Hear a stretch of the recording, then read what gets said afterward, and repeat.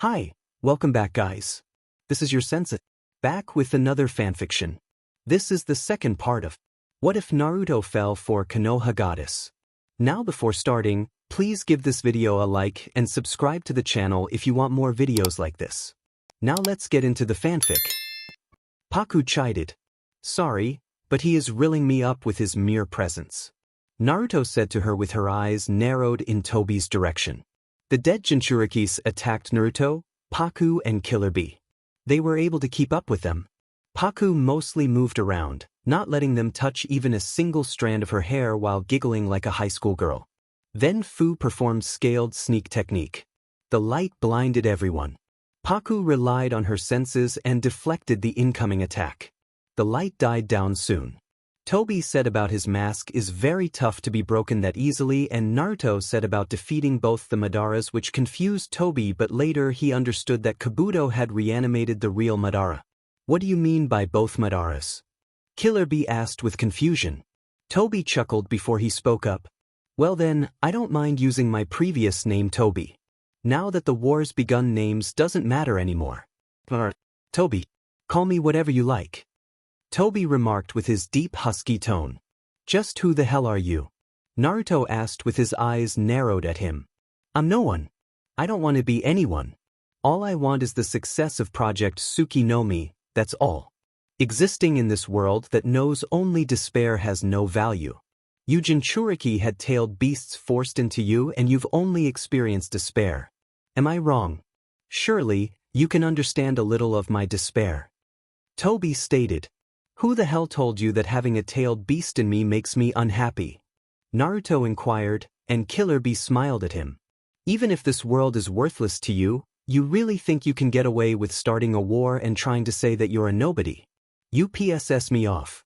I'm gonna rip that mask off of you. Naruto declared. I'll go first. ᧁꫮᦗ shouted. Taking this mask off of me won't be so easy. 8 tails. 9 tails, you shall be mine, and I'll achieve Project Tsuki-no-Mi. Tobi said, we will not let you have 8 tails and 9 tails. Naruto shouted with rage, but then he heard Paku's rarely used deep and menace-filled voice beside him. I wouldn't let you have either of them. If you will take them, then it's after defeating me. The curly-haired girl's head was slightly tilted as her long curls blowed with the wind in its rhythm, but her eyes looked obsessive and psychotic. Tobi's eyes widened after witnessing her different appearance. It was normal for him that her appearance always changed, but the green dress absolutely looked gorgeous on her already divinely being. By the way, before doing all of this, think about whether the girl will like this idea you're doing for. Paku said with a small smirk of her while she covered her lower face with her senshu as the small strands of hair fall on her face. Tobi froze, not expecting this from her. Who are you talking about? Tobi tried to act, but Paku looked at him with disbelief. You do very well know. I will not take her name considering you will get very sensitive about her. Paku stated plainly while feigning her senshu on her face. Shut that nonsense of yours. I don't know what you're talking about. Tobi shoot her immediately, not interested in that topic. Right, not interested. We will see about that, Uchiha. The curly-haired female maintained eye contact with his Sharingan and Rinnegan. To be honest, Tobi grew fond of the girl unknowingly. He didn't want to let any other girl enter his life, and it going all right till the day he saw the curly-haired girl. He was being pulled by her unique personality and charm. Someone like her was rare. He started growing those same feelings from years before, but rather it was much more intense and passionate compared to the previous one he had. He pushed away all of those ever-growing feelings for her just to attempt the Project Tsuki-no-Mi. If he slowly fall out of his track, then this project will be worthless. He was preparing for years and it was finally happening. Still he asked himself if he should do it. A piece of his mind called and craved for Rin, but his heart and entire being was craving for Paku, and he was not aware of it because he was blinded by Madara's and Zetsu's manipulation. Maybe he will change his mind. No, it's impossible. What are you even thinking about? He scolded himself internally. The dead Jinchurikis attacked. Paku dodged easily while keeping her eye contact with Tobi. ᧁꫮᦗ tried to attack Fu, but it went through Fu. Then Naruto informed him how their Rinnegans were interlinked with each other. Yugito attacked them, causing them to run away and disappear from Paku's range of sight, but she knew they were hidden in a bush and maybe conversing with Yuki. Now, we're all alone except the dead Jinchurikis. Earlier I didn't extend it further because Naruto and Killer Bee were, but let me make it clear to you now. Whatever you're doing, Rin wouldn't be pleased with this. Even though she didn't reciprocated your feelings, she still cared about you, and when she will get to know that you're destroying this world just for her, then she wouldn't be able to forgive herself. Paku looked at Toby as his eyes wavered slightly. He was listening to her intently. The curly-haired female got the sign and continued. As you said earlier that we should understand your despair, actually I do understand when you don't have anyone by your side. I've also gone through the things you have gone from but never lost hope. Madara is using you after seeing your broken state and despair. He is doing all of this for his brother. Madara is not the real culprit. Black Zetsu is behind all of this, and you both just did as he planned it to be. Obito, let go of your past and come back to the bright side. Everyone is waiting for you, Kakashi and I too. Don't let yourself entirely engulfed by the darkness. Paku stated with a soft tone. Her worry for him grew more and more. She levitated towards him before she was in one-hand distance. She extended her hand out for him. Leave your past and live in the present and future. Toby/Obito looked down at her hand with disbelief, feeling his mind short-circuiting after hearing this much information. How are you so sure that Madara is manipulating me and Zetsu is behind all of this? And Kakashi killed Rin. Obito retorted with anger laced on his voice. Paku smiles at him. Of course, how would you believe a nobody like me who came out of nowhere? Alright, don't believe me, but experience and watch it with your own eyes. If you will decide to come back, then I will welcome you with open arms. Paku then made a crystal rose. The green crystal rose glowed with grace as she hands it to him, who took the rose with extra care. I will wait for you, she said before disappearing into a gust of green glow and leaves. Obito looked down at the rose on his hand. Madara isn't using me. He is helping me to make a better world so I could live with what I have dreamed of always, but before I could realize I've already left that dream long behind. The dream to live a happy life with Rin. Now I want to protect Paku. No, get a hold on yourself. All of this will go into waste if I will believe her words. Or maybe she was telling the truth. Chapter end. Third person. Skip right now. Paku, Naruto and B were fighting the tailed beasts. At a moment, Naruto was about to be captured by Obito, but at the correct moment Guy came and aimed a kick on Obito's head, which led him to activate his Kamui. Kakashi picked up Naruto and jumped away. Paku sighed in relief. Two of the Jinchurikis turned into Saiken and Son Goku. Kakashi and Guy were fighting Saiken while Son Goku was fighting with Yuki, and later on in that fight Naruto fell into Son Goku's mouth. The curly-haired girl just let it happen cause she knew they were going to have a conversation. Naruto landed on the ground just as he took out the receiver from Son Goku, who was seeked back into the ghetto statue. Naruto glowered at it. You're already tired from stopping one-tailed beast, you can't defy me. I'm going to take your precious tailed beasts with these. Obito glared at Naruto. All of the Jinchurikis transformed into their tailed beast form. Naruto held Paku's hand before looking at her. Let's do it, Paku-chan, Octopops. He grinned at her, earning a smile of her own. So, finally, you made Kurama on your side? Paku asked Naruto, who nodded while grinning at her. The tailed beasts made tailed beast bombs and threw it towards their direction. Yuki warned them about the upcoming lethal attack. Paku went in front of the tailed beast's ball before twirling and swinging her senshu harshly. Crystals engulfed all the beast bombs and cracked into pieces.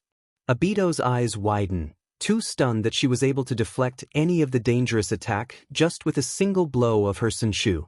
The tailed beasts charged straight at the small group. Naruto transformed in his real tailed form. Paku levitated in the air while looking down at all the tailed beasts. She twirled slightly, ever so slowly. She made a movement with her senshu, and seconds later thick vines emerged from the ground and coiled itself around the tailed beast, immediately knocking them down. Kakashi and Guy were inside the Nine Tails cloak along with Naruto. Naruto made a clone before looking up at the godly form of the curly-haired girl. We have to find the rods immediately. Paku nodded, indicating she got his point. Naruto's clone ran towards the tailed beasts while Paku levitated through the air, intentionally going slow. Naruto was about to have a conversation with the Jinchurikis, so she thought about staying out of it. Paku silently landed on her feet, her eyes focused on the tailed beasts who were frozen in their state while the rod was being pulled out of them. They were having a conversation with Naruto in their minds after Naruto got all the rods. Paku let down her guard, not expecting anything but, oh, how wrong she was. Her hands were grabbed from behind by someone. Paku let out a murmur of pain when she felt her wrists twisting slightly. She glanced back to be met with Obito's masked face. Finally caught you. Obito took the Senshu out of her hold with his hand while he held both of her hands in his other. Since his hands were much larger than her, it was easy for him to do it. What will you gain if you will hold me down? Paku hissed with venom while trying to wriggle out of his hold. Paku! Kakashi shouted up from inside the Nine-Tails cloak when he noticed something going on. His Sharingan was blazing with worry as he gazed down at her form. This fan of yours is causing so much trouble. Finally, I was able to snatch it away from you. Obito whispered behind her, ignoring Kakashi's frantic calls. Paku listened to his every word. Guess you're nothing without this fan of yours. I've finally understood that you rely on your fan all the time. As Obito continued with his words, Paku's smirk grew as every word left his mouth. Am I right? Obito whispered behind, expecting for her to show any sign of panic or defeat, but instead he heard her chuckling lowly. DMN, such observation. I know, right? Quite an awesome one. Obito smirked behind his mask, but Paku's chuckle grew louder. By the way, correct it? It's one of the most lame observation. Obito frowned at her statement. What do you mean? The curly-haired female in his arms side glanced at him with few of her curly strands falling on her face. Miss, how wrong you are. Care to explain? Obito tightened the grip on her wrists, growing impatient. She hissed in pain before continuing. You think that fan is my only source of strength. You're absolutely wrong. That fan, or should I say Senshu, is my only weapon and not any power bank. Where else it is a weapon, it also helps me with something. Obito raised a brow behind his mask. That Senshu helps me to balance my powers and chakra. It is the only way to have myself in control. Otherwise, this world would have been in ruins long ago. If I directly do anything with my hand, then this world would be in smithereens. That Senshu regulates my chakra flow and my powers too. My one touch is enough to wipe this land if I desire to. You thought that Senshu is my source of power. No, it's not. That Senshu is to keep me in control. If I stopped using my Senshu, then you know what it would be like. Paku's body glowed, but this time, it glowed in an icy blue dust. Obito's eyes widened after hearing her explanation. He looked down at his hand which was holding her wrists. Ice was slowly covering his fingers before it could have gone any further. He jumped away in time. He unknowingly lost his grip on her Senshu too. She turned around catching her Senshu with a smirk playing on her lips. Her Senshu changed into a ice blue long sword as she swinged it to land a hit on Obito, but he deflected just by a mere inch. Her entire appearance again changed. She was wearing a pale blue dress which almost seemed as snow white with a sheer shawl resting in her elbow pits. The dress hugged her form, perfectly accentuating her curves. Her usually dark curls changed into a snow-white color and grew even longer with a crown resting on her head. Just how many forms does she have? Obito internally thought. Above, Kakashi was also stunned to witness one of her transformations. She looked really appealing. His eyes glimmer with fascination as he adored her with admiration. She always takes my breath away. Surprise! Paku smirked while resting the sword on her shoulder. You're just unpredictable. Obito whispered under his breath, but Paku was able to catch it. I know, right? I have that very knowledge. Tell me something I don't know. Come at me, she said with a sheet-eating grin. Obito clenched his fist in apprehension. Before he could attack her, Naruto jumped down with Kakashi and Guy. Guy and Naruto also noticed her new appearance but didn't question it further. And before they could process, the tailed beasts were pulled inside the ghetto statue. The grin Paku had on her face changed into a frown. She clenched the hilt of her sword tightly while glaring at Obito. "How dare you treat them so lowly?" she asked with a cold tone. These acts were slowly pissing her off. She tried to remain calm, but it was getting out of hand for her. "They are nothing but monsters, and their only purpose is to use them in the war," Obito remarked. "How can you say something like that so easily? Are you mad?" Naruto shouted. "I see you're done with freeing them. I never expected to get control on your beast form. However, it seems you can't maintain it for long. So same old thing." Obito glanced at Naruto, who grinned at him. "Yeah, it's not the same old thing. This time, I just learned a bunch of names." Obito raised a brow at his words. Paku noticed the Jinchurikis glowing white. Their souls ascended to the sky with a smile. They were going to the place where they actually belonged. Paku smirked with triumph. Seems like they were successful. She turned to Obito and winked at him playfully. He scoffed at her. "They are finally free." The curly-haired girl smiles up at the sky with relief. "It's because of you." She looked towards Naruto, who blushed in return. He rubbed his nape with a shy smile. "I couldn't have if you were not on my side." "No, you did it all alone," Paku said, and Naruto's blush grew. "Paku, are you all right?" Kakashi grabbed her by her shoulders and shook her slightly with worry. She let out a soft smile and grabbed his arms to stop him. "I'm all right."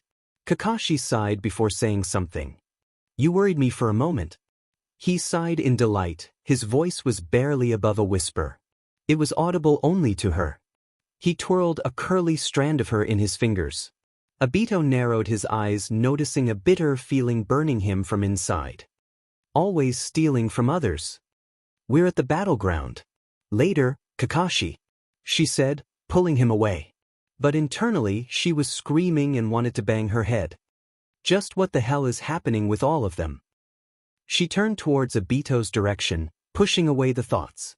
He was unintentionally glaring daggers at Kakashi. "What are you looking at?" she inquired him, not receiving an answer. "You're fighting us," Naruto shouted. "I don't know if I would be able to defeat you, but if I might, then you would be found. So, I'd better suggest you step out of this battle this instance," Obito warned. "After experiencing all of that, you're still underestimating me. Even if it will cost my life, I wouldn't let you succeed in your project." Obito tilted his head at her exclamation. He was quiet for a good second before letting out a sigh. "I have no choice but to wipe your existence," he said with his husky tone. Naruto got fired up with how he was thinking about Paku. "Shut up. Stop with that nonsense. Looks like the reanimation jutsu is taken off." Kakashi clenches his kunai as he and Guy attacked the ghetto statue while Naruto punched the statue in his nine tails mode. The statue roared in pain and fell down. With its impact, the ground crumbled. Obito jumped and landed in front of the small group. "You don't look too happy," Naruto asked with a Cheshire grin. "And what makes you say that?" Obito asked. "Even with your mask on, we do know how you're feeling." Paku grinned. "That's right. If you feel you're composed, then take off that mask and show us." "Stupid." Naruto gave his usual grin while pointing at him. "You're doing great. Nice going, Paku." Naruto. Guy gave a thumbs while showing his pearly whites. Kakashi sighed while shaking his head. "I told him not to rile up his opponent, and now Paku is acting like him," Kakashi said with his gaze fixed on both said individuals. Obito stayed silent, and after a moment he weaved a hand sign and summoned something that was similar to a bottle and gourd. "Huh. What's that? A gourd and a bottle?" Naruto questioned with confusion. Paku's eyes widened in realization. "Frankly, I wanted to revive this when the conditions were perfect," Obito said. Paku took a step forward to do something, but the ghetto statue already threw that equipment on its mouth. It was too late for her to even move. "It's only a fragment, but it's not lacking in power. It's a fragment of 8 and 9 tails," Paku informed Naruto with eyes wide as saucers in horror. "It seems you have a lot of knowledge." Obito then formed a hand sign. The ghetto statue roared and shot up, sending harsh gust of wind. "It's taking too long. It's time." Naruto let Kurama take control of him. Kurama then called out, "Everyone listen. If even just a portion of the tailed beast is sufficient, then the statue already has a piece of 8 tails and mind chakra inside it. The bottle and gourd that guy summoned and fed to the statue just now were 2 of the treasure items belonging to Old Man Sage of 6 Paths. They both possess powerful sealing jutsu that can seal away anything and everything. Once you get put inside either of them, you can't get out no matter what. So sealed inside the bottle is Kinkaku, and on the gourd is Ginkaku. I suppose after they were reanimated, they were sealed away." Kurama explained. Kinkaku, Ginkaku, and the Sage of 6 Paths, they are all legendary names. What's the connection with the 9 tails? Guy asked. Then Kurama explained everything, how the brothers challenged him, and he ended up devouring them and all. "We have to act before the 10 tails is fully revived," Kakashi suggested and narrowed his eyes while gripping his wrist. "Kakashi, you speak your mind too easily. You're a man for whom a life is full of regrets," Obito said. "Just who the hell are you anyway?" Guy inquired. "What's the point on telling someone who doesn't remember faces?" Obito replied. "Kakashi, as you said, if you plan on making a move before the 10 tails is fully revived, now's the chance. Old Man 6 Paths did say the revival of the 10 tails would signify the end of this world," Kurama reminded. Paku clenched the sword hilt on her grasp as ice covered the sword with her touch this time. "You're all mistaken. For me, the revival of the 10 tails doesn't need to be complete. My end goal is a super genjutsu, the infinite Tsukuyomi. I will put every human on this plan in a single genjutsu. A single world that belongs to no one. One perfect world where there is no wrath or ill feelings. Only within a single collective consciousness. Where the individual has been cast aside, can truth be found. The world no longer needs hope, a future, or famous heroes. Even if incomplete, once 10 tails is revived, the infinite Tsukuyomi jutsu can be achieved. Then reality will come to an end. And all that will exist will be a single unending dream that will last for all eternity," Obito said with the Geto statue, or now identified as 10 Tails, roared. "Nobody wants to live in that genjutsu of yours except you," Paku shouted while pointing her sword at him. Naruto suched back to himself. "I had mom, dad, and pervy Sage. Kids love looking up to their hero. That's why I can keep running forward without hesitation. I will become the greatest Hokage of them all. That's my dream, you idiot," Naruto completed with a determined look. "Even if you don't want your youth to end, dreams must come to an end at some point," Guy said from behind. "Yeah. Dreams must be fulfilled," Kakashi agreed. "Being delusional is alright, but being too much delusional to the point putting the whole world in a genjutsu ain't right," Paku retorted smugly. "Individuality makes you lose sight of the truth.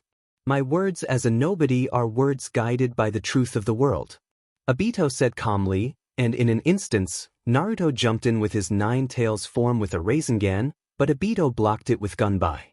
Naruto jumped back. "I guess breaking that mask of yours comes first. You will not touch the statue," Obito warned loudly. The statue roared as spikes were coming out of its body. Its eyes were also bleeding as the statue continued screaming. Naruto made a clone. "Naruto, you know about his abilities, right? Your window of opportunity is the instant he tries to SCK you inside himself. That's when he's solid. If you attack him normally, you'll just pass right through him," Kakashi explained, and Naruto charged in with a super mini-tailed beast bomb. Naruto was able to deceive him, but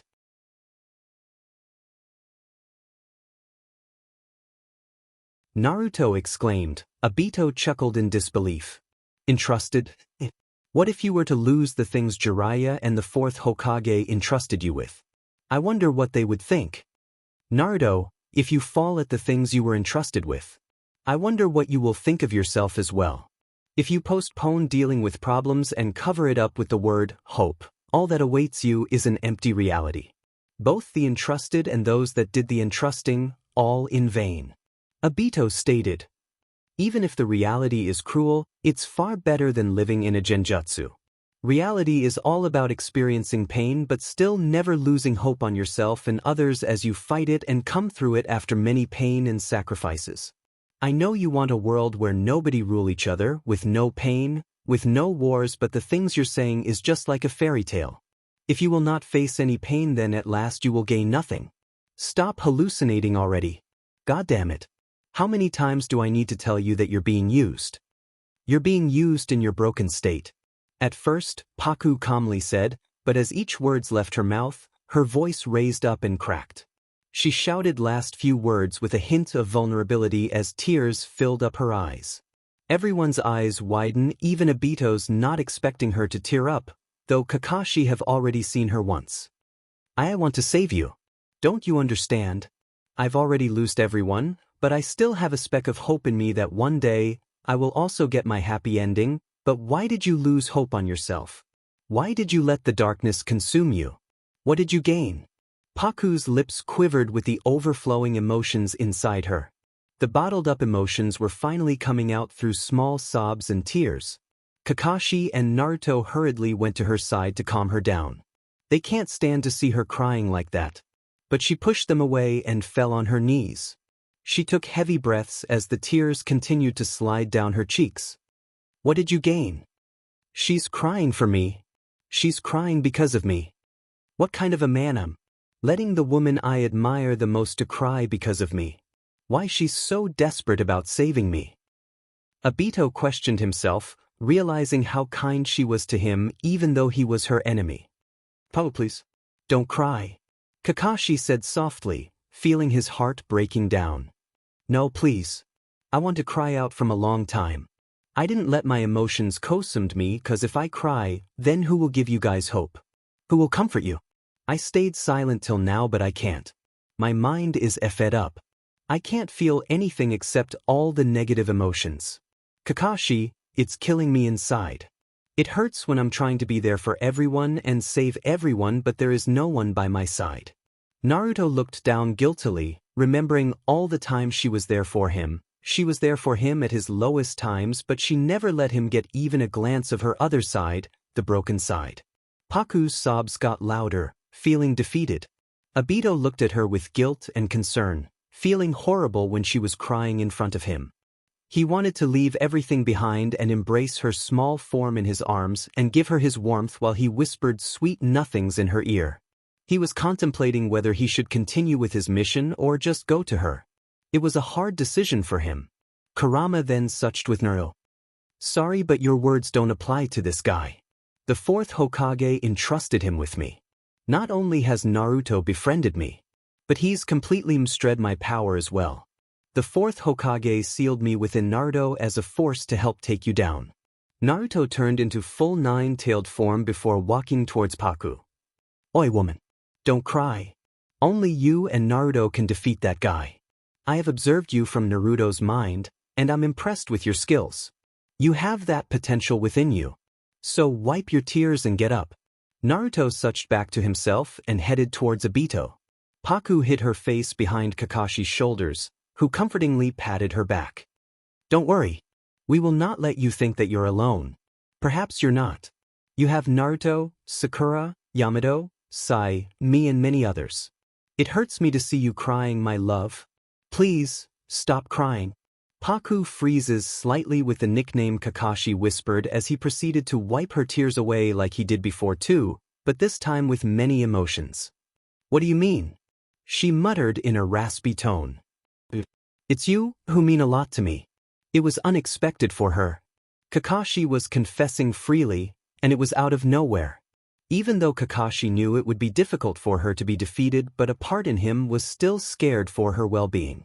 She never expected Kakashi of the Sharingan to act this way. It was unpredictable. She thought back to the time she spent with him and cursed herself for not noticing it soon. Obito narrowed his eyes at them from a distance while also fighting with Naruto. That bitter and burning sensation in his chest was growing as each seconds passed. Kakashi remained his eye contact with her, telling her everything that he felt through his eyes, but then many rods were thrown into Gyuki's direction, catching their attention. He gently wiped her tears with his thumb pads as if she were any porcelain doll, and she held onto his pale hand for a few seconds before she got up while rubbing away the remaining tears harshly. We should get back to it. She turned her sword back to an ice blue Senshu and blowed it on Kakashi, instantly healing his wounds and landed a little amount of chakra, which was more than enough for him. Kakashi hesitated, worried for her but thought against it and nodded in agreement. Kakashi and Guy sprinted towards Naruto and Obito. Naruto's clone was about to hit Obito with his Rasengan but it disappeared, making Obito think that his clone disappear. To avoid getting hit by the tailed beast bomb made by Naruto, he transported to the time-space only to be hit by Naruto's clone on his face, breaking his mask. Kakashi's and Guy's eyes widen in pure shock. Is that you, Obito? He was shaken to his bone with horror and disbelief. After all these years, he thought he was dead but now he was standing before him, much stronger than before. Are you really Obito? I thought you died. Guy exclaimed. Naruto looked around with confusion. Paku moved beside him before whispering. He is Obito Uchiha. He was their teammate before he died on the Canopy Bridge during the Third War, or that's what they assumed to. Naruto let out an "oh" in understanding. There's no doubt. That's Obito Uchiha. Kakashi said through squinted eyes. You can call me by that name if you want. It means nothing to me. Obito said nonchalantly. If you survived, why didn't you come forward sooner? Kakashi stuttered, still not believing who he was facing right now. It's irrelevant whether I had survived or not. Although, I suppose, if you really want an answer, it's because you let Rin. Kakashi was now profusely sweating as well as trembling slightly. Besides, what's with that look, Kakashi? Obito asked. You're not going to condemn me. Kakashi narrowed his eyes at his former teammate. What would I gain from criticizing this absurd reality at this point? I have no interest in the affairs of a world that shall soon cease to exist. Obito answered simply while looking up. Kakashi-sensei, I don't know what happened between you two, but this is not a time to be depressed. We can discuss it later. Right now, stopping this guy comes first. Naruto shouted from his place. Paku looked towards Obito. He made a hand sign. I have nothing more to talk to you about. Stay tied down to reality. And die. Fire style, bomb blast dance. A swirl of fire blasted towards their direction. Paku jumped from her place and landed in front of Kakashi and Guy. Move back. She blew an icy breeze through her mouth, which was covering a vast range of area. The swirl of fire died down, leaving behind small ice flakes. Obito narrowed his eyes at her, not liking it anymore. Out of sudden, a figure landed beside Obito, creating a gust of wind. What the dash? Naruto stutters with puzzle. Looks like you're having fun over here. Obito. Everyone recognized the newcomer instantly. It was Madara. It's just like you. To have defied the reanimation jutsu. Obito said while tilting his head slightly to glance over Madara. More importantly, what's taking so long? Madara glanced back at him, slightly with irritation. But why is that Madara over here? Naruto stuttered, looking appalled. Are you dumb? Can't you see it? They are on the same team. Paku stated in a matter-of-fact tone. Everyone's eyes widen with the new revelation. What? Kakashi gasps. What happened to everyone over there? Naruto asked with anger about the 5 Kages. If Madara was here, then they were. I'm not sure, but if I suspect that none of them are doing too well. Madara's simple answer enraged Naruto. His tailed beast form pulled out the cursed rods from Gyuki and threw towards Obito's and Madara's direction. Obito unhooked the gunbai from its chain and tossed it to Madara, who caught it. I'll return that to you. It's yours to begin with. Madara made a barrier with his gunbai, blocking the rods coming in their direction. Finally, I can move. Thanks, Naruto. Now, it's my turn. Gyuki appreciated Naruto's help. The Geto statue let out a roar, catching Madara's attention. Madara looked towards the direction where the Geto statue was surrounded by the Uchiha flame barrier. Obito, did you launch the plan haphazardly before you even took in the 8 tails and 9 tails? You were hasty, Obito. Is that also why I was revived in this form? Well, knowing you, I'm sure you've something in mind. What have you been up to all this time? Where's Nagato? You were supposed to bring me back by the ᧁꪮᦗᦔᦔꫀᦓ jutsu. Madara looked at him with displeased. Shut that demon mouth of yours, you motherfucking Uchiha. How dare you take advantage of Nagato? Paku pointed towards Madara and shouted with rage filling her eye. She was not able to bear this anymore. Madara looked at her and gave a small smirk, feeling good to get on her bad side. He betrayed us. He used the jutsu to revive the Konoha's villagers. Obito replied. I can't depend on any of you. Well, no matter. It's still not too late. I'll capture the 8 and 9 tails and later take her away. Paku scoffs at him. As if I would let you. Naruto's clone rushed at him with a mini-tailed beast bomb. It collided with Madara's gunbai but it didn't exploded like it was supposed to. But then Madara said something and his gunbai glowed before there was an explosion. It sent Naruto flying back, dispersing his clone. Obito, I'll deal with Paku, 8 and 9 tails. You take down those two. Madara ordered before jumping towards the said bunch. Guy jumped in to fight Madara but he easily defeated him. That's not gonna happen. I'm the son of the 4th Hokage. Naruto shouted with pride. I see. I was going easy on you because you're a Jinchuriki, but if that's how you feel, I won't hold back anymore. The ground beneath them started shaking vigorously. This is Hashirama's wooden dragon he used to incapacitate the 9 tails. A wooden dragon emerges out of the ground, heading towards Naruto. Paku knew it was for sking out Naruto's chakra. She immediately jumped into action. She jumped to meet the dragon's head. With a loud battle cry, she slammed her fist immediately on the center. Ice emerged from the spot she hit, engulfing its entire body and smashing it into pieces. Small ice flakes fall over them as Paku landed on her feet safely. Madara looked at her with the same interested look plastered on his face. What's with that look, woman? He tilted his head slightly in curiosity. That's none of your business. Paku answered with venom prominent on her tone. Of course. It's my business. A man should know everything about his woman. Madara gave a smirk at her. He knew he was getting to her nerves. Stop this madness already. I do know reality hurts, but can't you just accept it? I heard you're very strong, that you got the name Ghost of the Uchiha, yet you can't accept the pain of your past and can't let it go. Everyone dies one day. The moment a child is in its mother's womb, at that very moment his death is sure. It's an cycle which is continuing from generations.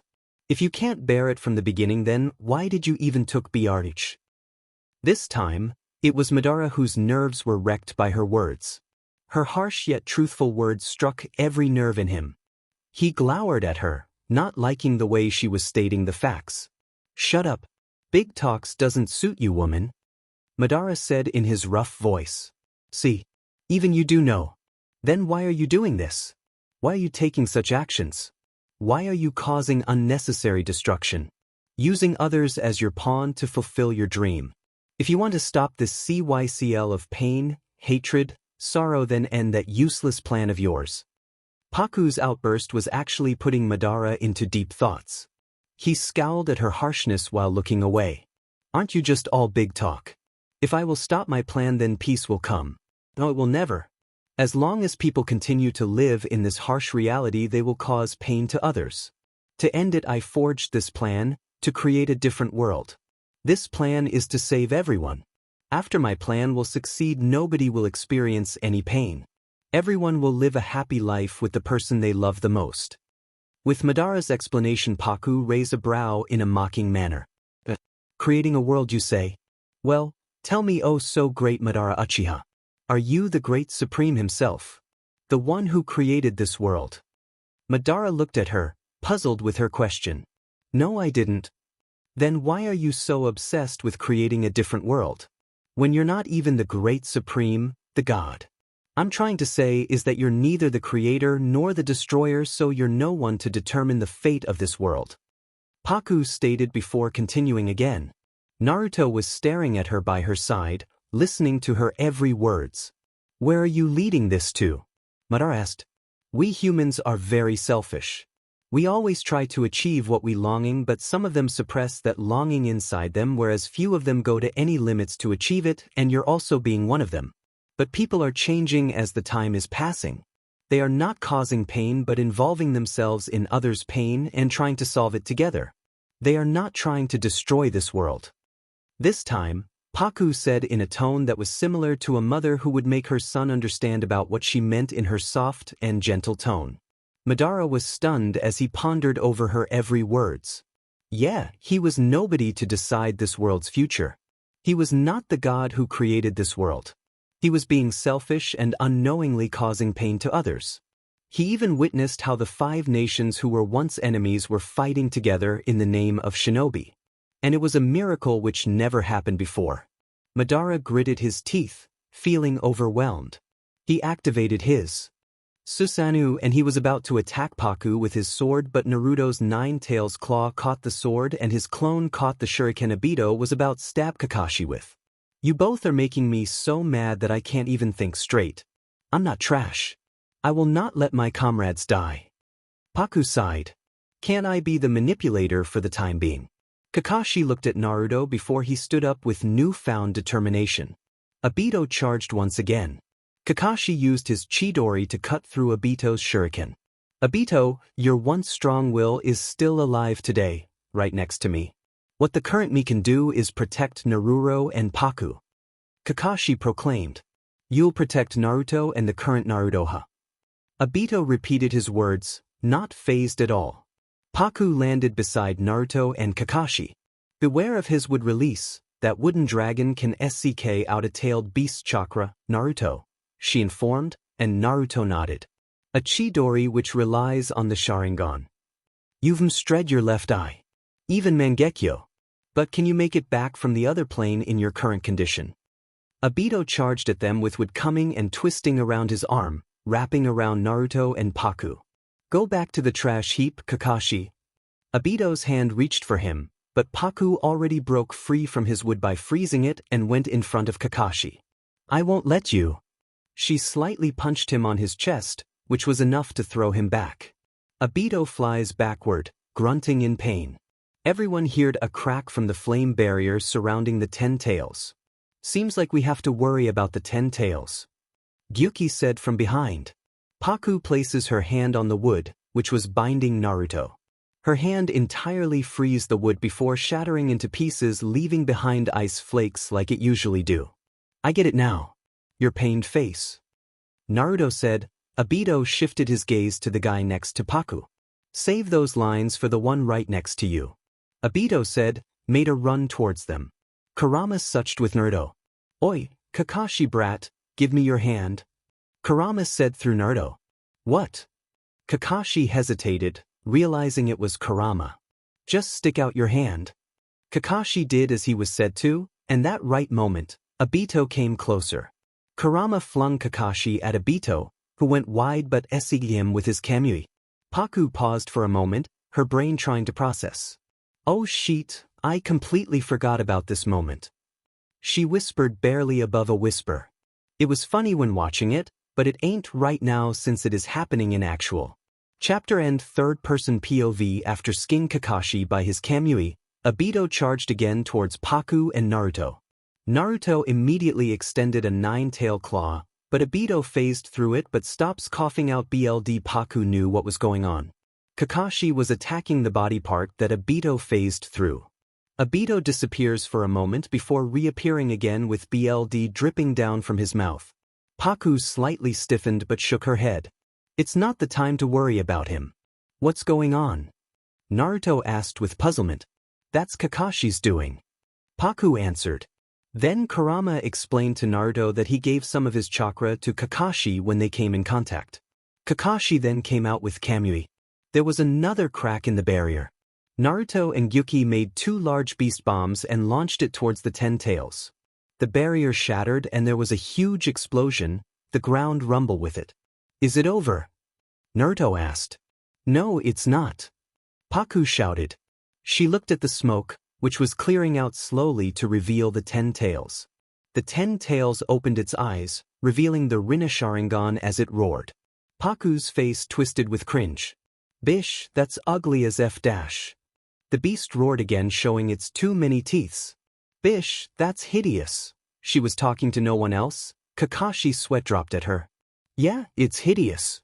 Obito and Madara jumped on top of the beast while Naruto and Gyuki jumped behind Kakashi and Paku. Guy was in Gyuki's hand and he was also watching this scene. But I thought the statue's evil chakra has dispersed. Naruto exclaimed. After a while Naruto sits down to concentrate on his sage jutsu while muttering something about natural energy, but he shudders. Naruto, you're telling that beast is of natural energy, right? Paku asked, and Naruto nodded. Then I can lend a hit on it since all my powers till now are natural. Though it's not the proper natural energy, but it's more like it directly came from nature.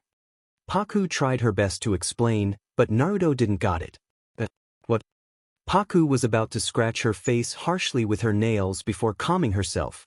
I don't know how to explain it to you in simpler terms. You do know I'm not good in explanations. Paku said, but then Kakashi spoke. She meant her power itself is nature. Remember her earlier transformations, water, earth, and now ice and maybe more.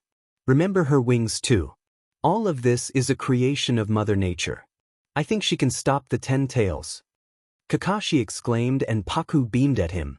Yes, that's what I meant. Kakashi, you're a genius. You understand me so easily. Paku hugs his bicep tightly for a moment before detaching herself. Kakashi looked confusedly. The 10 tails crawled forward with its lanky arms, creeping out Paku.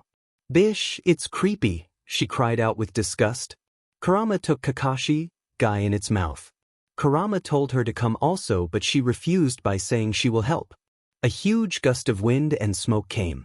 Paku used her Senshu to blow the wind with one swing, making it clear for Kurama and others to analyze.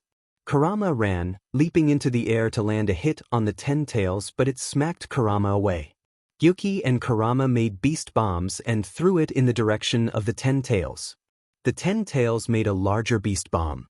That's not good. Gyuki and Kurama gasped, but Paku came forward with a smirk. Don't forget that I'm with you.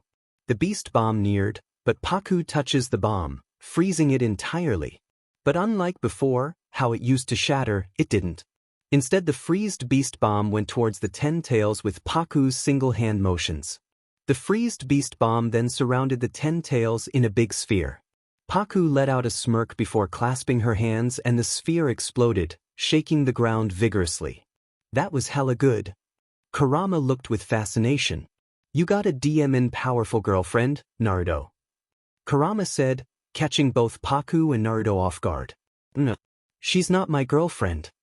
Naruto stuttered with a flush on his whiskered cheeks. He glanced at his beloved, finding her heading towards his clone and Kakashi, who were falling from the sky with urgency. I know what you're ᧁ꫃. Kurama was cut off by Naruto. Shut up. Focus on the fight now. Kurama let out a loud laugh. Naruto internally cursed Kurama. Naruto looked back to the 10 tails direction to see it all battered up. Obito and Madara didn't get the blow cause Obito used his Kamui just at the right time.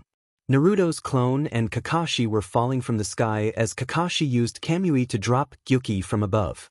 Gyuki made a tailed beast bomb and threw it on 10 tails' eye, but the beast flicked it away and hitting Gyuki, sending him back. The 10 tails aimed for the falling duo, but Paku arrived just in time to wrap her arm around his torso and stabs Naruto's clone with her Senshu to disperse him. Kurama rushed forward and grabbed her and Kakashi, going to Gyuki to stop himself for skidding in the ground with wounds. Kurama's chakra then fall apart, sending all of them falling down. Kurama, why are you falling apart? Naruto asked, and Kurama answered that he also has limited time. I can't get healed yet. Guy breathed. Paku cursed herself before rushing towards Guy, helping him to sit up. Sorry, Guy-sensei. I was too focused on Madara and Obito that I forgot about you. She apologized continuously while healing him. Don't sweat it. Thanks for the help. Now I can move again. Guy flashed his pearly whites while giving a thumbs up. Gyuki went inside Killer Bee to rest for some time. Meanwhile, Madara looked at the only woman in the field with intrigue. Seems like that woman is an exception in 10 Tails' case. Madara said. Yeah, it seems like it. But she will pay for it. Obito said, keeping his eyes on her. Don't even try to land a single scratch on her. Otherwise, it will be your end. Madara rasped with venom, threatening him. He was serious. What do you mean? Obito stiffens.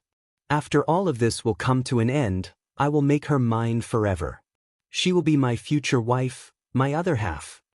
Madara said calmly with a smirk. Obito tenses up, not believing his ears. Wife? Why so suddenly interested in her? Obito glared at him. Because she has exceptional abilities. First time ever in my life I have witnessed a woman who matches the power of an god. Women are always weak and lowlifes, but she is an exception, that's why she intrigued me. That's not a reason to wife her up. Obito argued. After all, why will he do all the sacrifices? That's more than enough, brat. Madara retorted. No, I thought I would make her mine. Obito said without in his knowledge what he just said. This time, it was his heart who was speaking freely without any restrictions. Madara narrowed his eyes at him. Don't joke right now, Obito. I thought you loved Rin, you did all of this for her, right? Obito freezes in his spot with wide eyes, realizing what did he just said. Am I gone crazy? Obito looked down at the woman, he started growing intense feelings for. Obito stuttered, not able to form a word.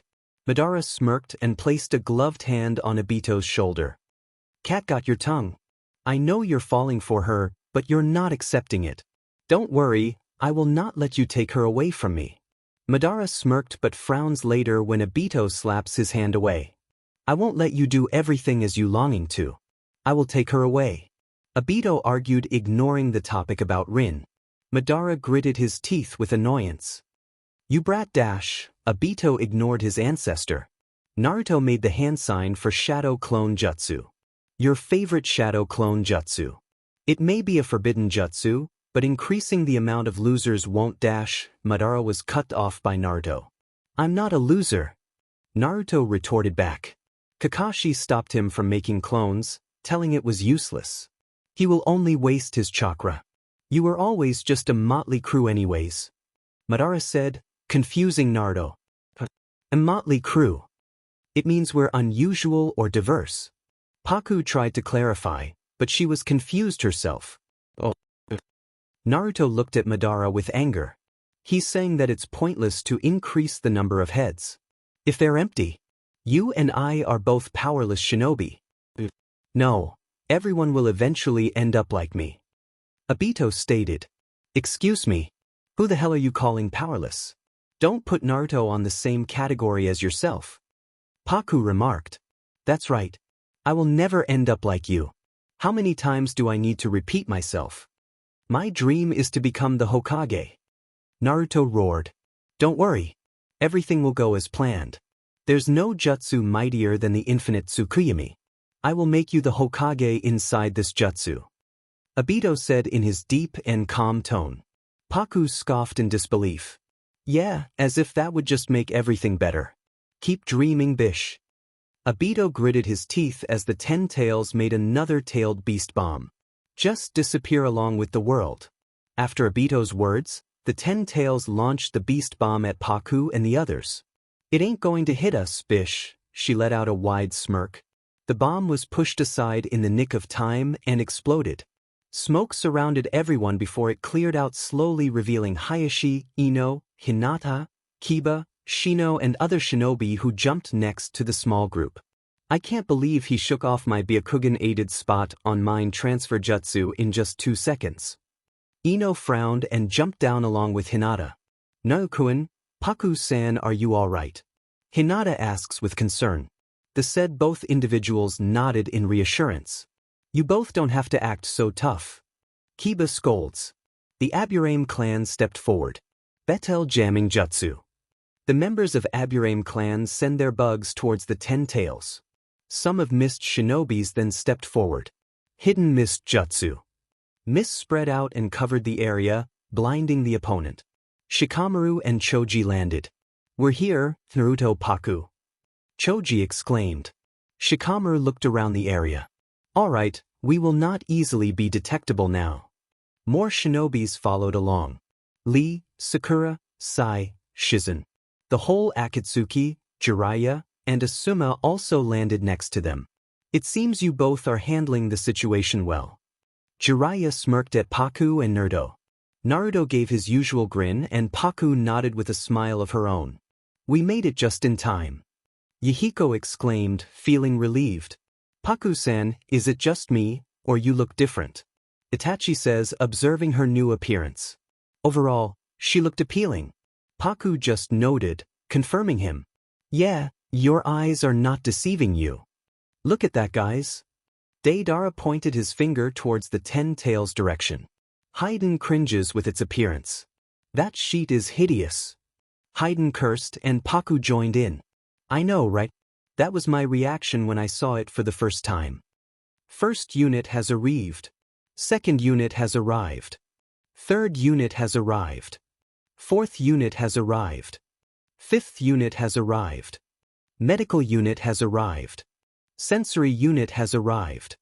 Wind style, art of the gust blade.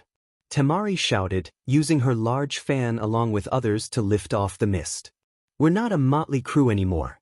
Here is the allied shinobi forces jutsu.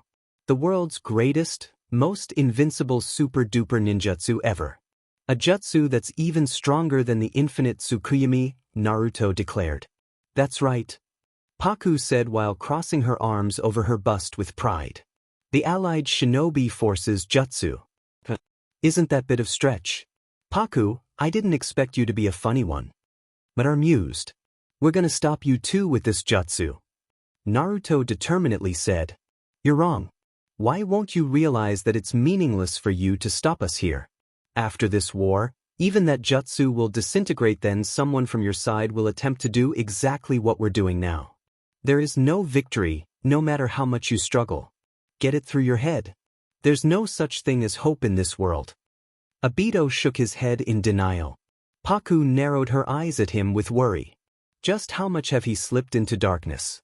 Shai was trying her best to change his mind, but he was not even fazed, or that's what she assumed. She felt for his past. He went through so much. He was crushed under a boulder just when he was forming a bond with Kakashi. He saw his crush being killed in front of him as he watched that scene helplessly. He was not aware that Madara planned all of this to make him proceed with his plan. We don't care. We'll make sure there's hope. Naruto remarked. Obito raised his brow in disinterest. If you don't believe it, then don't. But we will make it sure. And I know there's a little hope inside of you too. Paku shouted. Obito scoffs. Rubbish. It's meaningless to argue. How about we settle this now? Madara suggested nonchalantly. When there's a difference in opinion, isn't the usual way majority rule? So what do we do? Naruto asked. That's a good suggestion. We'll call it after we've erased all of you. This world will end. Obito declared. This world will not end. Naruto and Paku declared. Let's go. This is the deciding battle. Everyone let out a battle cry. Scatter. A shinobi said, and all of them scattered.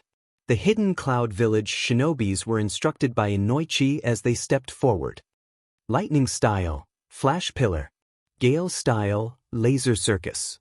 These two attacks blinded Madara, Obito and the Nine Tails. Inoichi and Shikaku were instructing everyone telepathically. Wind style, air current dance. Earth style, vast mobile core. Inoichi instructed to pour quicklime after bringing them down. Lava style, quicklime jutsu. Quicklime was poured on the 10 tails as Inoichi then instructed the hidden mist shinobis. Water style, water bomb jutsu. Water was used to stir up the quicklime. It was then Konoha shinobi's turn. Fire style, majestic flame jutsu. Itachi joined in. Let it set and immobilize them. I'm getting goosebumps. Paku rubbed her arms. Naruto stepped forward with a ration shuriken. Paku took it as a sign and stepped forward too, turning her Senshu to a long-use blue sword like before. Unless we stop the 10 tails, we don't have a chance to go after Obito or Madara. The 10 tails is merely a tool for them to aid in activating their jutsu. If we cut off the head from the body, namely those two, infinite Tsukuyomi cannot be activated. But keep in mind that we won't be able to suppress the 10 tails power for too long. Only physical attacks works on Madara, so shinobi who are skilled in taijutsu will go after Madara. Obito can slip through all moves and jutsu, but according to our intel, that only lasts for 5 minutes. Coordinate with the medical unit and keep attacking him for more than 5 minutes. After the instructions, Naruto and others jumped in the polygonal hole, but Paku stayed behind. Allied shinobi forces jutsu. Chapter end third-person POV. After going through the second transformation, 10 tails raise up with a roar, throwing back everyone. The 10 tails started launching beast bombs in every direction. It was hitting longer distances. Paku knew what was coming, so she hurried to the headquarters. "Everyone get out of here, quick!" she shouted with urgency. They were hesitant, but Shikaku ordered them, trusting her. They quickly exited the building in nick of time, and the tailed beast bomb neared, but Paku swinged her sword in a single horizontal swing, dissecting it as the tailed beast divides into two before shattering into pieces and leaving behind small trickles of ice flakes. She was able to stop the destruction. She sighed in relief. Shikaku, Inoichi, and the others looked at it with utter shock. Shikaku turned towards Paku with gratefulness. "You saved us." "Thank you." Everyone bowed down to show their respect towards her. They were still shaken that they were in the brink of death, but then a god came save them. "No, I just did what I was supposed to. Don't bow down. Besides, Shikamaru and Ino would be broken if you suddenly have died." Paku flailed her hands, panicking. Shikaku looks up with a tired smile. "You have saved our lives. Now go." Shikaku ordered. Paku nodded before disappearing, leaving behind an icy breeze with small ice flakes. Shikamaru was stunned, whereas Ino was holding herself back not to break down. They didn't know that actually their fathers were safe now. "They're fine. I made it in time and destroyed that beast bomb," Paku informed. Ino looked up with gratefulness. "Really?" Ino asked, unsure of it. "Yeah, really," she gave a closed-eye smile. Ino jumped in to give her a tight hug. "Thank you so much. I owe you a big time." Ino cried out on her shoulder. "Really, I'm thankful too for what you have done. I thought it was really over."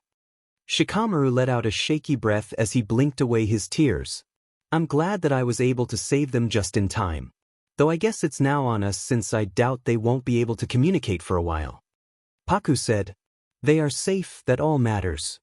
Shikamaru let out a sigh of relief. "And here I thought the brains of the shinobi force is dead, but you deflected it again, Paku." Madara crossed his arms with a displeased look. "You should be aware by now that I won't let you succeed." Paku smirked while copying his stance, crossing her arms over her bust. Niji landed in front of Naruto and Paku. "Naruto, Paku, you two are the key to our plan," he said. The 10 tails raised an arm and slammed it down. Paku, Niji, and Naruto jumped out of the way. Niji and Hayashi stood together. "Niji, rotate clockwise." Hayashi instructed Niji while he also performed 8 trigrams palm rotation. Niji and Hayashi shouted in unison, hitting the 10 tails arm. "Naruto, this is war. If we lose, are defeated and lose this war, everyone will die." Hayashi exclaims in a grave tone. "We know," Paku remarked, feeling pressurized. "Paku, Naruto, your powers are crucial to the plan. So until we execute it, we will protect you both." Niji declared. His Byakugan was activated. Hinata later landed beside him. "The Hyugas are mightiest of the leaf." Hayashi shouted. The 10 tails rose its many hands in the air, with style, cutting sprigs. Obito shouted. Sharp wooden spikes were shot down on the alliance. Paku then made a motion with her hand, and there was a barrier casted over the alliance force. The wooden spikes went through the barrier and changed into small ice flakes. Paku smirked at it. "Nothing will work on me, Mana." She pointed an accusing finger in his direction with a wide smirk. "Is it so?" Madara makes several clones of himself, but before his clones could make it towards her direction, many silver needles pierced through his clone, dispersing them. "Stop trying. It's useless." She smirked. Madara clicks his tongue out of frustration.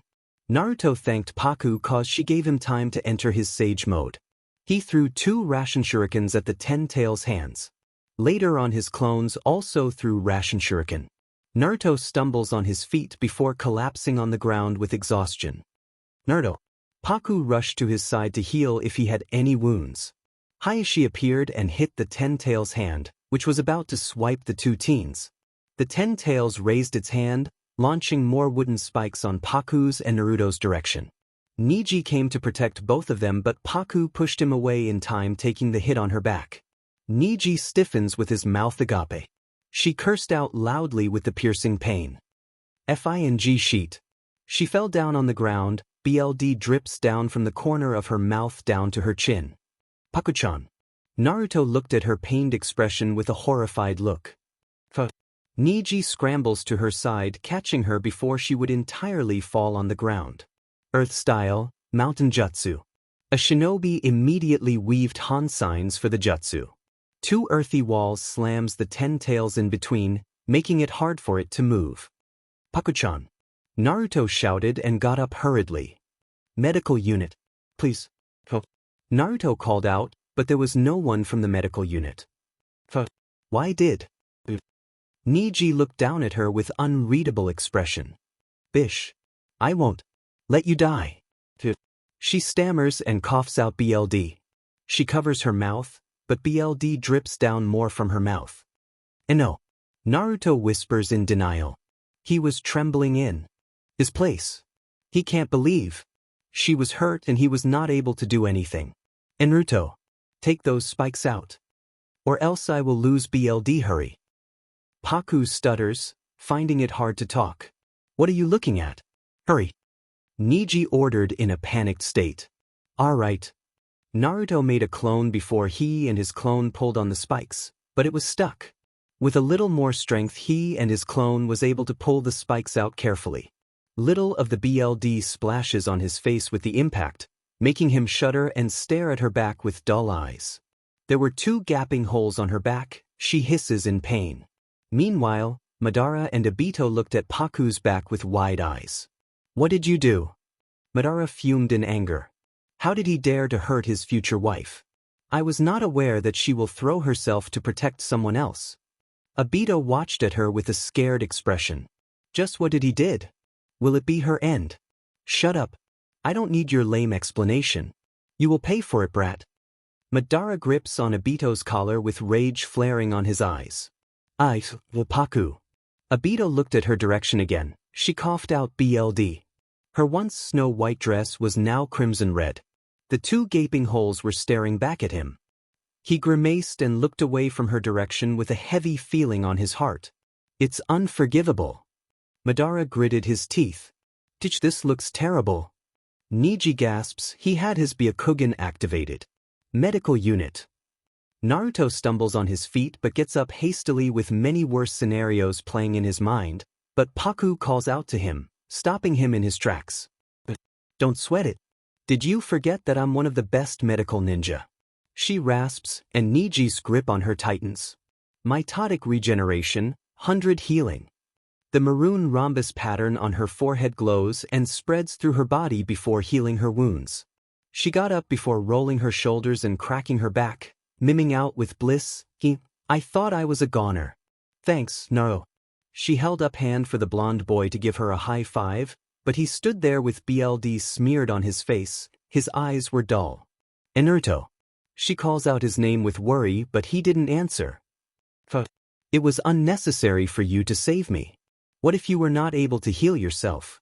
Neji chided, but his eyes were saying a different story. Oh, please, shut up. Why will I leave you to die? Am I a joke to you? She retorted back. Naruto hung his head low. He wiped the BLD on his face with his sleeve, only for it to smear more. I. He stammers behind her with his head still hanging low. Neji and Paku stopped their banter and turned to his direction, noticing his menacing and threatening voice. I will kill you. He snapped and looked up at Obito with pure anger flaring on his eyes. And Paku knew Obito fed up. What? She know that high level of medical ninjutsu. Obito stared at her with shock as well as relief. A memory flashes in Obito's mind. Rin was wrapping his injured hand. What? That jutsu seems familiar. Madara was surprised himself with her fast healing abilities, but he was sure he had witnessed that healing ability somewhere. That's right. You have witnessed this jutsu before, and the creator of this jutsu is none other than Tsunade Senju. I'm her apprentice. Paku clarifies. Oh, that woman. Not gonna lie, she is strong, but too bad I took care of her. Madara smirks at her. She'll be back to new, don't worry. She waves her hand dismissively. Madara squinted his eyes at her, not liking the idea at all. Didn't you said you will not let die anyone, Naruto? Paku was able to save herself, but what about the others? Look around yourself and say it again. Obito shouted. Paku stiffens, realizing what he meant. She looked around. Her barrier was gone because she was injured, and the wooden spikes had killed many of the shinobis. As the bodies of your comrades grows colder in your arms, take in their deaths. This will continue, and your flippant words and ideology shall become lies. This is the end result of hope and ideals. This is reality. What is there for you in this reality? Your mother and father are gone, and if you keep standing against us, you'll continue to lose your friends one by one. This shall become a world where no one who acknowledges you will exist. The only thing that awaits you is your worst nightmare, which you know quite well. Solitude. Obito rebuked. Naruto's eyes shook and he looked down. He was on his knees, defenseless. Paku for the first time was feeling something different in her. Fear, anger, guilt. Even she knew what she was feeling, but it was the most bitter feeling ever. She motionlessly looked straight ahead with no life on her always lively eyes. What is there on the reality? Enough of this. Now come join us, Naruto. Obito raises his hand in their direction. Paku's cold eyes glared at nothing. She gripped on a fistful of Naruto's blonde locks, forcing head back harshly to look up at Obito and Madara. Look at him. He is provoking us. He thinks that we failed, but he doesn't know how wrong he is. In a way, he is insulting you. Don't look down. I want your nose to be held up with pride, not on your knees in front of someone who has gone senile. It's not about us shinobis anymore. It's about the whole world. You can't give up at a time like this. We have to keep going even if we have to sacrifice ourselves. Paku's grip on Naruto's hair increases. Her eyes had a look of craze. Yes, Naruto. Don't give up yet. We know you can do it. There are people who have hope on you both. Neji motivated. That's right. If you simply give up now, then this war, the sacrifices will have no meaning to it. You hold more than one life in your hands now. Stand up and give me your hand to defeat them. You're the only hope of this world. Don't let them mock you, instead crush them. Because never going back to your words is your ninja way. Paku said with pride in her voice while glaring up at the duo. Her tight grip on Naruto's hair loosens. Naruto got up from the ground slowly, slapping Paku's hand from his hair gently before he undo his headband and redo it. Thank you. Enough. Obito yells and commanded the 10 tails to charge up another tailed beast bomb. Killer Bee then came forward with Sai, transforming into Gyuki, and made his own beast bomb to push it inside the 10 tails' mouth. The 10 tails exploded and dropped down along with Gyuki falling high from the sky. Enough. I had enough with you. I'm forgiving you continuously for what you're doing till now, but I will not anymore. I have had enough with your cruelty. You BSDRD. I'm going to teach you a lesson, personally. Paku snapped back at him, making him stiffen. She was forgiving him from all these time. So she knew from the very beginning. Naruto intertwines his fingers with Paku's, tightly pulling her closer to him. Unknowingly, he earned many glares from the guys. Paku, thanks to you standing by my side till now. After all, you're the only one who gave me courage, believed in me, and never looked down on me. Thank you so much. He closes his eyes for a moment to relish in the moment before he opens his eyes with a newfound determination in himself, all because of the girl beside him. Naruto transformed, and Paku was also engulfed in Nine Tails chakra. It had a comforting warmth in it. Naruto made clones and transferred Kurama's chakra to others. Obito sent the 10 Tails arm towards Hinata, but she deflected easily. Obito sent another arm towards the shinobi force, but the Akimichi clan came forward, blocking the arm, and used their expansion jutsu to capture 3 arms. Ino and Shikamaru then use their mind transfer and shadow possession jutsu. More members from the Nara clan joins Shikamaru to paralyze the 10 tails. Let me share a little something with you. It's those connections that made me what I'm today. You ought to know that bonds can be powerful curses too. Obito bellowed. Naruto, I was the one who once told you, I'll never let my comrades die. Those words are also an admonition aimed on myself. I haven't been able to save many comrades, which is why I always keep telling myself that I will protect them. But I end up having to face the fact that I couldn't once more. I'll confronting those wounds for the rest of my life. Kakashi said glumly. That's why we endure. We're shinobi. They'll never let you forget. But it's those wounds that prove your comrades live inside here. Naruto said, pointing at his heart. Friends that you create inside a dream so you can't get hurt aren't real. That just means you're erasing your real friends. Paku stated. Madara then controlled the 10 tails, trying to free the beast from the Nara's jutsu. The 10 tails reached its arms for the shinobi forces. Everyone attacked the arms of the 10 tails which was coming forward. Paku jumped forward and sliced the 10 tails' arms in a clean cut. The 10 tails roared with pain and slams down. Paku clenched her sword tightly and Naruto made 2 ration shurikens and charged forward with the others following behind. Naruto lifted others and charged forward in a shape of a bird following Paku, who levitated with her powers. With a swing, she was able to sever more of 3 hands of the 10 tails. Madara and Obito lose their balance as the 10 tails shook.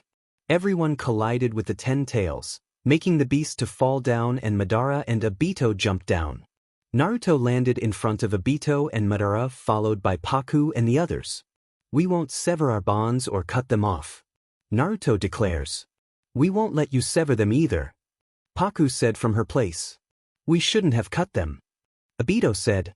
Madara narrowed his eyes. Disappear? The 10 tails prepared to slam its arm on the ground. Fire style, majestic flower flame. Madara shouted. Fire style, bomb blast dance. Obito shouted. The massive swirl of fire headed towards the alliance, but Kurama's chakra prevented everyone from catching fire.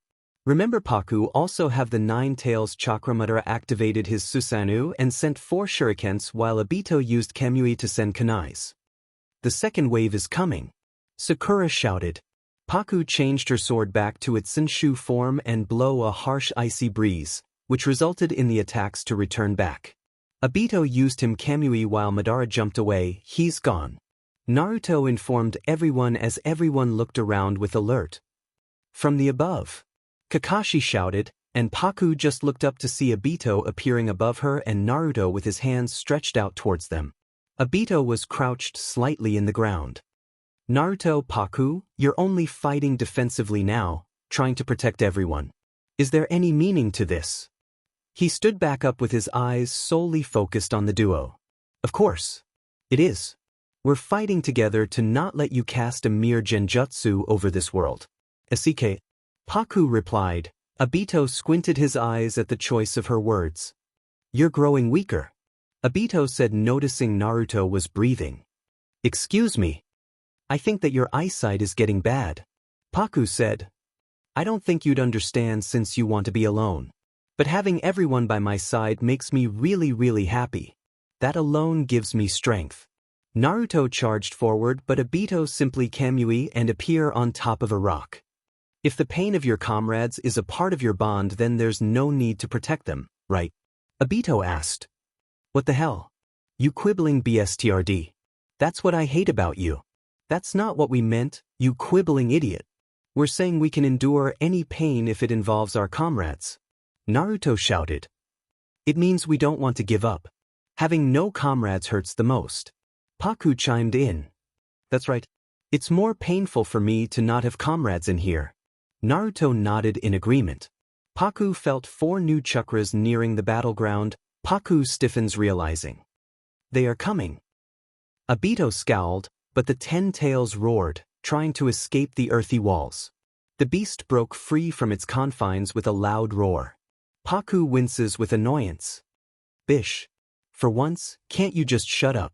Everyone's sweat drops at Paku, who pointed an accusing finger towards the 10 tails. Just a little more. One chapter and third-person POV. You cut the link between me and that beast, so it has gone rampage. Though it's time for me to be its Jinchuriki. The ground shook violently, creating craters, tornadoes, lightning. Paku quickly turned into her earth form. She placed her hand on the ground, muttering something. After a while the lightning faded, the tornadoes disappeared, the ground stopped shaking. Everyone watched with a puzzled look. Seconds before there was devastation and it was calm. Everyone looked at the 10 tails, restrained with thick vines. Naruto and Kurama were also confused. As far they know the 10 tails was about to do the cataclysm, even Madara, who was in his Susanoo. What's wrong? Madara was confused yet irritated. Yahiko pointed towards the 10 tails. Madara also looked at the direction before his eyes widened. The beast was roaring and trying to get free from the thick vines. What's going on? Itachi asks no one in particular. She's keeping the 10 tails in control. Someone from the shinobi force pointed to a direction. Everyone looked at the direction to find Paku in her earth form, but a trickle of BLD was there in the corner of her mouth. She stopped the cataclysm by sking out the 10 tails chakra with that vines. Kurama informs Naruto. It seemed as if she was concentrating on something. Her eyes never wavered from the 10 tails. Her hands were in a serpent hand sign. The 10 tails noises got lower as it calms down. After that, Paku stumbles on her feet while BLD trickling down her nose. Her mind was now fuzzy and her eyes became hooded. Before she could fell down, Itachi catches her in his arms with worry. Later on, Naruto, Neji and Yahiko followed. Paku-san, your nose is bleeding. Itachi says worriedly. Paku-chan, are you alright? Naruto knelt beside Itachi in worry. I'm fine. It's just took a toll on me. She whispers, trying to control her ragged breath. Itachi asks. She held up her hand as she took a few shaky breaths. The stunt I pulled up now. It takes a lot of mystical energy in me. She explains between deep breaths. Mystical energy. Naruto mutters. She used it to revive us. Yahiko recalled. What did you do? Neji inquires. The 10 tails were about to cause a cataclysm. Through the means of natural calamities like flood, tornadoes, tsunami, weather change, and etc. I suppressed it before it could proceed forward. She explained, taking breaks, but she wasn't breathing heavily or anything. Everyone around her was stunned, even Kurama. Amazing. How did she manage to do that? Even Kurama himself couldn't do anything about it, but she stopped it. She pushes Itachi gently, sitting up on her own as she wiped the BLD trail from her nose, smearing it. Madara knew he chose the right person to be his future spouse. He lets out a smirk of delight. You're unique, my dear. Madara purred. Paku hisses at him like an angry cat. She got up slowly with more strength than before. Just shut up. You're getting on my nerves. Now for those peep talk. Paku-san, do you need the medical unit attention? Itachi asks in his gentle voice. No need. I'm fine. She patted his head before she pulled Naruto up. Is that all you've got, Madara? Paku asks in a mocking manner. Naruto was about to collapse on his knees, but Paku supports him by wrapping an arm around his torso. He was reaching his limit. The 9 tails chakra surrounding the other shinobis disappears too. Nice pretending to be tough, but it seems you've reached your limit, Madara said, but then many shinobis stepped in front of Naruto and Paku. We'll fight as one from here. That's right. Paku, heal Naruto quickly. Jiraiya demanded, showing up beside them. On it. Paku gently sets Naruto on his knees and summons her Senshu and fans it gently on Naruto as pale green glowing dust fell over him. This will heal your every wound and restore your chakra as well as give relief to exhaustion. You will be as new. Paku finishes healing him, and Naruto gives her a thankful smile and intertwines his fingers with her. Thank you. No problem.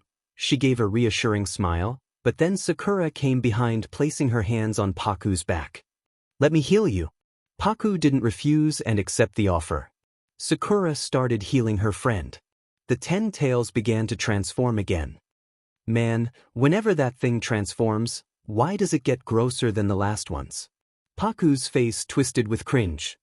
I'm going to repeat myself again, that sheet is ugly. Hayden joined her. The 10 tails mouth was now a flower-like structure. Oh, a rafflesia. Paku mused, but then the tail started making a huge tailed beast bomb. The fun is just beginning, but it looks like I have to move soon.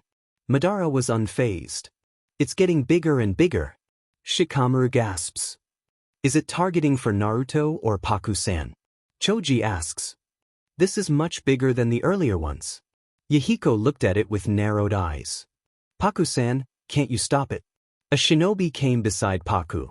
ᧁꫮ. She has done so much already. Let her take a breath.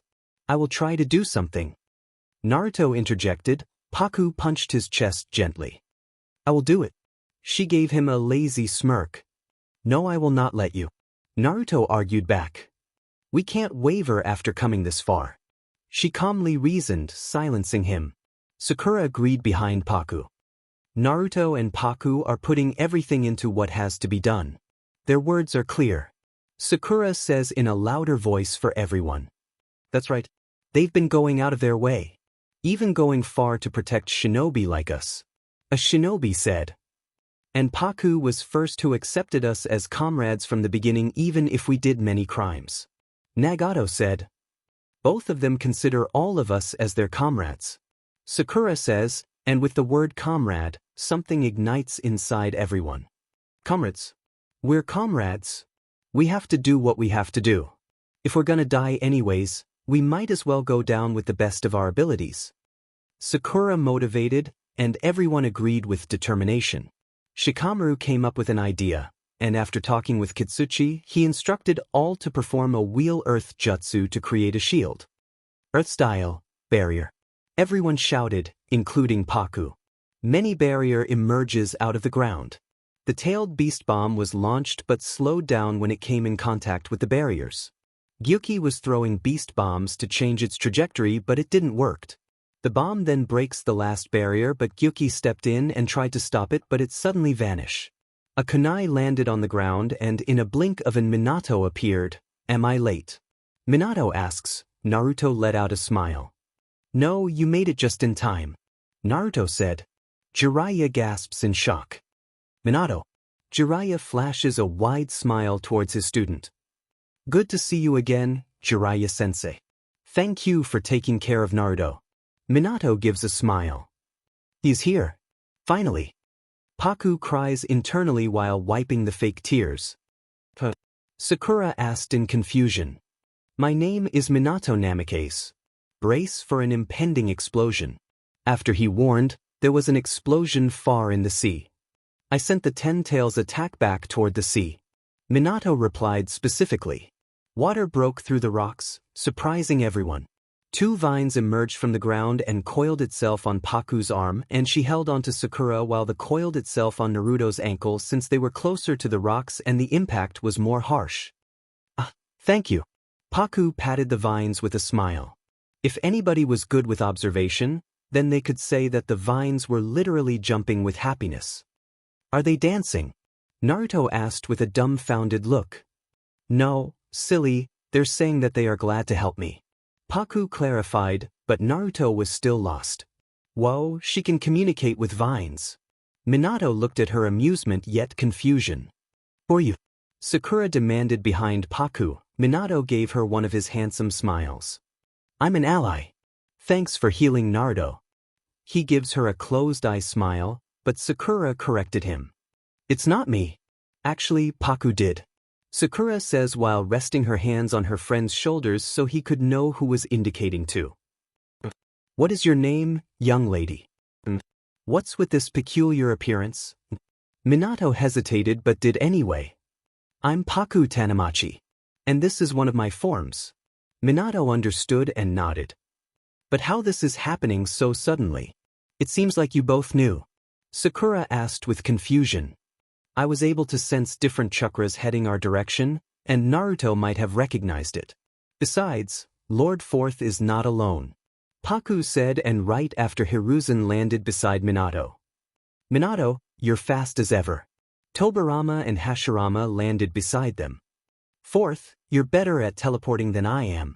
ᧁꫮᦔᦔᫀ smirks, resting a hand on his hip. Alright, let's do this. ᧁꫮᦔᦔᦔ lets out a smirk. Everyone began murmuring among themselves, not believing that they were real. They were the ones who stopped the bomb. Someone asks who reanimated them, so Hiruzen answered that Orochimaru did. Didn't Orochimaru die? Sakura was confused. Third. Itachi calls out, grabbing Hiruzen's attention. You're finally back to the village and fighting from the shinobi force. Even the Akatsuki. That's good to know. Hiruzen was happy. Finally Itachi came back to the village from his misery. Yeah, it's all because of Paku-san. Itachi let out a smile. He turns towards the new face, or rather the odd-looking girl. I've never seen you before. Hiruzen said. Actually, I became a villager of the Konoha recently. Paku answered. Oh, I see. Naruto then went to the Hiruzen. Old geezer, she's awesome. Fascinating. There's not enough words to describe her. She has wonderful healing abilities too. Hiruzen rose a brow at his word. Is it so? Paku let out a laugh, not used to taking many compliments. I do have, but I ain't that amazing. An explosion was there when Madara landed with his gun by. Hashirama, I was waiting for you. Madara shouts with craze. He was willing to fight him, but he gets an unexpected reply. I'll deal with you later. I have to stop the 10 tails first. Hashirama pointed his finger at Madara before he said. Madara wasn't able to process for a moment, but he was disappointed, already expecting this. He hasn't changed a bit. We're never on the same page. Madara stood up straight. Hashirama then looked towards the 10 tails. After all, it's charging straight at us. Paku let out a dramatic cry. Please, anyone shut that beach. Hashirama moved to Paku with a stern look. It's not good to curse, young lady. It's not ladylike. Paku stared at him blankly, but then small vines from the ground emerges, surprising everyone. Hashirama jumped on his brother for it to be sudden. Oh, you want to shut that beast too? Paku asks the vines. The 4 Hokages looked at her as if she has gone crazy, but what was more surprising was the vines nodded. Or that what more looked like, cause they were moving the top to respond. But you can't. I'm sorry. Paku said glumly, and the vines also slouched down sadly. Hiruzen looked at her with wide eyes. Is she talking to vines? Hashirama shrieked. Certainly she is. ᧁꫮᦔᦔᦀ stared at the scene with disbelief. Paku rubbed their top or their heads as the vines swayed. They are responding to her. What? Hashirama shouted again near his brother's ear. Don't be scared, Lord First. They are my friends. Paku smiled down at the vines, whose top part moved in a nodding motion. Big brother, will you get down? Hashirama looked down, realizing he was clinging on his brother before he stepped down while laughing awkwardly. Apparently, she has a way to communicate with the vines and anything related to nature. Naruto clarified. She's... Hiruzen said. At first I was also surprised when I saw her communicating with the vines. Minato says his blue eyes were fixated on her form. I actually can understand them and vice versa. Paku shrugged her shoulders before her expression turned into a serious one. We should stop that beast. Take a little rest, Naruto. We'll take over from here. Your friend will be here shortly. He's our ally too. Minato said to Naruto, referring to Sasuke. Naruto stiffens and looks down doubtfully. Paku places a comforting hand on his shoulder. I can sense his chakra. She reassured him. The 4 Hokages stepped forward. My fellow Hokage, let's go. Hashirama exclaimed. Minato enters into 9 tails mode. Second and third, stand in front of me. Minato requested. ᧁꫮᦔᦔᦀ asked something before the 4 of them disappeared and reappeared where the marked kunai were. Ninja art, for Crimson Ray formation. The 4 of them shouted in unison. 4 red rays of light shot up into the sky, forming a barrier around the 10 tails. Hashirama smirked. I'll just add on. He entered the Sage mode and shouted. Sage art, gracious deity gates. 10 deity gates fell from the sky and pinned the 10 tails' hands and tails, preventing it to make any move as it roared. Then someone jumped down in front of Naruto, Paku, Sakura and the others. It was Sasuke. Finally thought about coming. Pakuest. You sure took your time in getting here, Sasuke? Naruto said with a relieved smile. I would have made it earlier, but I had to make a stop. Sasuke answers while looking at Naruto's direction, not even sparing a glance towards the curly-haired girl which fumed her, but unknown to her it saddened her. Did he just ignore me? That Paku was interrupted from her thoughts when she saw the most unexpected thing Sasuke would ever do. He did a proper 90-degree bow. Paku froze with this unexpected turn of events. I'm sorry for how I acted and treated you, but you saved my brother and gave him another life. If it was not for you, I would have killed my brother and would be forever guilty. I owe you a big one. Paku didn't even move a muscle with his heartfelt apology. Even Naruto and Sakura were watching attentively with surprise. Sasuke was bowing down to someone. Impossible. Maybe they are in a genjutsu. Sasuke slightly glances up, noticing she was not responding. It's alright if you don't forgive me, so I wanted to apologize to you before it would get late. Sasuke said. You can stop bowing. Paku wraps her fingers around his arms to make him stand straight. I've already forgiven you. You were not aware of your brother, so it was expected. Paku gave him her gentle, soft smiles. He stared at her for a good few seconds before he slapped her hands away gently as he avoided looking at her. He walked away from without saying anything. Paku was confused again. Sasuke-kun, is that you? Sakura asked with disbelief, gaining the rookie Nine's and Itachi's attention. Ino ran towards Sasuke's direction, but she was held back by her teammates. What are you doing here?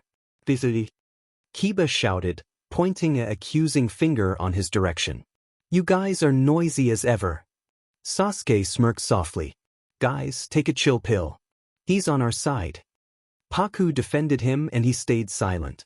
Sasuke. Itachi called out in his calm and gentle tone. Big brother. Sasuke stammers. He was about to hug Itachi, but he holds himself back, thinking his cold facade will break. Itachi flicks his forehead with a gentle smile. Welcome home.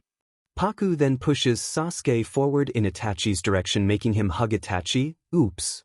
I was able to fall down. Naruto, can't you stop me from falling? Paku asks, making an innocent face, not daring to look towards Sasuke's direction. Were you about to? Wait, I will support you. Naruto played along with a snicker as he wraps his arm around her waist but gets flustered and wraps it around her shoulder. Sasuke pulls out with a very faint blush on his cheeks. His little boy side was waking up. Sasuke was probably glaring at the curly-haired girl, but he was thankful to her. He probably need a push. He didn't know how to confront his brother, but he was the same kind big brother who would accept him with open arms. Sasuke-kun, why are you here? Sakura asks. A lot of things has happened. I've decided to protect Konoha and then I will become Hokage. Sasuke said in his stoic tone. Everyone froze as their brains stopped functioning for a good minute. Itachi blinked. His mind was taking time to process. I'm out. Paku said dismissively since it was their conversation. What? Chapter end third-person POV. You can't just come back like that and crack joke like that, you Rouge Ninja. Do you even know what it means to be a Hokage? Kiba shouted. I don't know what happened to you, but that's not possible. Do you even realize what you're saying? Shikamaru asks. The village still thinks you're an enemy. Niji stated. Do you think we can just forget all the things you've done? Shino asks. Yeah, I realize you probably can't, but it doesn't matter what you guys think of me. All of the previous Kage created these current circumstances. So I will become Hokage and change the village. Naruto thought over something before getting up and standing beside Sasuke. I'm going to be Hokage, Naruto declares. Hashirama glanced by from his shoulder to the bunch. I'm glad there's so much interest in becoming Hokage. But you guys are taking too much time. Start infusing chakra right now. We'll take down 10 Tails with an all-out attack. Naruto glanced back at Sakura. Sakura-tan, take some rest. Naruto suggested and turned to the curly-haired girl. You two take some rest, Paku-chan. Naruto said and looked at Sasuke finally. Let's go, Sasuke. Naruto and Sasuke jumped up, landing in front of the barrier. Paku silently motioned Sakura to follow along with a smile. Sakura returned the smile before she also jumped and landed beside Naruto. "Sakura-chan," Naruto asked with confusion. "So do you think of me as some weak woman who can't keep up with you too? Do you think Lady Tsunade would be the only one out of the legendary Sannin to inadequately train her student? I'm almost there. I'll be at full capacity in a little bit. Then I can output my true power.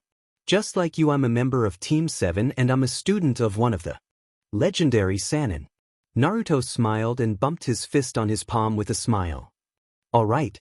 Team 7 is back. Let's go." Paku smiles at their reunion. Finally, Team 7 was together again after years. "Maybe. After all of this ends, then I would be able to go back 'cause I'm not supposed to be here.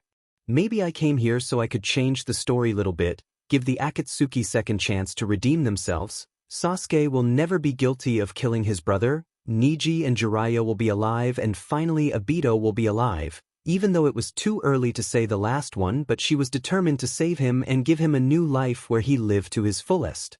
But when she will return back, there will be no one waiting for her. It would be the same lonely and boring Seoul, and at that moment she realized that Konoha is her home. She internally prayed for God to let her live forever. This shinobi land has become her home, and she experienced many things. A lone tear slides down from her cheek. If she will return, is there any possibility they will forget about her? No, she didn't want that. She wanted to live here with her friends. Once she let out a tired smile before wiping that lone tear. She will have to face the reality in a way or other, but it was not the time for her to grieve. She looked up at the trio. "Good going, guys. I will support your backs." She cheered, but Naruto frowns before calling her up. "Huh? What happened?" she asked confusedly after landing behind Naruto. He intertwines his fingers with her holding it up. "You're also a part of team. You joined late, but still, you're not any substitute, which means this team is a 4-man squad now," Naruto declares, taking her back. "My poor Sai. Am I?" she mutters, still stunned. "You're a part of this team too." Sakura chimed in beside Naruto. Sasuke listened in intently. "So, you will fight alongside with us?" Naruto gave her a determined smile. Paku stared at him before tightening her grip on Naruto's hand and holding it up with a determined smile of her. "I will." Yeah, at that moment, I knew. I truly belonged to her, my home, Konoha. "Let's show them what we're made of, you know," Naruto exclaims. "Wait a minute." Hashirama interrupted. Naruto jumps in his place from surprise. The 10 Tails was making a beast bomb inside the Crimson Barrier with the intention to break it. "My previous Hokages. Please refocus and prepare yourselves," Minato warns. The 10 Tails released the bomb, and it exploded inside the barrier and sprouted up. The previous Hokages were truly amazing people. Sakura exclaims with awe. "Looks like they weren't just all talk," Sasuke said. Everyone stared at it with their jaws hanging loose. Would style, would clone jutsu. 5 clones of Hashirama came out of him before splitting to go towards 5 different directions. "I'll make entry points on all 4 sides of the barrier so shinobi can go in and out. Follow me," Hashirama informs. The 10 Tails roared loudly. "Not yet. Sage art, gracious deity gates. Head seal." A red large deity gate fell on the 10 Tails' head. "Let's go." Paku ran forward with Naruto, Sasuke, Sakura, and the other shinobis, following Hashirama. A wood clone of him landed in front of Madara. "I will deal with you now. Sorry to keep you waiting," Hashirama's clone said. Madara sits down on the ground, placing his gun beside him. "A clone is no fun, I'll wait for the real one," Madara said with a patient look. Hashirama frowned. Hashirama made an entrance in the barrier and instructed everyone to go inside. Everyone ran inside. The 10 Tails' skin started to shift and formed humanoid figures which ran towards the shinobis, fission beings. "It's trying to keep us away from its real body." Hashirama frowned. "Lord first, any fire jutsu will work on them?" Paku asks while running. "I don't know," he replied. Paku punched a figure with her monstrous strength, sending it flying back. Sakura also punched on of them, making it skid backwards. Sakura had finally unleashed the Byakugan seal. She jumps in the air, punching the ground and destroying the land. The land beneath them shook as it crumbled. "Girl, finally you got it." Paku went to Sakura while pointing her at her forehead with her hand held up high. Sakura understood what she meant and gave a high five. "Well then, let's go." Paku beamed at her and Sakura nodded. The both of them knocked down more of the humanoid figures with one single punch. Paku was about to slam her foot on another humanoid figure, but it dodged, causing her foot to slam on the ground, and the land underneath shook violently as a large area crumbled into pieces, destroyed by her super strength. What monstrous strength they have! It could even surpass Tsuna's. Hashirama exclaims with awe. They are the disciples of Tsunade-sama. Shizune informs him from behind. Really? Amazing. They can surpass Tsuna. Naruto and Sasuke looked at both of them with unreadable expressions. Two big figures appeared in front of both of the females.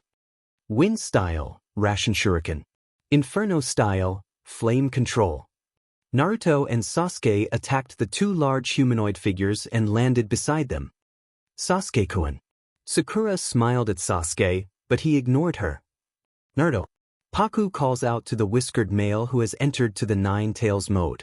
Naruto flashes her a wide grin. Sasuke watched their interaction silently with his narrowed eyes. Naruto, stay focused, otherwise I will take the title of Hokage. Sakura smirks at him, and Naruto dramatically falls. Not you too, Sakura-chan. We will fight with our backs against each other. Paku said sternly. The Akatsuki fought in their own. The Rookie Nine also joined and fought the humanoid figures with their techniques. Sai had to attack from above, but a humanoid figure attacked his ink bird, dispersing it. Before he could fall, Naruto's claw grabbed him and bring him down. Sai, are you alright? Naruto asks, and Sai nodded, but he was injured. Oh my, I will heal you. Paku hurried to them and fanned her Senshu on Sai, healing him instantly. Thanks, Paku-san. Naruto, can you share your chakra with others? Sai's. No, I can't. Kurama hasn't finished amassing chakra yet. Naruto answered. In order to take down the main body, we need to mow down the big ones and slip past them. The distance is too great to make a single leap for it. We also need time to weave signs and repel the enemy's attacks. Without your shaka, it's very likely we'll suffer heavy casualties. And the medical corps can't come up to the front. Sai explained. Naruto, Sasuke, and Sakura bit their thumb, slamming their hand down, mow down and slip past us. Sasuke smirks. This guy has the power to clear the distance in a single leap and repel enemy attacks. Naruto grinned widely. I can now stay nearby and heal anyone who suffers serious injuries at all times. Sakura said. Summoning Jutsu. Cloud of smoke surrounded and died down quickly. Sasuke was on top of ᧁ꫓, Naruto was on top of Gamakichi, and Sakura was on top of Katsuyu. This color. You're Gamakichi. Naruto shouted after realizing. Pop was tied up with some negotiations, so I came in his place. Gamakichi answered. Man, you sure have got big all of a sudden. Naruto exclaims. You humans grow slow, that's all. Anyway, what's up? Gamakichi asked. See that gigantic guy all the way in the back. Can you get me closer to it with a big leap? Naruto pointed to the 10 tails. You mean the biggest over there? Gamakichi asks for confirmation and Naruto confirmed him. Lord Sasuke, you're longing. But I need you to just keep advancing forward. Sasuke ordered. Sakura instructs Katsuyu to split and help in healing. Gamakichi made a long leap, and ᧁ꫓ moved forward while Sakura stayed behind to heal others. Wind style, massive Ration Shuriken. Naruto shouted and threw his massive Ration Shuriken towards the 10 tails. Inferno style, Susanu's flame control. Sasuke's Susanoo shot a black flame arrow. Both of their attacks collided, and it became massive before hitting the 10 tails. The beast roared loudly in pain.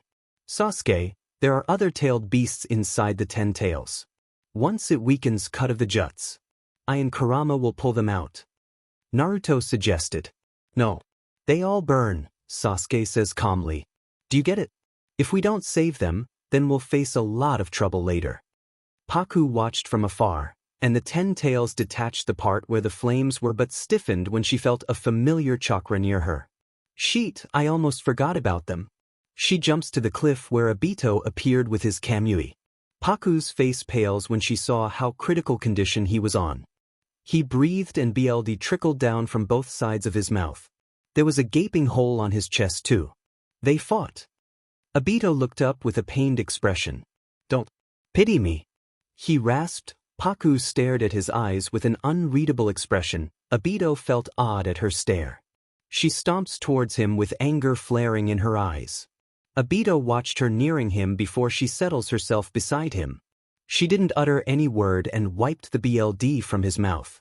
Hey, he calls out, but she ignores him. Hey, he rasped out, but he was still ignored by her. She was about to swing her Senshu to heal him, but he caught her wrist. Don't ignore me.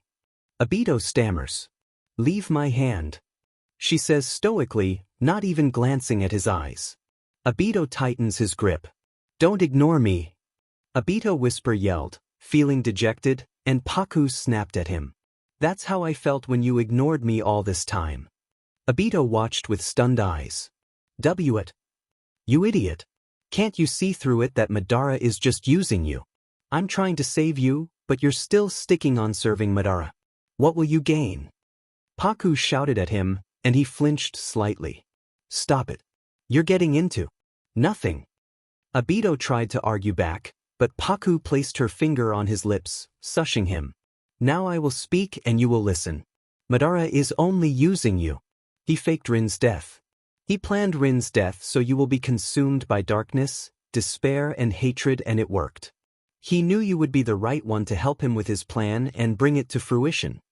Paku explains, and Obito's eyes widen, not believing it. No. Don't make things from your own. Obito tried to deny, but Paku glared. I told you to shut up and listen carefully, she said in her cold tone. But shut up. Paku shushes him successfully before she continues. I know it might sound crazy, but that's the truth. I do know that you have witnessed Rin's death and it was painful, but Kakashi isn't entirely responsible for her death. You might also know she committed suicide. Well, she did. Because she thought it was the only way, otherwise she would be responsible for the village's destruction. I'm not good with explanations and sheets, so I will come to the point. Madara himself orchestrated the events that lead to Rin's death, because he knew the pain of watching her die would break you, that her death would convince you to accept his plan and gave you the motivation to follow through with it to the end.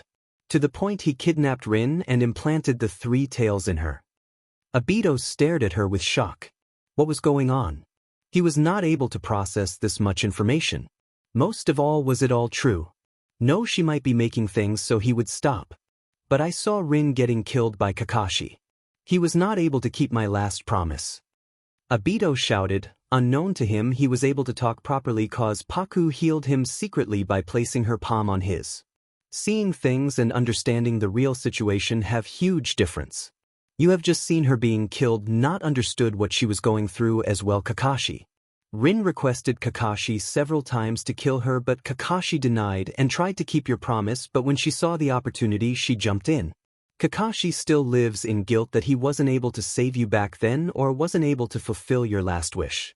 He is haunted by nightmares of you and Rin. Don't blame this world for what Rin decided upon. She thought it was the best decision.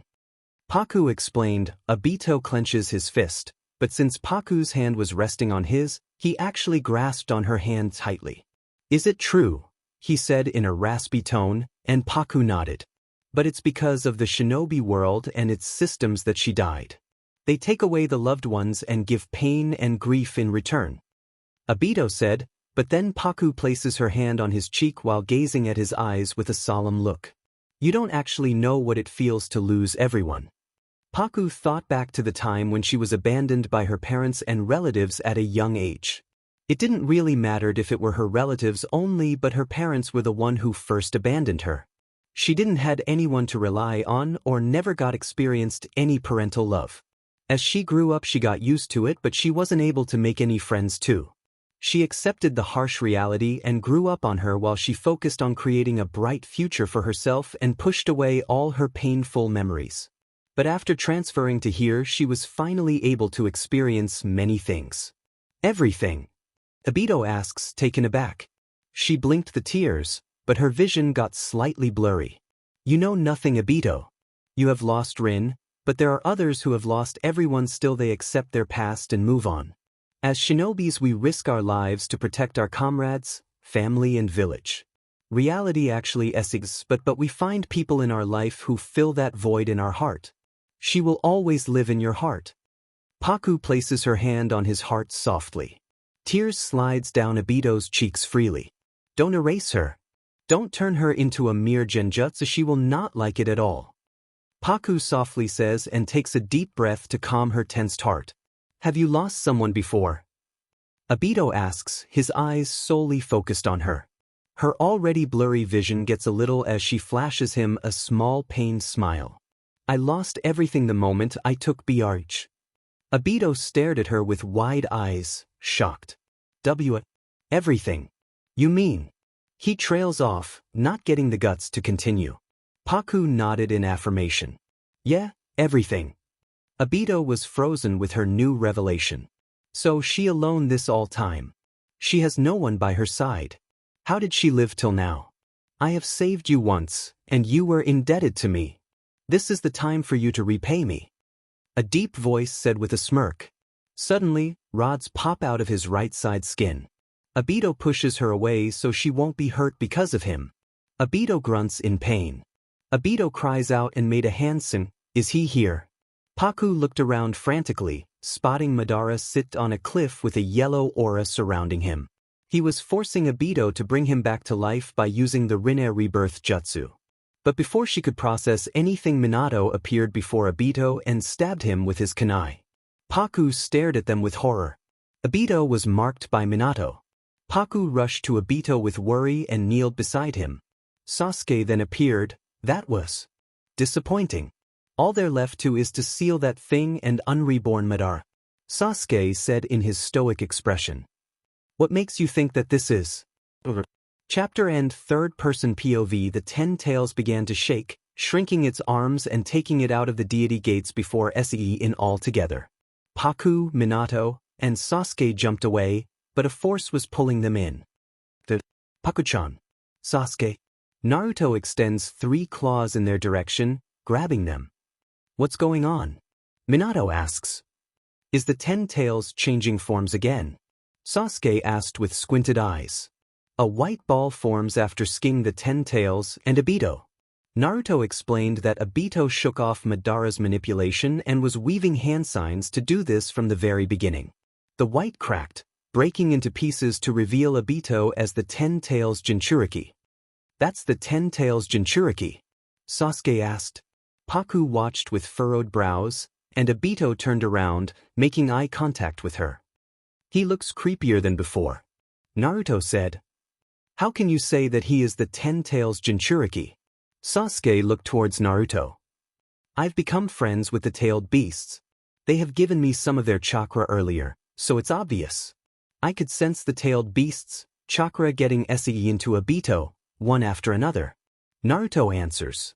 Hashirama made hand signs for the deity gates to slam on ᧕ꦃ but broke free easily. The 5 spikes on his back had red flames, then they extended like arms and grasped on the crimson barrier, breaking it.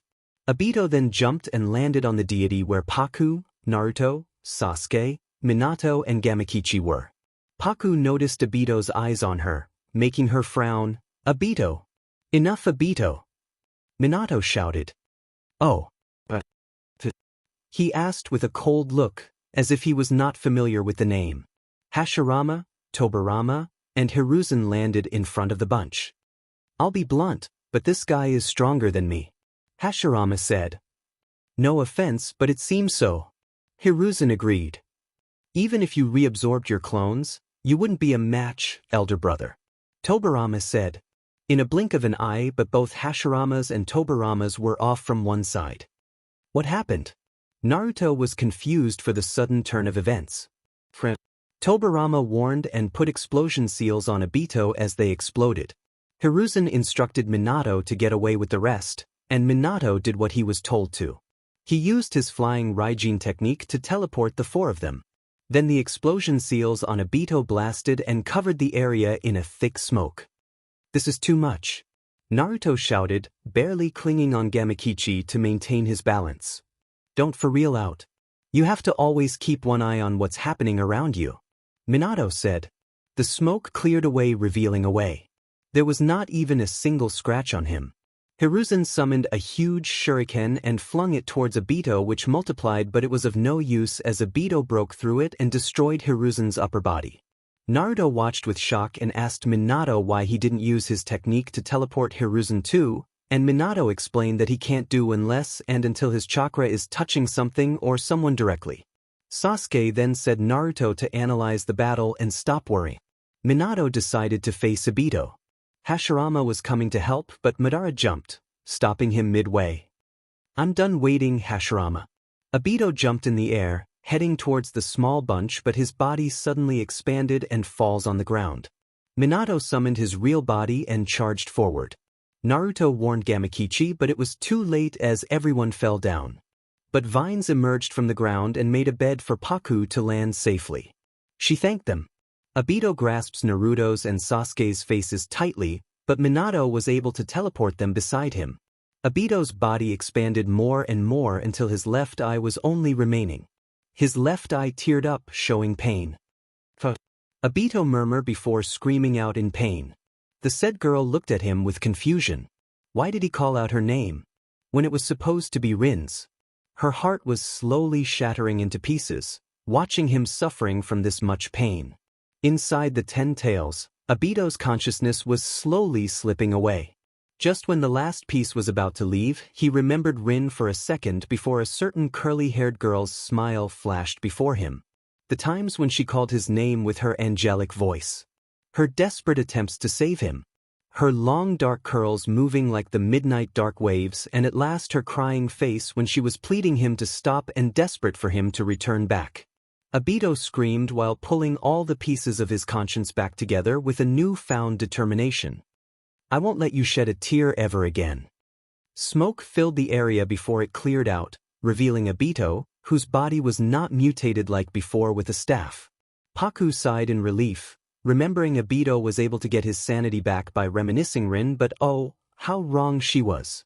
Minato charged at Obito with his kunai, but it broke and his arm was cut off by Obito. Minato used his flying ᧁꫮ technique to teleport beside the teens. Minato looked down at his arm and there was a ball before it started glowing bring. Minato was about to teleport it, but ᧁꫮᦔᦔꫀᦓ appeared, taking the ball and teleporting to Obito before the both of them disappeared from their view. There was a big explosion nearby. ᧁꫮᦔᦔꫀᦓ appeared and informed that it was only a clone and he had marked Obito before. Amazing. You can copy my dad's technique. Its technique. Impressive. Second, great stone face guy. Naruto was in awe and got a look from ᧁꫮᦔᦔꫀᦓ. Actually, Lord, Fourth is using my move and call me Lord Second. ᧁꫮᦔᦔꫀᦓ rested his hands on his hip. Obito appeared again, he was unharmed. He analyzed the group in front of him. I guess I'll have to make an opening with my Rasen Flash Super Circle Dance Howl Stage 3. What nonsense did he say? Paku looked at him with dotted eyes, unable to comprehend his words. Aren't you a bit of a comedian? I'd normally make fun of your jutsu names. Except this guy we're facing is no joke. ᧁꫮᦔᦔꫀᦓ in his usual cold tone. Naruto and Sasuke charged at Obito. Sasuke activated his Amaterasu, but Obito blocked it with his staff. Paku stayed behind, not able to decide what she was supposed to do. She didn't want it to Obito. Naruto, I'll match my chakra with yours, Sasuke said. No need to make it into a competition. Naruto chuckled and created Rasen Shuriken.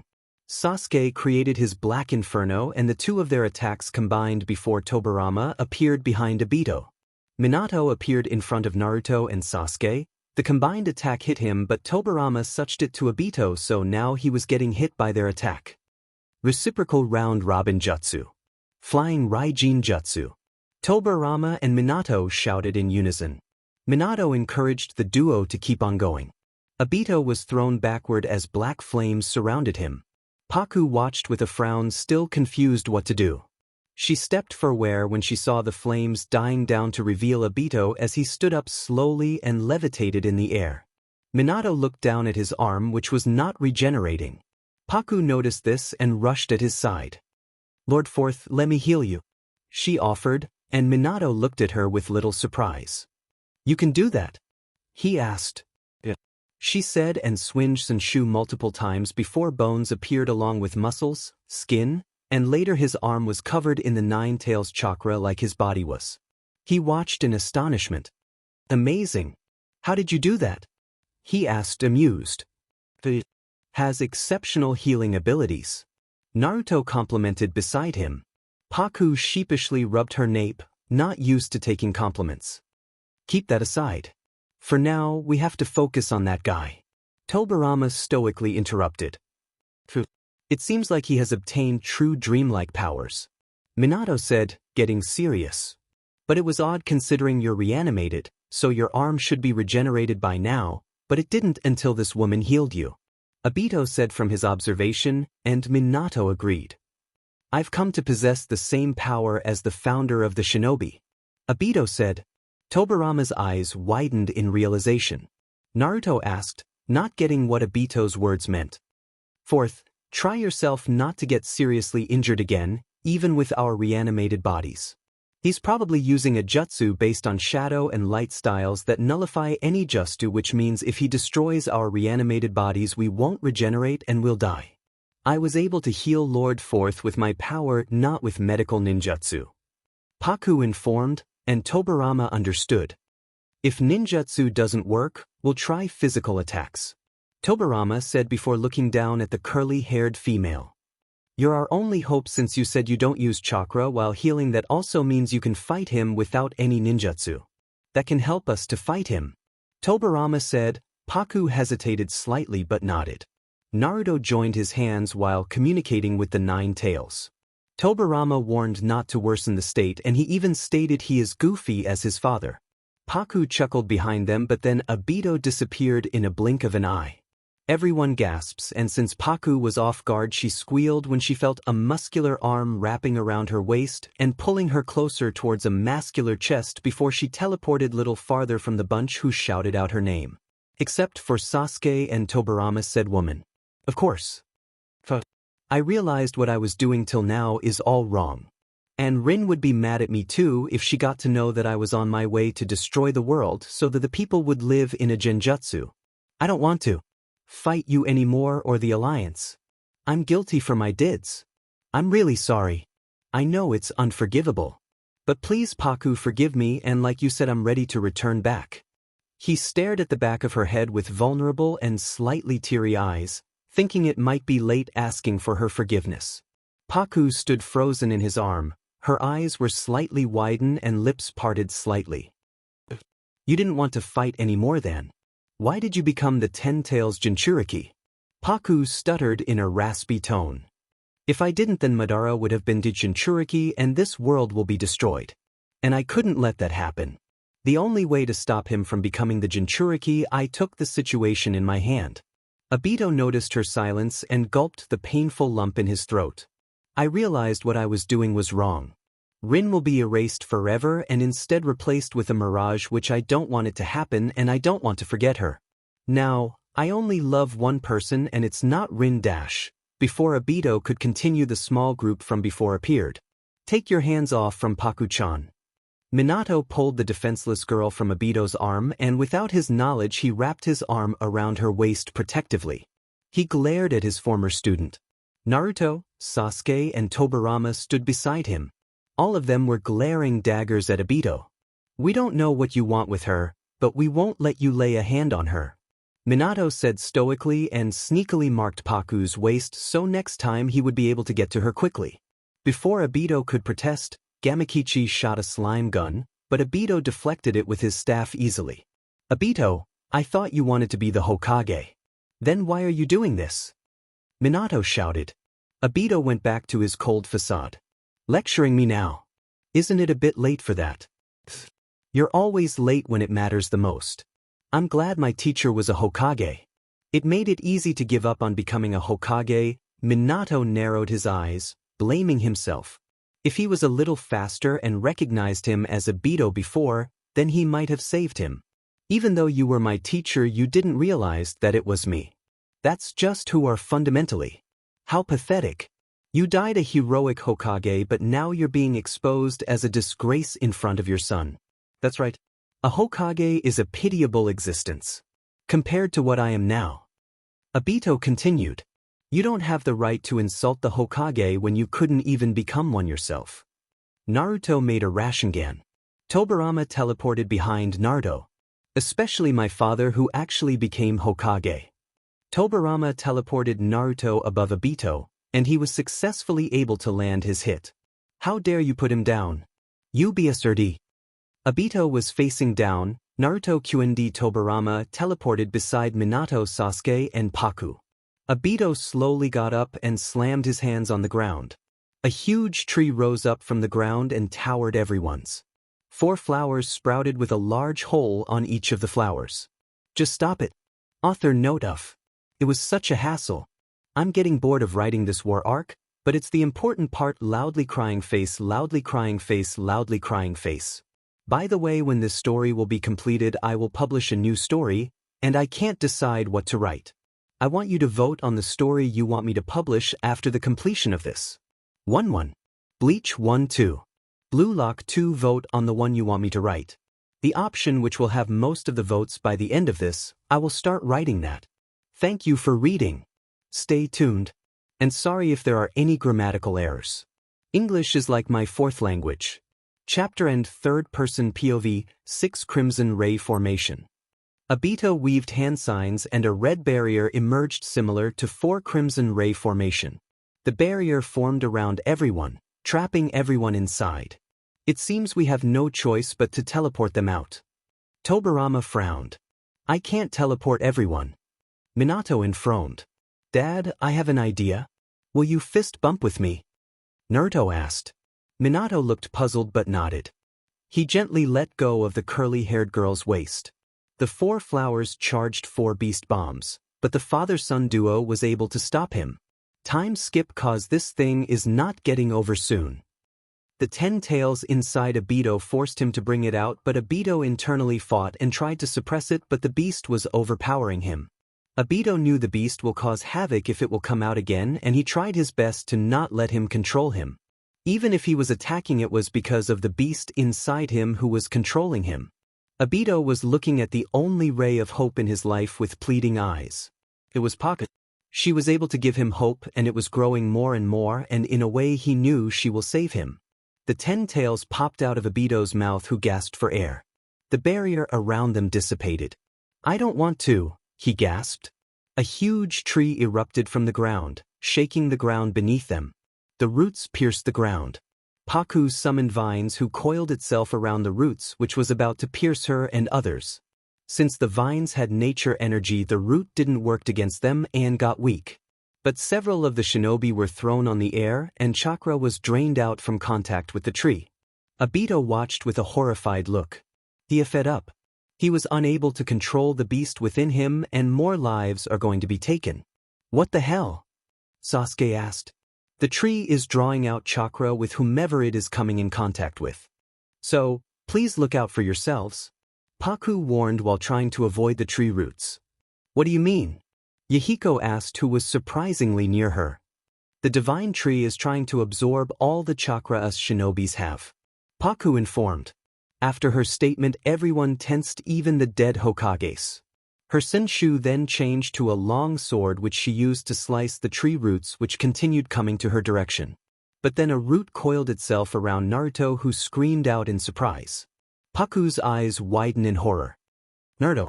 Paku jumped through the trees. More roots were coiling itself around Naruto, who was falling limp. Paku swiftly slices the roots with her sword, and the roots weren't able to regenerate how it's supposed to, giving her time to pull up Naruto's energy-drained body, who let out a small smile in relief. Hiruzen then appeared, taking Naruto from Paku's arms, giving her time to fight with the roots coming towards their direction. Follow me. Hiruzen instructed her and she did as she was said to while fighting off the roots.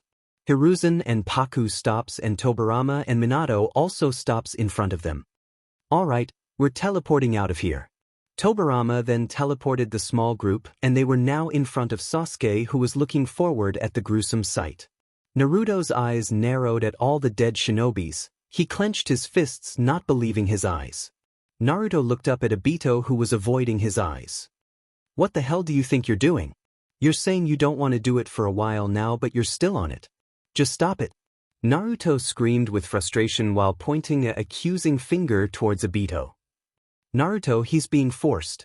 He's not willing to do it. Paku tried to explain but Naruto gritted his teeth more. But still, why is he doing this? He should try to stop it, not make the situation more worse. Naruto retorted. Naruto, calm down. After everything will be over I will revive them back. Paku said and Naruto was suddenly reminded that she can actually revive a dead person back to life. Alright. I'm not able to control myself. The only way to stop me is by killing me, so please kill me. Obito said with a hushed tone, very guilty about the destruction he was causing. No, we will not kill you. We will get through this. If we will kill you then it will lead to more pain. Paku reasoned. Obito looked at her, ready to cry at any moment. He wanted nothing but to stop and be welcomed by Paku's warm embrace as she had told him to before. His thoughts, soul, mind and heart which was once reminiscing over Rin was completely washed away and replaced with Paku's. Yes, Paku-chan is right. We will all get through this. Naruto joined in. Minato looked at his son with a proud look. He was thankful to Paku that she was by his side and influenced by her mere presence. Paku sensed the 5 Kages nearing them and not long after Orochimaru landed behind the bunch with Suigetsu and Karen. Long time no see, Sarutobi-sensei. Orochimaru greeted his former teacher.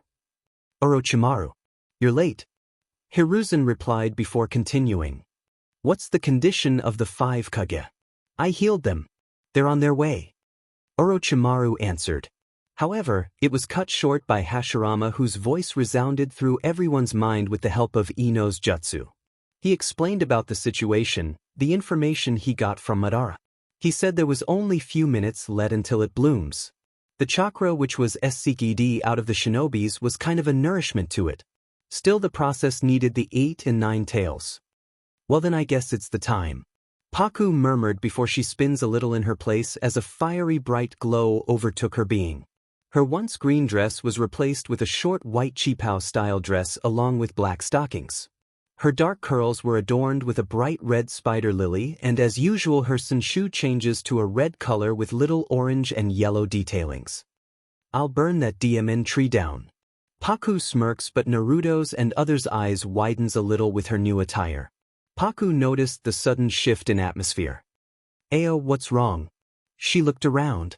Minato and ᧕ꫮ᫫ were looking everywhere but not her. Your attire is the problem. Naruto pointed out with a sweat drop even though his cheeks deceived him. As per his words, Paku looked down at herself and her eyes widened. Ayo, this is way too short, she said while crossing her legs feeling a little embarrassed. Why? Naruto replied. Meanwhile Hiruzen and Orochimaru just stood dumbfounded whereas Karen behind was grumbling under her breath. Paku shakes her head in denial making her mind. It's not the time to think over my appearance. We have bigger matter in our hand right now. And I also feel I can move freely. Paku said while letting out a smirk before she levitated in the air. Her dark curls dances with the wind freely as her skin glowed under the moon giving her a divine glow. Paku then lifts up her hand ready to burn the tree with a single motion of her hand but then Madara came out of nowhere and would release to coil around her but she was quick enough to dodge it in time. Hashirama followed behind to stop Madara. Stop already. Hashirama shouted. I won't let any of you to ruin my plan. It's coming to fruition finally. I can't let you interrupt me. Madara then jumped high in the air before grabbing onto Paku's arm and jerking her back to the ground harshly. Paku winces in pain from the sudden j. Naruto was about to head to her frock hurry but Paku stopped him by signaling him to not come over. I won't let you ruin my plan, Paku. I'll stop you anyhow so it's useless. Madara said in his deep tone with a smirk. Paku's eyes flickers over his back before she smirks up at him. Are you sure? 'Cause I'm not the only one you should be worried about stopping. Her smirk grew and Madara raises his brow with confusion. Paku motions for him to look over his shoulder to find Sasuke slashing a thick root with his Susanu's sword. Naruto, are you ready? Sasuke asks. Naruto stayed still in his place for a moment before going into Nine Tails mode and jumper beside Sasuke. Yugo, who was with Sasuke, activated his curse mark and infused it with Sasuke's Susanoo. Tobirama looked at Naruto and he was reminded of his elder brother while Orochimaru smirked with pride. After all, Sasuke was his best experiment. But then Tobirama's eyes landed on Paku, who was standing with a confident look on her place. She was so advanced than any other shinobis. She was powerful on her with many exceptional abilities, which was mind-blowing. He even came to the conclusion that she's stronger than all the Otsutsukis combined. All of my beloved children. Now is the time to take all the pain, the suffering, the frustration we shinobi had endured and weave it into our true dream. Hashirama declares. Naruto and Sasuke attacks Madara simultaneously since Obito backed away long ago. Sasuke aimed his Susanu's arrow with Inferno style combined with Naruto's Beast Bomb. Madara nonchalantly dodged them. The roots kept attacking everyone, but everyone were determined to cut the tree to stop the infinite Tsukuyomi from happening. The once tree roots turns into dragons and was about to attack some shinobi when Tobirama teleported them. The dragon-like roots aimed for Paku. She threw her Senshu in the air lightly before it turned into a long sword with the element fire twirling around it. She skillfully slices the dragon-like roots, making them unable to regenerate as it burned and was slowly heading to burn the tree, but before it could happen, Madara made a clone of himself, knowing she's no one to take lightly. His clone did the water-style jutsu on it to extinguish the fire, but it was of no use. He clicked his tongue in annoyance, activating his Susanoo and cut of the root with its sword, stopping it from going further up. Aren't you being stubborn? Just stop that plan of yours. Paku suggested, but Madara chuckled. Me? And back off this easily. You took me for wrong, dear. Indeed, Madara was hard to convince. He was really stubborn. But unknown to Paku, Madara's mind was filled with Paku's words, which she used to stop him. By now Obito was fighting along with Naruto and Sasuke, determined to help. Paku, I don't know why you're still doing this. The plan I have made is for everyone's good. After all of this ends, we will live happily ever after. Madara said with a cocky smile. Paku pokes her cheek with her tongue in annoyance. Don't talk as if we're a married couple, and no, I won't let you succeed. Any genjutsu also cannot change the way how we used to live. To be honest, it would be a blank canvas. Paku replied. Madara stared at her hardly before charging at her, and likewise they were engaged in a heated taijutsu. Paku threw powerful punches which were radiating of heat like her form. Obito suggested to Naruto and Sasuke to extract the tailed beasts out of him. Naruto and Sasuke were able to pull the tailed beasts except Shikaku and Gyuki, who resisted, but then Gaara and Killer Bee joined in to help.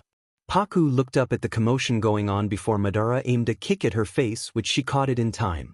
Burn, she said in a low and stoic tone, before emitting fire from her hands, and his clone poof away immediately. Paku flew up in the sky beside Sasuke and Naruto, who were trying to pull out the remaining two-tailed beasts out of Obito. Don't hold back, pull them out.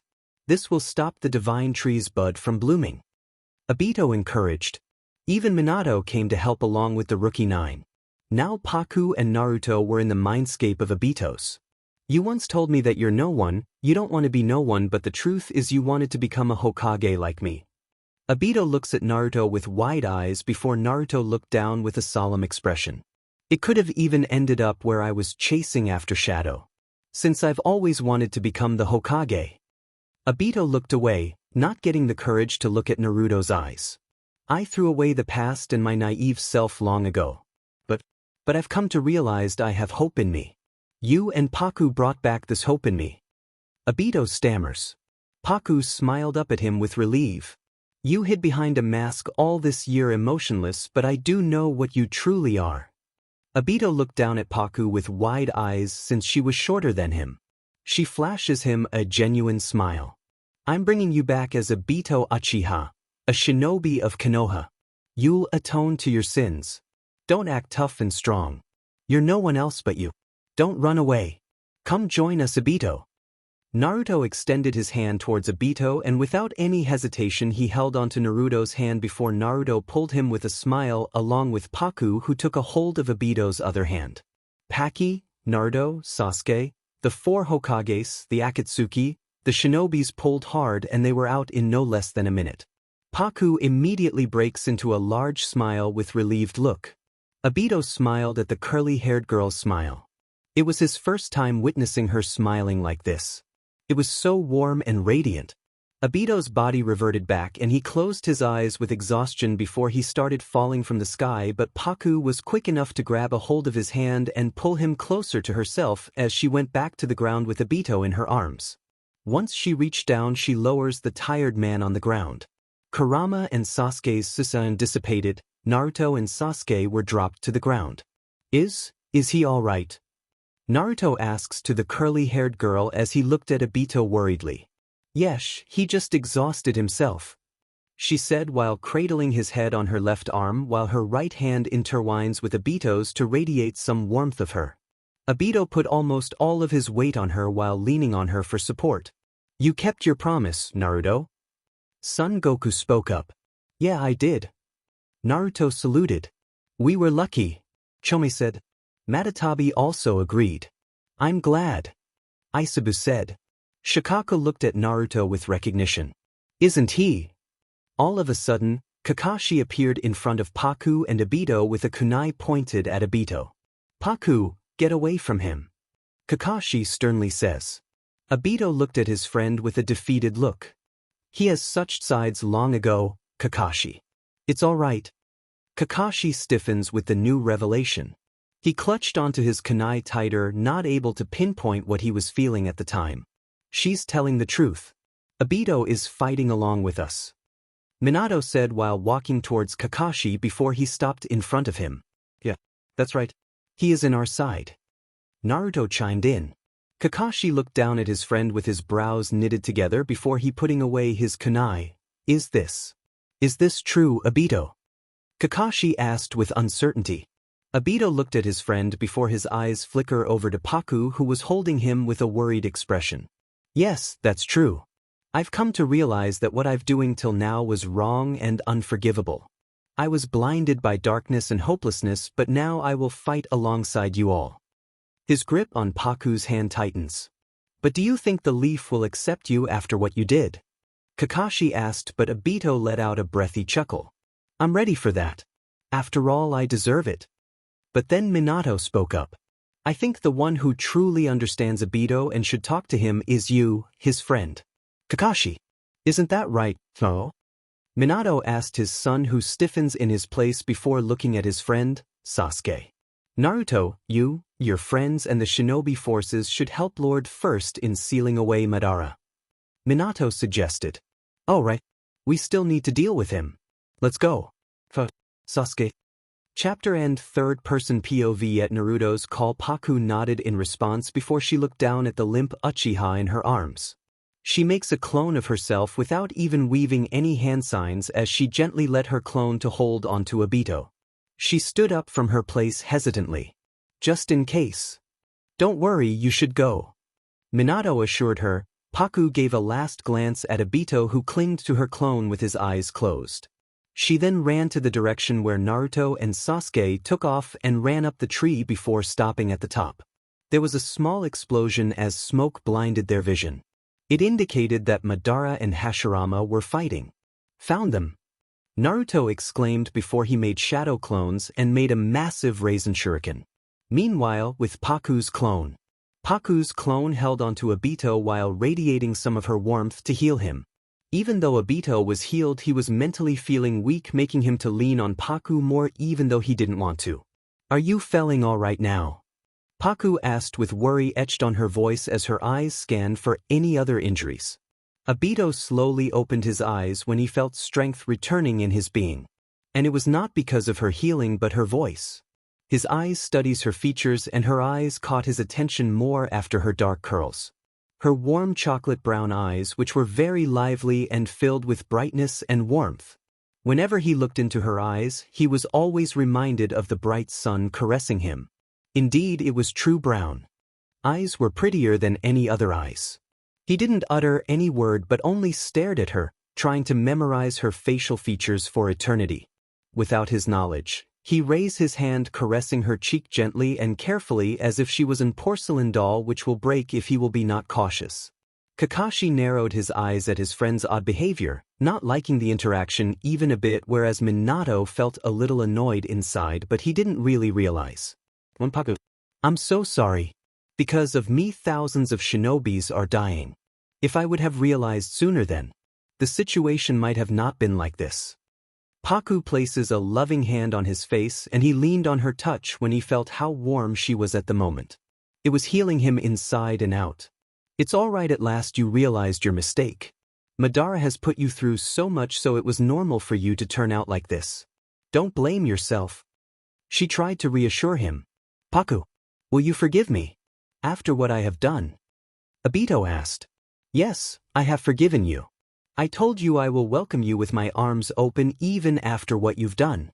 I know you're guilty and you'll make up for it, so I'm not upset from you or anything. She gave him a smile with ease him.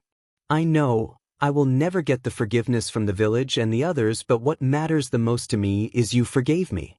I will do everything in my power to stop this war. Obito said with a newfound determination in him. But why did you do this? Kakashi suddenly asked in a low tone with hesitancy. Obito thought over his old days and his first crush. Rin was my only light and hope. After I lost Rin, the world as I saw it changed. It became a pitch-black hell. I thought there's no hope in this world. I took Madara's identify and walked the world.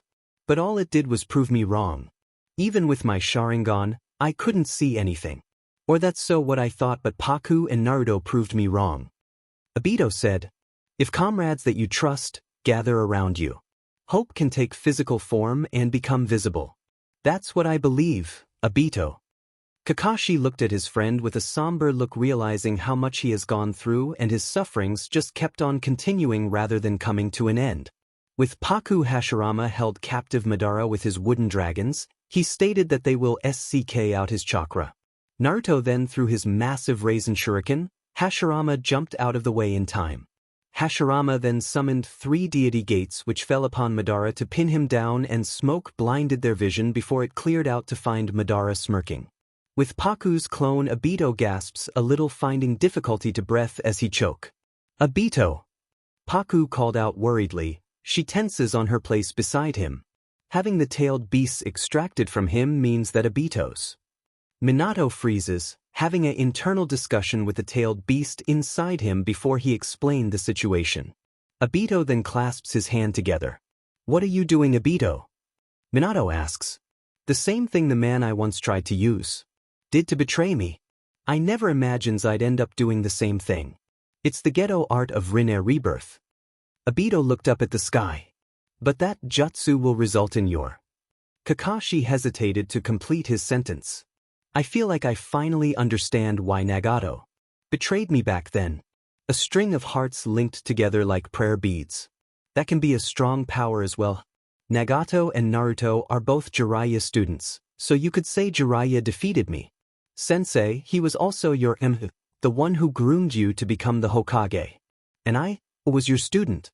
A student who gave up on becoming the Hokage and cut all his ties.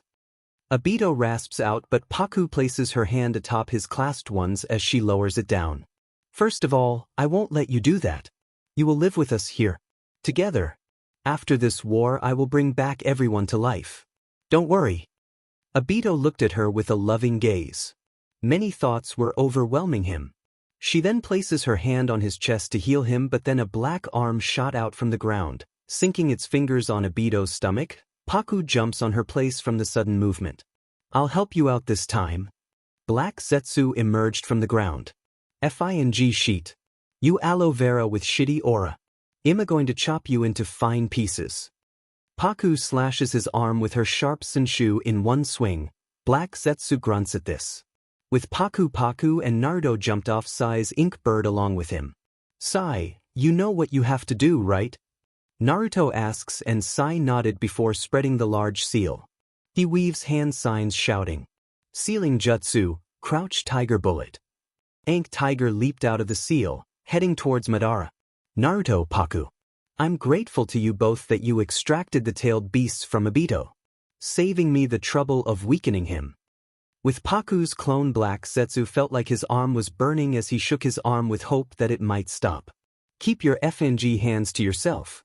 Paku warned him and Zetsu chuckles in his shitty voice which was disgusting her. Do you think it's enough to stop me? Zetsu asked while still trying to shake off the burning sensation. Yes, it's enough. Aren't you overconfident about yourself? Zetsu asked, trying to intimidate her, but it was certainly not working. If you're thinking about fooling with me, then I would advise to back away at this instant. I know what your motives are. Black Zetsu stared at her for a moment, pondering over did she really knew or she was acting. Zetsu looked at her with a little bit of amusement. But then Paku smirks, taking him completely off guard. You thought that you'll take control over Obito to resurrect Madara in the right time, but no, I was aware of it. Might as well add that. Your hand is numb, right? Paku whispers the last sentence with a prominent smirk. Black Zetsu tries to move his hand, but he felt like it was not there even if he had regenerated it. Minato and Kakashi were shocked. You knew about this? Minato asked with shock. Even Obito was in the same state. Zetsu was about to use him to resurrect Madara. But then Zetsu smirks at her. Is it so? Did you really think I will come here unprepared? After his words, a white Zetsu covers her mouth and pulled her back by her waist, knowing it will make her uncomfortable and will catch her completely off guard. She struggled in his hold. She saw Minato and Kakashi rushing to Obito's side, but it was too late as Black Zetsu infused with Obito. Zetsu now had control over Obito completely. Art of ᧁꫮᦓ rebirth. He shouted. Paku dug her nails on the white Zetsu's hand and pulled it off from her mouth, who held her captive with a frustrated scream. His grip on her waist tightened, making her shudder before she kicked at his groin. She was still in doubt that he even had the thing to crouch down in pain, but the kick was harsh enough for him to hiss and loosen his grip on her. She turns around, slicing off his head with her sinshu, which turned into a sword. With Paku, I can finally fight for real, Madara said suddenly with a victorious smirk. There was a huge smoke around him, blinding everyone's vision. Soon the smoke cleared out. Madara was standing there. The deity gates before were nowhere in sight. He looked down at his hand, feeling his heartbeat. This is the body I needed. It's not a battle without raging heart BLD and a beating heart. At this point, Madara almost looked like a psycho who escaped from the mental asylum. His once Rinnegan eyes were replaced with black sclera taking all over his eyes. ᧁ꫓, no pupil or iris. He was engulfed in black flames. Everyone realized who did this instantly. The small bunch looked up to find Sasuke. Ancient relics should just but out. Sasuke activates his Sharingan as BLD trickles down his cheek. A brat who doesn't even close to my level, Madara said with mockery while closing his eyes. Sasuke, it's useless. It's pointless to throw attacks at him. He can absorb ninjutsu. Naruto shouted. Madara's armor slid down his body along with his shirt. Paku squinted her eyes at his chest. There was a face of Hashirama. It is these two polar opposites working together that give rise to all things on the universe. Hashirama, do you remember me telling you this long ago in front of the Uchiha stone tablet? That the inscription on the stone says that, when two opposite sides cooperate, you can have true happiness. But I also told you it could be interpreted differently. The one who obtains both Senju and Uchiha powers can achieve true happiness. Don't you think it could be read that way as well, Hashirama? Madara's eyes remain closed. It seems you've been doing a lot of plotting since you left the village. Hashirama was completely displeased with his friend. No, actually, this is something my subordinate's comrade came up with by coincidence. Seems there was a fellow who thought a lot like me. Madara then bits onto his wrist, drawing out B. However, me coming back to life was exactly as planned. Madara shouted and weaved a hand sign, paralyzing everyone in their place. Naruto and Sai were kicked back by Madara, but he pushes Paku slightly enough to lose her balance. Madara was in front of Hashirama as his hand grasped on Hashirama's neck, sking out sage chakra out of him, but Paku was quick enough to not let him take all of his chakra.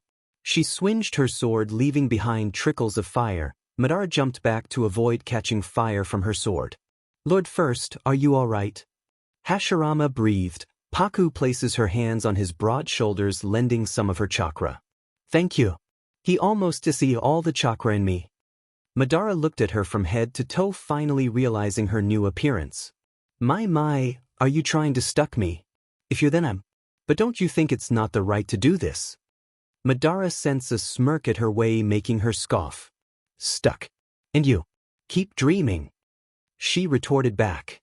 "That's why I'm going to cast the infinite ᧁꫮᦔᦔᦔꫀᦓ."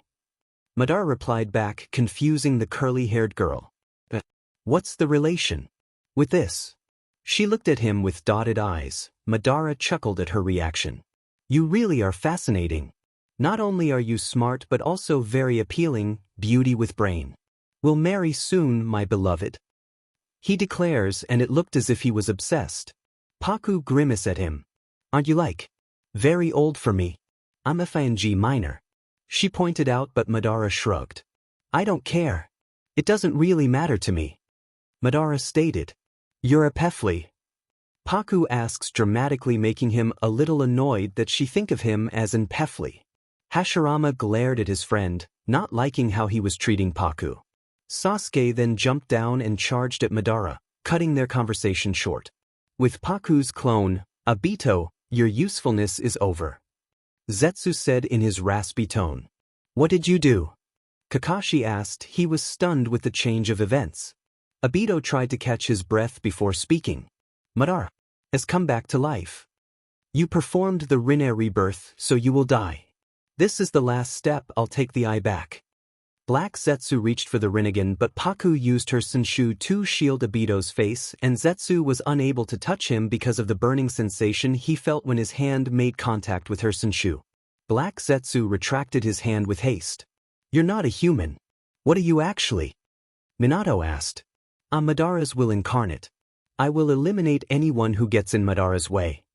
Black Zetsu replied, but he was interrupted by Paku with a bored expression. "I guess you should quit it now. Madara's will. Or should I say, Kagaya's will." Black Zetsu stiffens as his neck instantly snaps to her direction. It looked as if he just broke his neck. So, she knew all this along. She knew about his plan. How is it possible? Guess he has to kill her immediately. "You're always interfering with my plan. I will take care of you first." Black Zetsu grumbled and reached out for, but she just slapped it away with her Senshu, humiliating him. "Finally you said it. What do you mean?"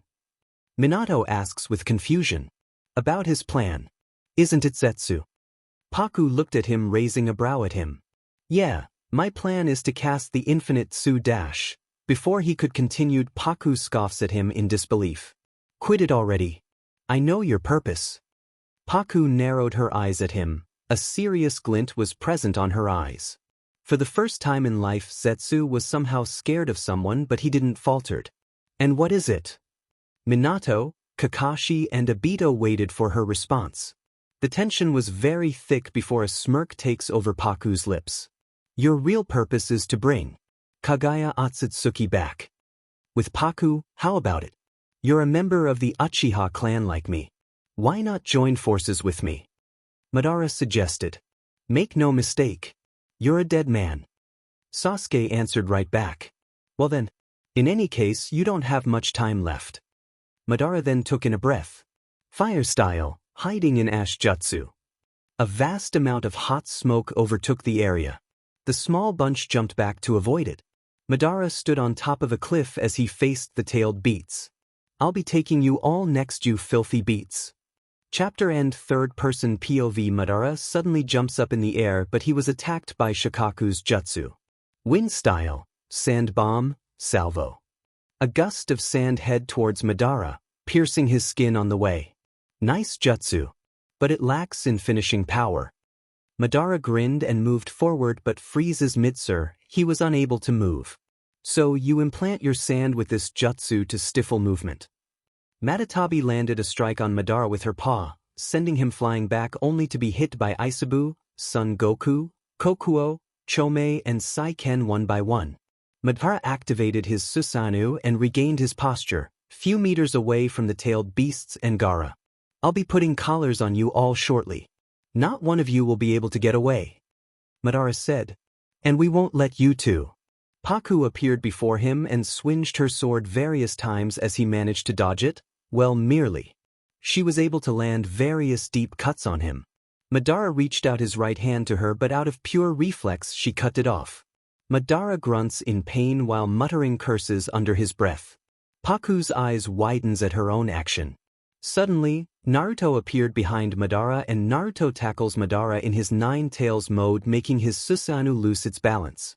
The tailed beasts charged together at Madara's direction. Stack tails! Kurama shouted. All the tail beasts slammed their tails on Madara, who was able to jump away in the nick of time. Persistent BSTRD. Son Goku grumbles. He's taken a beating though. Matatabi added. Alright, one more blast. Naruto said. Yeah, let's go Naruto. Gaara said. But then Zetsu emerged from the ground suddenly beside Madara. Sorry I'm late, Lord Madara. Zetsu apologized. You're finally here. Do you have it? Madara asked. Zetsu held out his clenched fist. Madara breaks off Zetsu's arm and attaches it on his missing arm. Paku intently watched his every movement. Madara's hand hovered over his eye before he removed it and opened his eye to reveal the Rinnegan. Paku growls lowly to herself. I was able to prevent it. This should make things a little more fun. Madara looked down at his wounds. The wounds inflicted by Shikaku's jutsu and other tailed beasts, and lastly his beloved, Paku. He liked the deep gash which Paku inflicted while maintaining eye contact with her. His eyes held a playful glint in them. Paku shuddered at this. Madara let out a guttural groan. It seemed as if he was receiving pleasure just by looking at her troubled expression. Right now, Paku was on the verge to die out of embarrassment while she was shivering in her place. Even though she was surrounded with warmth and fire, it was not helping the chills running down her spine. Madara started laughing out loudly. Zetsu was weirded out by his action. What are you doing? Are you okay? Zetsu questions. Madara throws an annoyed glare at his companion's direction. Displeasure was written all over his face. Ruining the moment. Madara mutters before he puts some of his BLD on palm. Summoning jutsu. With Paku's clone, all of a sudden, Obito let out a painful scream. The 10 tails body inside him came out. Kakashi used his Kamui but failed utterly. Instead he was able to sever its arm before it disappeared. Obito breathed, his knees buckle ready to give out at any moment from weakness. Paku rushed to his side before catching him in her arms. Kakashi and Minato followed behind her, keeping an eye out for Black Zetsu, who smirked, and in return he received death glares from the teacher-student duo. With Paku, a cloud of smoke suddenly appeared and there stood the 10 tails. It's that thing again, Naruto says after recognizing the beast. A fake Rinnegan can summon that thing. Son Goku asked. No, he's no longer a reanimation, he's alive, thus the Rinnegan is real too. Paku informs. How did he come back to life? Chome asked. Paku tilts her head slightly to Naruto. Naruto, do you remember when Nagato healed all the villagers with his Rinnegan? Naruto pondered over for a few seconds before his eyes widens in horror. Does it mean Obito is? Naruto trails off, not getting the guts to complete his sentence. Don't worry, back there I left my clone so he's alright. Paku reassures him. So Madara was resurrected by that Rinne rebirth technique? Naruto asked and Paku nodded in response, clearing his doubt. What technique are you both talking about? Matatabi asks in curiosity. In simple words, it's giving life but in exchange taking your own life. This technique can be performed by the individual who possessed the Rinnegan. Paku stated. Paku looked over at Madara, whose wounds were healing because of the Hashirama healing powers in him. Let's go. Naruto shouted, but Gaara stops him. We mustn't take any action towards him in haste, we don't know what he's really planning. Madara jumps on top of the 10 tails before he directed his Rinnegan towards the tailed beast. Guys, be careful. He's going to attack. Paku warned, but it was too late. All the tailed beasts were hit by an individual force. That ought to tamed you a bit. Now I can put on your collars, Madara said and formed a hand sign before the 10 tails opens its mouth. 9 chains came out from its mouth and coiled itself on the tailed beast's neck. First I'll rip the 8 and 9 tails from their Jinchuriki, Madara said. Naruto thought it would be a good idea to deactivate his 9 tails mode, but it wasn't working. He was slightly pulled backwards from Kurama suddenly. Zetsu then informed Madara that he had to take the tailed beasts in sequence, starting from the 1 tails. Paku then steps forward with her sword which emitted fire and fierceness. I will not let you two. She stood her ground up with a glare. Zetsu rolled his eyes, already done with her. I will take care of her, Lord Madara, Zetsu said to Madara, who nodded. Not to the extent where I would be forced to kill you, Madara warned. Zetsu then disappeared underground. Due to the distance, they weren't able to comprehend what they were saying clearly, which gave the idea to the curly-haired girl that Zetsu left the battleground. But out of nowhere Zetsu appears behind her, taking her by surprise. Paku-chan, Naruto called out after realizing. Zetsu reached out his hand for her, but she was agile enough to cut off his arm. He hisses in pain. Zetsu curses at her, you effing to be dash, but he was cut off by Naruto. Don't you FNG dare to complete that sentence, Naruto said from above in a cold tone, and for the first time Paku heard that tone come out of him, and to be honest, and it was scary and intimidating. However, the moment was cut short. There was loud screams of defeat. The tailed beasts were being pulled into the ghetto statue, one after other. Paku stared at Madara with anger. She gritted her teeth to the point the nerves on her neck were visible. Madara gave her a smirk with a wink, but the anger in her was fueled even more. Naruto was pulled out of Kurama right after the tailed beasts disappeared inside the ghetto statue. He held a face of terror before his eyes closed afterwards. Naruto! Paku screamed out in worry as he fell from the sky, but she was quick enough to catch him. The 10 tails' eyes snapped open. Paku growls at Madara, who only smirked back at her but stops when he noticed the quiet rage in her usually bright and warm eyes. He came to realize that she was not liking it very far, but he was enjoying this because of her. But a part in him was afraid that she was starting to dislike from the core, which was enough to make his heart ache and feel a void growing inside him. Sure, he met her for a short while, but she was just too thrilling for him to ignore her and let her rot. Madara shook of the feeling and kept his cocky and condescending facade. Tobirama then appeared out of the thin air and attacked Madara. Paku suggested Gaara flew off along with Naruto to somewhere far since Tobirama and Madara were fighting. Paku and Gaara levitated next to each other with Naruto in Paku's arms. They soon reached to where the other shinobis were. Sakura immediately rushed towards their direction with worry. Sakura then thought about healing Naruto. She was trying to breathe life into him. Paku watched her futile attempts with her eyes narrowed. They later came closer to Minato, Kakashi, Obito and Paku's clone.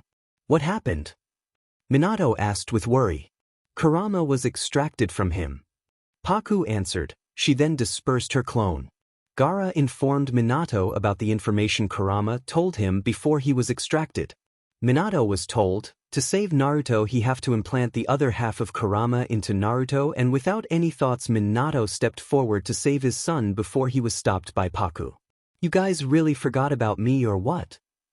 Paku asked with disbelief before she gave a longing kiss on Naruto's forehead and he was engulfed in flames, scaring everyone. What are you doing? Sakura asked with a terrified look. Since Kurama was extracted out of him, it will take a little to bring him back to life. Don't worry, it's not harmful. I guess you could feel it. Sakura looked down at herself. She was unable to feel the piercing flame on her skin, but it felt very warm. It was as if she was being embraced. She looked up at Paku with trust and a smile, who was focused on healing Naruto. Paku's eyes remained closed as she swinged her Senshu over Naruto. His wounds were healing inside out and his heart rate was picking up. Paku placed her hand on Naruto's chest to feel his heartbeat, indicating he was all right. The flame dissipated quickly. Naruto's lips twitched. He took a breath from his mouth before it turned out into a gasp. He sat up straight while coughing. Minato, Kakashi, Obito, Gaara and Sakura were shocked. though Sakura expected it from her friend. What happened? Naruto stammered with his dry throat. Naruto looked around before his eyes rested on Paku and he was reminded what happened with him. But Kurama was taken from me. But how am I alive? I'm sure if the tailed beast is extracted from its host then the host dies. How am I alive? I should be dead, right? Oh, Paku-chan. Naruto stared at Paku with wide eyes. How? From that reaction of yours I can assume you're reminded what happened. After you. Paku trailed off, not able to continue her sentence before she took a breath. I revived you back. Lord Fourth was about to implant the other half of Kurama, but the situation is all right now. Paku explained. Naruto looked at her with shock. But then Minato spoke. Thank you so much for saving my son. I owe you a big one. I'm in debt of you. I don't know how to convey my appreciation to you. Minato bowed at Paku, who panicked at the gesture. No.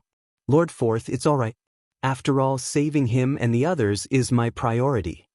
Minato smiled at her, his cerulean eyes reflecting softness and gentleness. Give Naruto the other half of Kurama. He'll need it afterwards.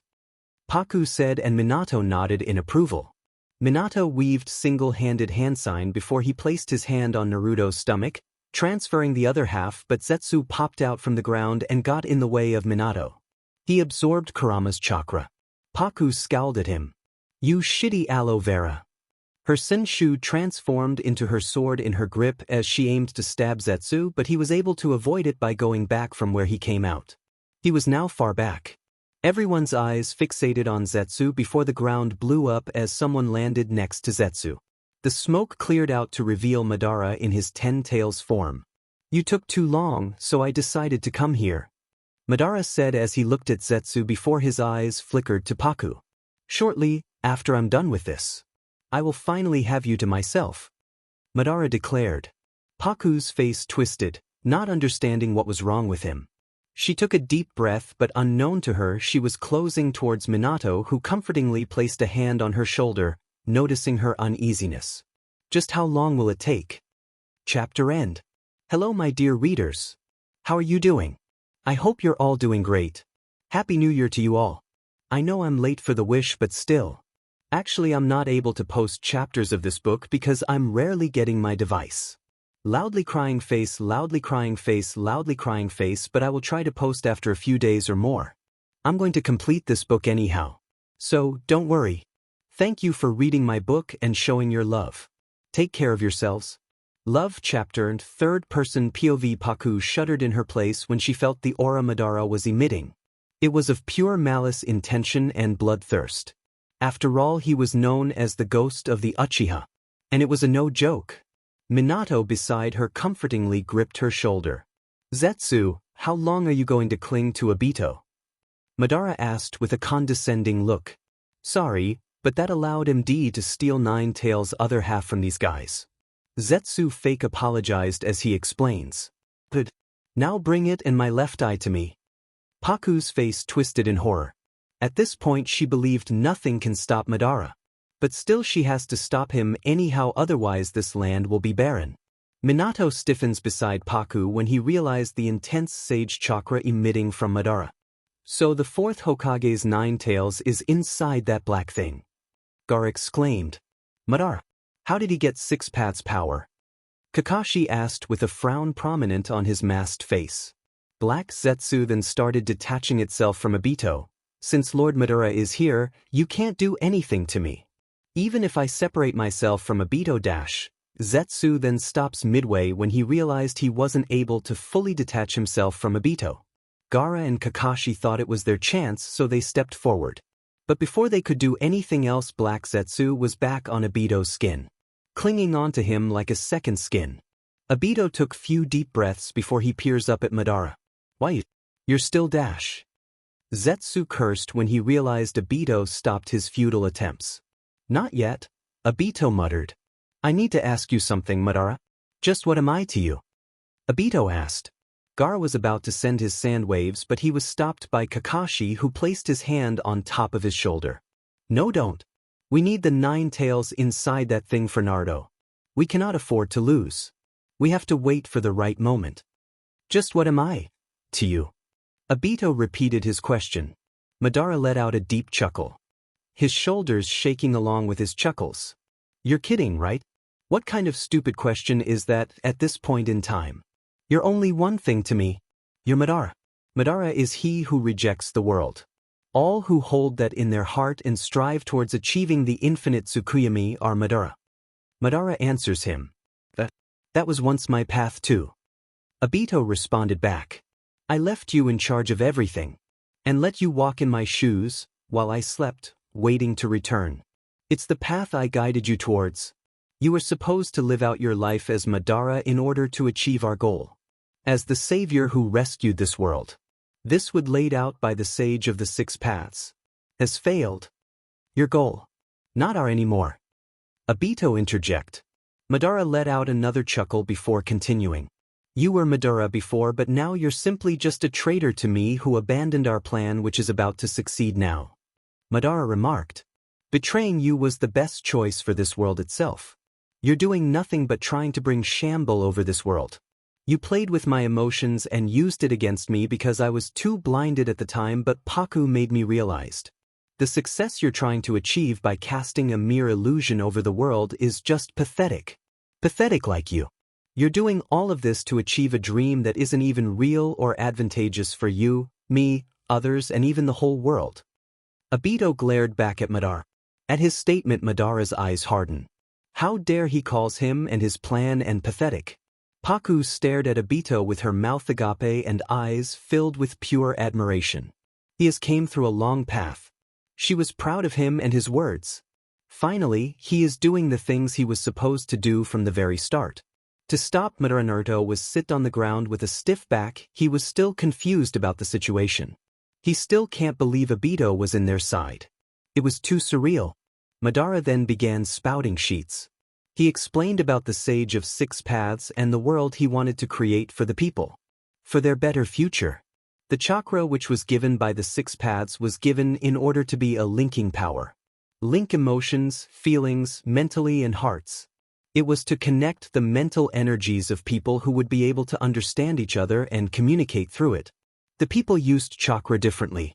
Instead of being a linking power between all, they used it to connect the mental and physical energies instead. Just what the hell is he rambling about? Naruto asked. Gaara. Kakashi called out to Gaara, who nodded, understanding what he meant. All the Sage of the Six Paths did was to further the human paradox. And even if bonds were established, all they learned was that true understanding was not possible. In any case, chakra only gives rise to conflict and false hope. Well, know the reality all too well. Even as we seek peace, we seek war. And this reality compels infinite suffering through the power known as chakra. Power leads to the longing for war. And the lack of power leads to losing everything. I will build a new world that overcomes that. Through the infinite ᧁꫮᦔᦓ, I will create a dream world without any abominable chakra. I, who possesses the most powerful chakra, shall lead it. And you're not Obito, but me, Madara himself. Madara then continued to talk about Obito and his yearning for Rin. Obito wasn't liking any of it. He made a look of disgust prominent in his face. Sure, the world was cruel and has its own ways.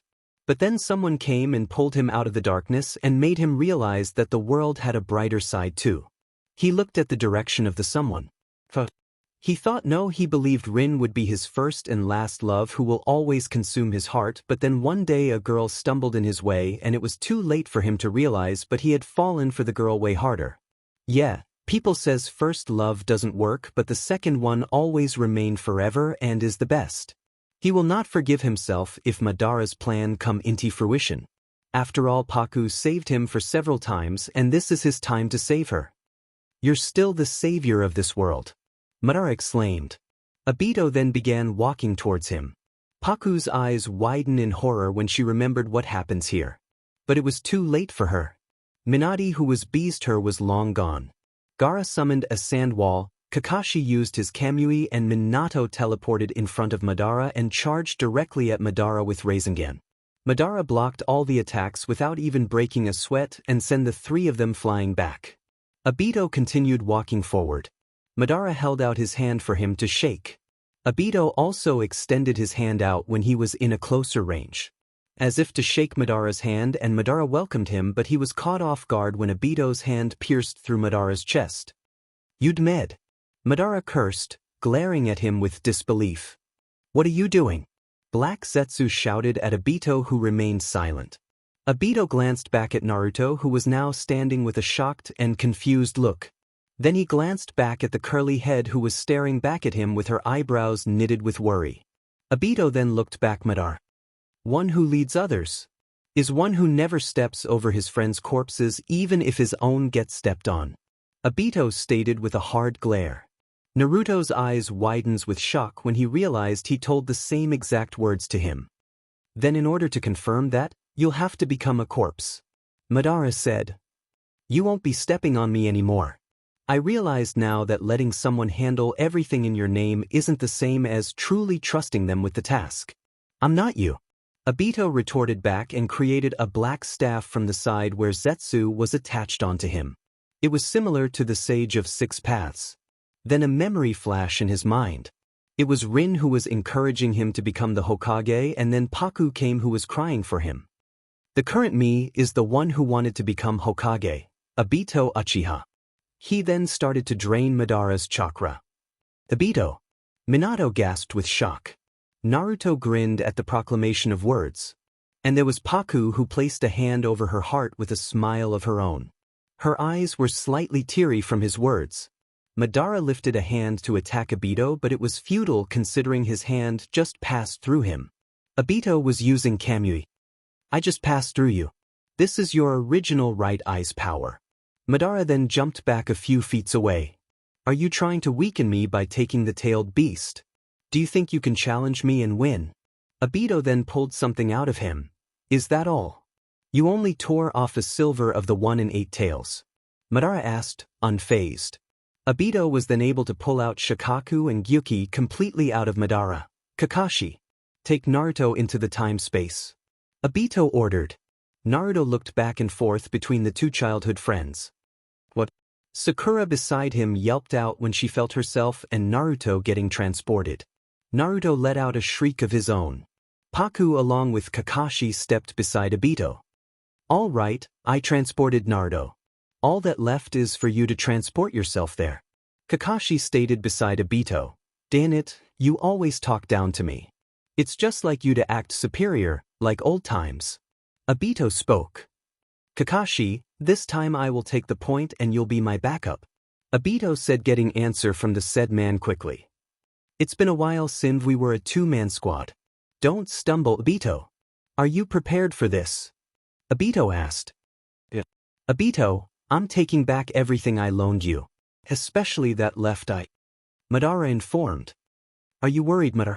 You told me once that only with both together could be the Sharingan's true power be unleashed. And so, Obito stated with confidence. You're wrong. Those are Rinnegan, not just Sharingan. Madara tried to correct him. Wrong. I was talking about these eyes. Obito's and Kakashi's Sharingan eyes glint brighter with raw determination. Minato was too shocked to even utter a word, and Paku just stood beside the two friends with a proud look. Madara narrowed his eyes at them. He has analyzed and came to a conclusion that one of them had to be the one to use Kamui to get to Naruto. And one of them would probably try to distract him to give the other time to transport to the time-space. Madara's eyes then skipped to the curly-head female beside them. If the two are going to do the action, then she would be in problem. She will not let him to step even further. Ever since the beginning of his plan, she came forward and created a large crater and disrupted his plan. As much as she was thrilling and full of surprises, she was making it hard for him to succeed, and the chances were decreasing by now. He just caught a simple glimpse of her power, yet there is more for him to witness, and he is aware that it's overwhelming. He just wants to deal with the two sooner so he would be able to take care of her personally. Paku held a small smirk on her lips. Of course, she noticed his gaze on her beforehand and the slightly troubled look too. She was proud of herself that she isn't letting him to breathe even peacefully. He was aware of what she was capable of and how many times she can prove him unsuccessful. Madara shot out 2 orbs at Kakashi and Obito's direction. Both of them activated their Kamui, Obito entered the time-space. He grabbed Paku's hand along as well and brought her to the time-space with him. Paku was a little surprised, but it vanished quickly when she spotted Sakura and Naruto looking around cluelessly. But their eyes stopped on the newcomers instantly. "Paku-chan, what's going on?" Naruto asked with confusion. Sakura also repeated his question after him. She flashed them a reassuring smile. "Don't worry. We're in the time-space of Obito's kami. The others outside are dealing with Madara."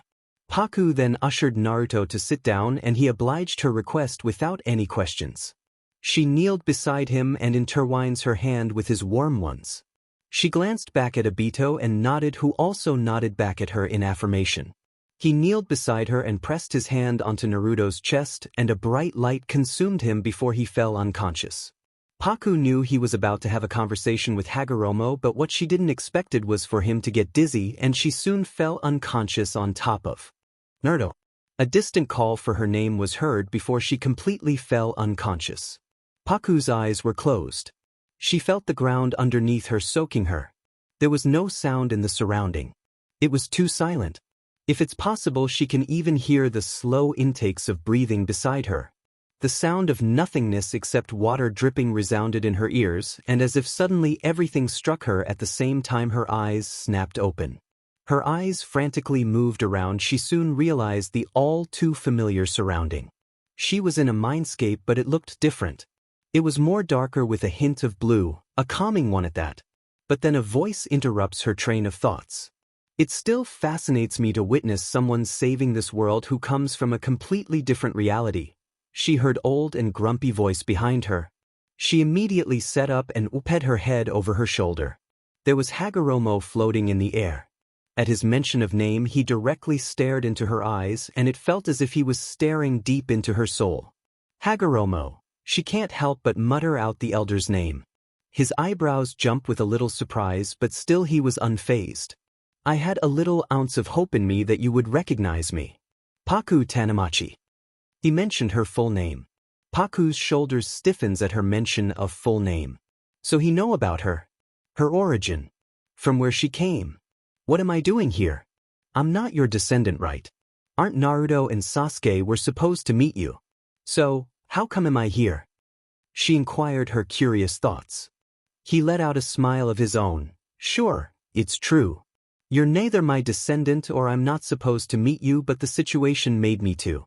And it's nice to meet someone as fierce and powerful as you." Paku frowned at his proclamation. It sounded like a bunch of riddles to her which she is supposed to solve. "What do you mean?" she asked, and her brows knitted together.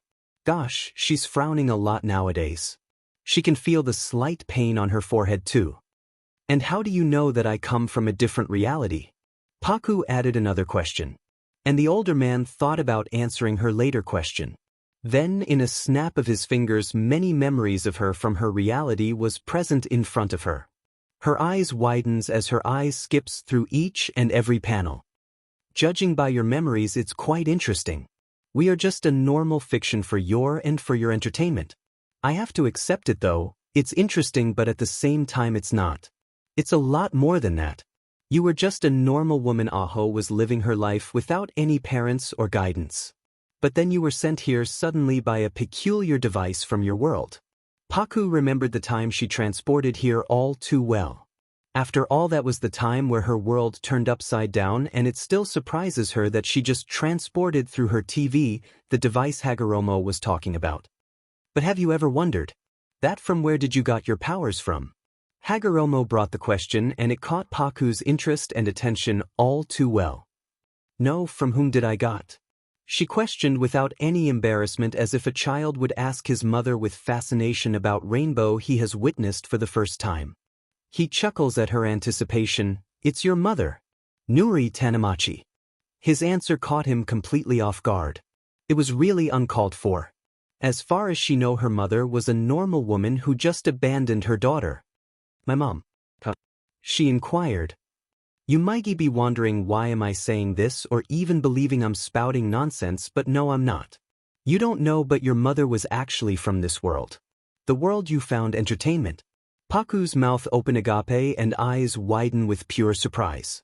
Her mother was from this world. Naruto. Why you are lying?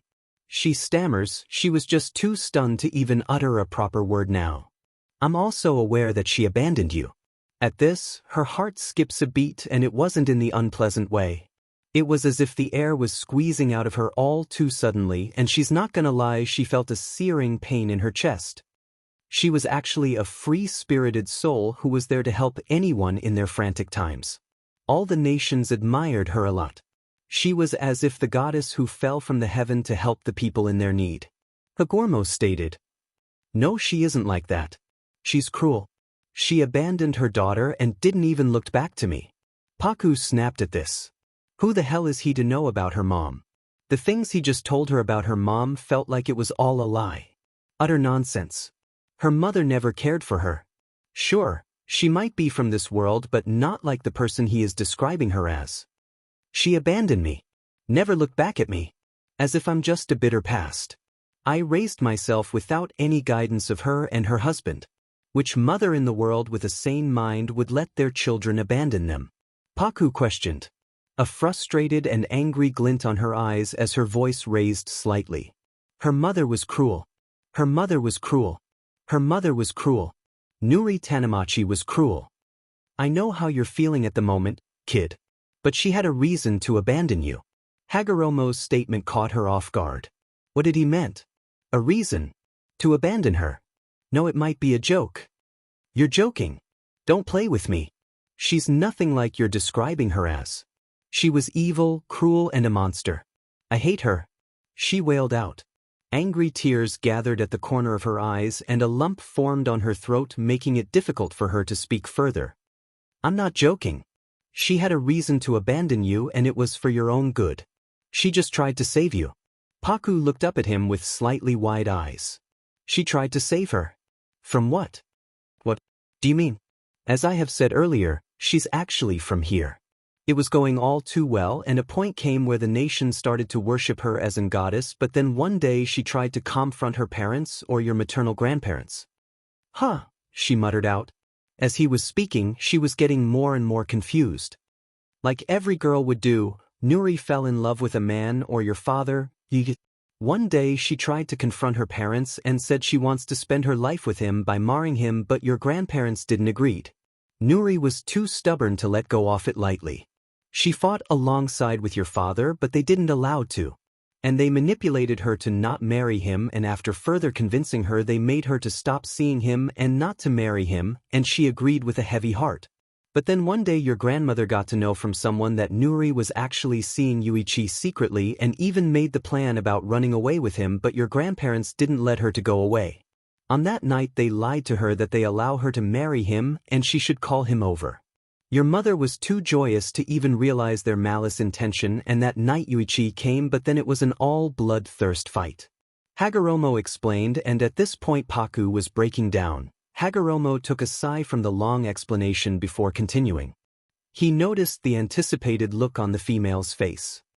And don't even underestimate your maternal grandparents, they were feared by the nations.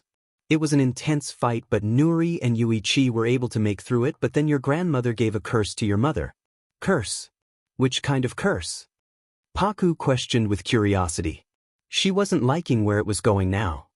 She said, every child of yours will die if you continue living, and if any one of them is able to live, then I will come and haunt it by myself. This was the reason Nuri abandoned you. And like you, she able to transport to the reality you live in with her husband one day, and she thought about living her with her husband happily ever after, but the curse didn't let her to. When she had her first child, she was very happy that she became a mother, and Yuichi wanted to be a good father and a husband who didn't want any burden to fall on his wife and child, but after 2 months the child died, and it was a mysterious one. It hurted your mother a lot. She was heartbroken, but she was not aware it was the curse actually, and she was able to get through it with Yuichi by her side. And after a year she was able to give BGMI to her second child, but he also died in a mysterious way after he lived for 5 years, and this continued on until she lost her third child. It was breaking her piece by piece. And at last she realized it was the curse your grandmother gave her. So, after giving BGMI to you, she and Yuichi started ignoring your presence. To make you hate them with all your might so you would distance yourself. And it worked. They put up an act that they hate you, but in reality they are the person who loved you the most and just wished for you to live. Paku was stunned. So, her mother did it just for her. She didn't know what to even say. And here she was thinking her parents were evil, but it was not the case. She and ᧁꫮ distanced themselves with you, and I do remember you moved out of your house in the age of 14. And heard they died in an accidental house fire. No, it's not the actual thing. They were more than happy and joyful to know that you lived longer than the first 3 childs, and Nuri wanted anything in order to let you live. After you left your family and shifted farther from them right after 2 days, she committed suicide with ᧁꫮ, though the news was delivered to you late. Accidental house fire. No, intentional sacrificial house fire. You would be aware that fire is the most painful death ever, so she made sure that she dies in the most painful way so you would continue living your life, and look at you now living your life as she desired for you to. ᧁꫮᦔᦔꫀᦓ finally stopped and looked at the girl who was staring at a distance with unreadable look. Too gruesome, right? ᧁꫮᦔᦔꫀᦓ asked, but he didn't receive any answer, but she threw a question at him. Is it real? She barely whispers. Her voice was hoarse, and if it was not the silent mindscape, then he might not have been able to hear her. Yeah, whatever I said is real. Then a panel of Nuri with her radiant smile came. Her laughing along with ᧁꫮ, their happy relationships, she confronting her parents, the night where chaos ensued, Nuri's mother cursing her transporting to the real world and then marring with ᧁꫮ, and then started losing her childs until Paku took BGMI, and the last memory was of her burning herself along with her husband. Paku's lips quivers as big fat tears gathers at the corner of her eyes. So, her mother sacrificed herself so she could live happily. If you could say, Paku just indirectly took back the right for her to live from her mother by making her a sacrificial lamb. Her did it all for her to save her. It was intentional. So, this was the reason her parents abandoned her. Her maternal grandparents were so cruel to do this. How can they do this? Is karma even real? Did they got their painful ending they deserved? The big fat tears which were threatening to spill out finally slips out of her eyes sockets, one and other followed behind until it was a total waterfall of sorrow. Did it for me? Yes, she did. ᧁꫮᦔᦔꫀᦓ confirmed. Paku then lowers her head until it was touching the ground. A sob wrecked from her throat and another followed behind until she was a sobbing mess. She let out all the emotional waterfall as her mind skidded over the panels ᧁꫮᦔᦔꫀᦓ flashed before her. The painful fire death and her grandmother giving curse repeating in her mind like a broken record. She clenched her temple with the hope that it might stop the thoughts, but it was not helping. No. Why did she did this? She could have killed me, but why she killed herself? No, I feel so lame now that I was blaming her, but in reality she was trying to save me. How low of a daughter I am for blaming her. She started blaming herself and cried harder. Her eyes were now stinging, but the pain her heart was feeling now was beyond over the physical pain she has felt till now. It was as if a piece of her soul was ripped away from her. She pulled into her curly locks as she had her head on the ground, crying her heart out. ᧁꫮᦔᦔꫀ's eyes were of pity as he silently watched the girl wail in front of him after knowing her mother's truth. You shouldn't blame yourself, child. Nuri wouldn't like it if you blame her death upon you. It's not your fault. Your grandparents are the evil ones here. ᧁꫮᦔᦔꫀ tried to comfort her by his words, but then Paku slowly lifted up her head. They alive? No, don't worry. They had met their painful fate. As per your grandmother's words, she won't haunt you cause she's already dead. Don't wail for the past now and never leave in the guilt of your parents' death. I am also aware how painful it is for you to know the truth so suddenly, but you have to get through it. The tears continued falling out of her eyes. She didn't even cared about how messy she looked, nor she even cared about wiping her tears-stained cheeks. The main reason I called for here was for 2 things. The first was to unfold the truth about Nuri, and second is the real purpose. ᧁꫮᦔᦔꫀ said. Paku then took small shallow breaths before muttering out. What? Well. Chapter in third person P. You're very well aware about my mother and plans. ᧁꫮᦔᦔꫀ said, and Paku nodded, straightening her back. Your powers are far too greater than her, and you can stop her along with Naruto and Sasuke. ᧁꫮᦔᦔꫀ stated the real purpose, and the girl got more confused. I'm not that strong enough to face her. Paku confessed. What she felt was genuine before wiping away her tears. Hagoromo's memories images then stumbled forward, Paku's eyes watching them with silence. Hagoromo also watched the images with a frown. In order to achieve peace you have to defeat her. She's the real mastermind of this plan. One day she came to this place in search of the fruit of the divine tree. The chakra fruit of that same divine tree that you have seen in this war.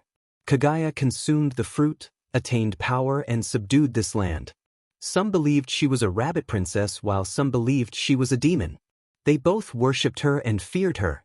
She is formidable and it took both Hamura and me to seal her away, but that didn't mean we were able to stop her completely. Hagoromo then looked back at the dark-haired female.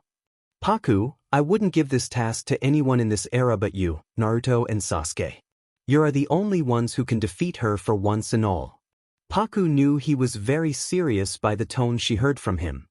When power is fully concentrated in an individual, then that power goes on a rampage and posses the person ultimately. Kaguya and Madara is a prime example. The current Madara is no longer Indra's reincarnate but turning into my mother now. He is close to obtain Kaguya's chakra. Hagoromo then gives a gentle smile at the girl who was still on the ground. Paku, you possess great power that even I'm amused of. And just like Nuri you're using your powers to save the mankind and for the good. I'm proud of you, kid. We need more individuals like you in this world. I have the trust in you that you will be able to stop her alongside Naruto and Sasuke. Paku felt a little good after the praise. It was heartwarming and welcoming. And when she heard his words that he trusts her, that was enough for her to let out a smile. I won't let you down, Hagoromo. Though, I doubt that I have the powers to stop Kaguya, but I will do anything in possession to stop her. She determinedly said before getting up from the ground slowly. But then she was reminded of how stubborn Madara is. She has approached Madara multiple times but he always pushed her away and sticked to his plans. But I know what you're thinking about. I know Madara is the type of man who would stick to his morals, but I do believe you have the power in yourself to make him realize. After all, I have seen change the hearts of many like Obito and the Akatsuki. You were the only person who made them see life in a different perspective and made them see the brighter side. I know you will change Madara's heart too. It might take time but you will. His encouraging words bring comfort to her. As if he was her father who is encouraging his daughter. But he has already turned into the 10 tails. I don't know if you would be able to approach him again. Paku said and looked down again. Doubting herself. Giving up on hope will lead you to losing war. As always you said have hope within yourself, the Supreme above will show you the path. Trust in yourself and everything will go in the right way. I do know Madara is blinded by power, but just like you guided Obito to the light and pulled him from the darkness, you have to do the same with him and see how that drastically changed the situation. Hagoromo said in a gentle voice before floating near Paku. He then placed his hand on top of her head. I bless you, my child, and the Supreme above blesses you too. You're the only hope for this broken world and I do believe you will save this world. Paku accepts his blessing as she nods. I won't disappoint you, Hagoromo. She can do it, no. She will do it. And then she disappeared from her mindscape. Hagoromo's hand hovered over the air where he placed his head upon Paku before letting out a smile. She's not aware of the impact she has on the others. Paku's eyes slowly opens to be met with Sakura and Obito who were staring down at her with worried. Obito whispers out before wiping a lone tear from her eye. Paku closes her eye from the contact, letting him wipe her tear. She sat up. Are you all right? You were crying. Obito trailed out. I'm fine, just got to know something. She reassures Obito who just got confused. About what? Sakura asked. That's a topic for another time. Paku dismissed the matter. Naruto then woke up a second later after Paku. His eyes flutters open before he too sat up. Paku-chan. Did you met him? Paku asked, giving him a knowing look. Yeah. Naruto said before looking down at his hand. A bright sun engraved glares back at him. We don't have much time but we still can stop the war. Paku said and looked up at Obito who nodded at her. Soon Naruto and Paku were transported out of the time-space, and just on the time Madara sent a truth-seeking ball at Guy, who was passed out. And in nick of time Naruto kicked the ball away from Guy. Paku stood beside him. Naruto then crouches down before placing the hand where the sun was engraved on top of Guy's chest. Guy's chakra was now resurfacing. Madara looked surprised from their sudden appearance. "Something is different about you too," Madara said from his observation. He was about to charge an attack at Naruto with his truth-seeking ball. But in a blink of an eye Paku stood in front of him and held the black staff, which was in the shape of a ball just seconds before, and beside her stood Naruto, who held up a lava-style Rasen Shuriken. He launches it at Madara, and the said man let out a yell of agony as he was flung back harshly few feet away from the duo in front of him. Naruto's attack severed down the tree and it started drooping down. Naruto thought the tree was about to fall down, but it was a misconception. He lifted up Guy and jumped away, leaving behind the curly head. "Naruto!" she called out, but it fell into deaf ears. Everyone thought the tree was falling down, but Paku knew the actual situation. "Don't you even dare to!" Paku rushed through the air in his direction, but she halts in her movement when she realized it was too late. Madara was already absorbing the tree inside him. A horrendous gasp leaves her mouth before she followed Naruto's direction. Naruto was lying down Guy carefully, and beside him Lee and Gaara appeared. "Guy-sensei," Lee called out. "Don't worry. He's going to be okay." Naruto reassures him. "But I thought he opened the 8th gate." Lee asked with confusion before he asks again. "Wait, did you heal him? I feel like I can do all sorts of things the way I'm right now." Naruto stared at his hand before looking back at the tree. Unknown to him, Madara was absorbing the tree. "Thank you for Guy-sensei." Lee's eyes became glossy. Naruto was about to head off, but he was stopped by Gaara. "Naruto, when you become Hokage, let's have a drink together." Naruto grins at his request with a nod. "Naruto, the situation is getting worse. Madara has absorbed the tree now." Paku informs, and Naruto's expression changed into a serious one. And the two of them made their way from where they met Madara. Naruto now had a marked kunai in his grip. "You can't take me down. Especially, I'm immortal now. I've obtained eternity," Madara exclaimed. "That immortality is a piece of shit, Madara." Madara frowns at Paku's exclamation. "And I mean, you're not even close to being immortal," Paku added. "You just don't understand what I mean. You will realize it after this is all over for once and all," Madara said with a smirk. Paku sighs at his delusional. "Even I'm not that much delusional like him." She sighed out in exasperation. "Yeah, sure. Keep dreaming," she muttered. Naruto places the kunai's handle on his mouth before tying his headband tightly. "You stupid, I'm not taking you down." Naruto's voice was slightly muffled because of the kunai before he take it into his hand. The Kyuubi's chakra now consuming his entire being. Paku summons her now red Senshu, and a trail of fire twirled around. And then Sasuke appeared on Paku's right side since Naruto was on her other side. She stood in between them. "We are gonna take you down," Naruto declared. "Your time has come, Madara," Sasuke said beside Paku. Madara observed the three. "I see one has awoken the 6 paths Senjutsu, one has awoken the Rinnegan, and the other realized what destructive preservative power she possess. However, I possess all the 3 of the powers. This is the final battle. Let's test out powers, to see who's superior for once and for all. My powers versus your powers." Madara launched an attack in their direction, purple thunder lighting head in their direction. Sasuke teleported while Naruto threw a black receiver rod at the attack while Paku stood her ground there. But then she blow her Senshu in the direction, and a large searing fire consumes the area before it blasts, creating a large screen of smoke. "Impossible," Madara exclaimed with disbelief. "His attacks are too powerful for them to deflect it so easily." Madara was looking down at Sasuke's direction, and then Naruto jumped up high in the air. Black rod at Madara, "You should pay attention." At Naruto's warning, Madara used his limbo and stopped Naruto midair. A purple small beam shot out from Madara's mouth, cutting at Naruto, who barely managed to dodge it, but he was thrown back, but he landed on his feet. "Sasuke, it's headed your way." Something I can't see is ambling towards you. Naruto warned. Wait, I can see it clearly, Sasuke said, looking up at Madara. He was able to spot another Madara standing in front of the original one. His eyes narrows. How is it possible? Guys, I can't see it but I can sense its presence, Paku informed from her place. Naruto. It looks like our physical attacks don't work on the other Madara, Sasuke stated, after his observation. Madara furrowed his brows. Nobody can even sense his limbo but Sasuke was able to see it. He was in wonder. How did they manage to obtain these kind of powers so suddenly? Madara then looked at Sasuke's direction before he launched at Sasuke. Well then, that eye shall be perfect for me.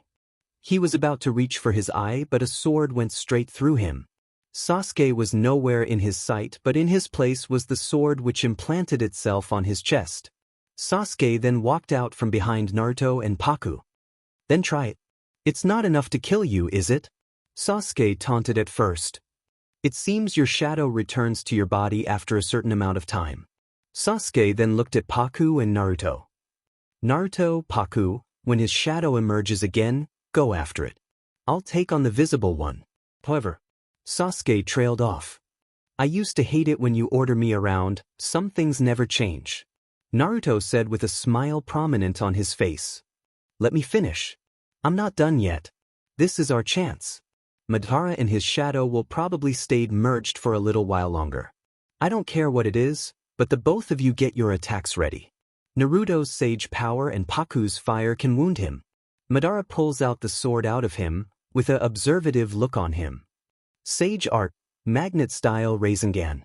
Naruto created a blue Rasengan with the hand with the curse mark and Sasuke too created his own attack. Chidori. Paku then unsummoned her Senshu and made some motions with her hands before clasping her hands together. A small ball of fire was created in between her palms before it grew as she stretched her hand. Naruto, shoot that towards me. I'll take care of the rest, Sasuke ordered. It's a bit irritating but there's no time to argue, Naruto retorted back at him. Guys, focus. Paku asked for them to shut up indirectly and they obliged. Paku and Naruto aimed their attacks at Sasuke as he did the same. Matter suddenly appeared in between the three attacks. He held a confused look. Naruto, the jutsu the Sage of the Six Paths gave you. You know it right? Sasuke asked him. It's time now, Naruto responded back. Madara then flew up. He substituted his shadow who was receiving their attacks. Paku applied more force on the attack since it actually had an impact on the shadow. Sasuke, hurry up and go after him. We got this one. Hurry up. He's going after Kakashi-sensei, Naruto informed. Sasuke frowned, not understanding Madara's antiques. Wait, I will also go, Paku said after dispersing her attack into nothingness. He then started chasing after Madara along with Paku who just flew on the air with leverage. But Madara was able to tame out Kakashi's Sharingan who held a hand over his eye. Madara implanted it in his left eye. Sasuke then appeared beside Paku who made an futile attempt to stop him in his tracks but later grabbed onto him when she got the feeling he was about to use Kamui and he indeed used. The both of them entered Kamui, just in time to see Sakura who held up a kunai and was about to destroy Obito's Rinnegan. Oh no you don't. Madara threw his rod spear at Sakura's direction but Paku was quick enough to flick it off with her Senshu which she summoned at the nick of time. If you will try to lay even a finger on them then I will make sure that you experience the living hell, Paku warned him fiercely. She was about to lose it at this point. Obito teleported Sakura out of there, since Madara would be dangerous for her and she won't be able to stop him. You can't stop what's bound to happen. You can't stop me, Paku, Madara said with a hint of cockiness. Yeah, 'cause I'll be stopping you and that's what bound to happen. Paku agreed but with her reasoning. She then took few steps and swayed in her place a little as she started twirling her Senshu skillfully. How can you be so arrogant and ignorant of the situation? Well, tell me honestly, do you still believe that you will succeed after all of this? She said while gripping Senshu in a snap and motioned her hands around, implying the situation. Madara scowled at her. His eye even twitched in irritation. How dare she mock him like that? Of course. He is going to win this war. He would be victorious. How can you still blindly believe that you will be successful when in reality you're not even closer to that? Oh my gosh, I know how confident you are, but right now I feel like you're overconfident. You never know the consequences, Madara. Just stick your arrogance and overconfidence inside your butt and shut up for the better predicament. She stops with her little sways and she stares directly eyes, and he would be dead. It felt like she was staring straight into his soul. Isn't it right, Madara Uchiha? She asks with a brow raised at him. He was now getting furious at her words. At her mockery. At her condescending tone. How can she question his confident and pride self? Obito then stepped in front of her protectively and held his hand out. Paku, don't taunt him and stay behind. I'm going to protect you this time. He glanced back at her and her once mocking expression morphed into an incredulous yet worried one. Obito, I don't want to say it, but you don't stand a chance against Madara, and on top of in this situation you just can't. Paku reasoned as the worried look in her eyes became more prominent. I insist. After I caused this havoc and made him closer to succeeding in his plan, I feel it's only fair that I try to stop him. Obito tried to argue back. Paku sighed in defeat. Guess she's being an influence on him. He was stubborn. We'll double up then. Paku said after finally thinking through the situation and his words. Obito was about to hold it back. She was right after all. In his situation right now he can't do any damage on him, and agreed on her decision. The both of them focused their gazes on Madara, who was already staring back at them. Obito, I had placed a curse seal tag on your heart. How did you remove it? How did you do it with yourself? Madara asked. I had Kakashi stab me because it was in the way of me becoming the 10 Tails Jinchuriki. Obito gave the explanation. He glared back at his ancestor. It was a gamble of life, but I wasn't going to keep doing what you wanted. Madara chuckled at his response. Actually, you did exactly what I wanted you to. In fact, you exceeded my expectations. Madara then started explaining the curse tag that was implanted in Obito's heart. It was a tag which is meant to turn the victim into the puppet. He then explained about his plan where he made Rin the 3 tails and killed her. He accepted that he did her with an arrogant smirk. Obito, even though he knew it from Paku, was still in shock when he confessed. So, all this time Paku was right. I did the right thing trusting her. He was using me and gambled on me. Obito glared at Madara. But. Madara used him. He was a kind-hearted soul who was easy for him to manipulate. In his methods he thought just a little sacrifices and he will be willing to do anything he desired for. So he thought about killing his childhood love and used the death of his love against him, which even helped him to shape him in the way he desired for him to. For my plan to work completely, all I have to do is take THS remaining Rinnegan Eye and the infinite Tsukuyomi will come to fruition. Madara exclaimed.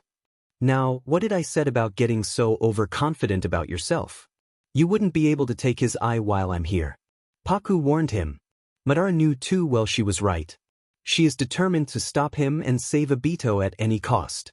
He even thought about trying to stop her for various times, but it was futile because he cared for her way too much to even graze her skin with a pin prick. Madara launched at Obito, ignoring Paku. Paku then took a hold of Obito's and pulled him back towards her. She used her Senshu to block Madara's attack and kicked him in the stomach for distance.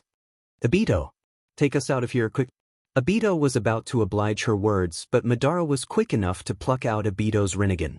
Obito let out a scream of pain and clutched his eye but warped out of the time-space for the female's safety beside him, and they were able to transport out of the time-space. Obito. Paku holds onto him as the both of them fall down on the ground in their knees.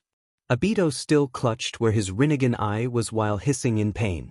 Black Zetsu has already detached himself from Obito after Madara's stunt. Naruto, Sakura, Sasuke and Kakashi were surprised to see the both of them so suddenly. Kakashi's eye was healed too. What happened?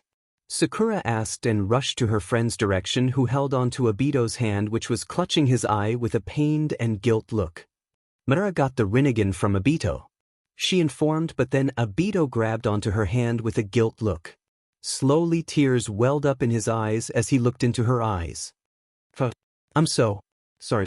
I wasn't attentive enough to deflect him. It's my fault. Now that he is going to cast the genjutsu. I'm so sorry. It's my fault. He kept on apologizing as more tears gathered in his eyes. He was afraid that the girl before him would be mad at his clumsiness. Everything is going to end now. And it was because of him. Paku places her hands on the sides of his face and pulled him a little closer with a look of worry. Obito, don't panic and don't even apologize. It was not your fault. Don't blame yourself.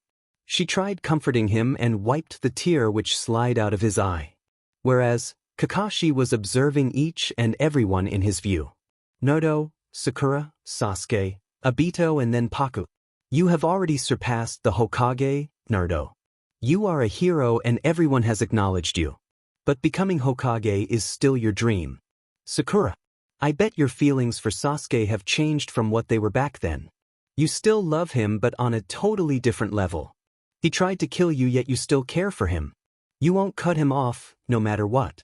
Sasuke, your dream was to kill Itachi. After you got to know his truth, how do you feel? Obito, you're still the same kind-hearted child from inside who was just consumed by the dark and wished for someone who would just pull you out of there, and look at you now, trying to save the world alongside us. Lastly, Paku. You're just so unique. Out of nowhere you came into this village and now saved a lot of lives. You just can't let anyone die. That much of a kind soul you are. The soul I have fallen for. Am I deserving of your love? Naruto then walked towards them and places his hand over Obito's eye for a good few seconds before removing it. Obito, try opening your eye. Naruto said. Obito's eyes fluttered a little before opening fully. His onyx eye was back. He was a little shocked at his healing ability. How did you do it? Obito asks. I just don't know how to explain this. Naruto replied. Madara then warped out of the time-space along with Black Zetsu, who looked a little deformed. My plan was successful. Paku, I told you I would be successful in my plan. Madara smirked with victoriously. Paku just glared at him with fury. Now you can perform the infinite Tsukuyomi. Black Zetsu informed beside Madara, whose smirk grew even more. Sakura froze from the aura she was feeling from Madara. She started stepping back from fear, but then she snapped back to reality.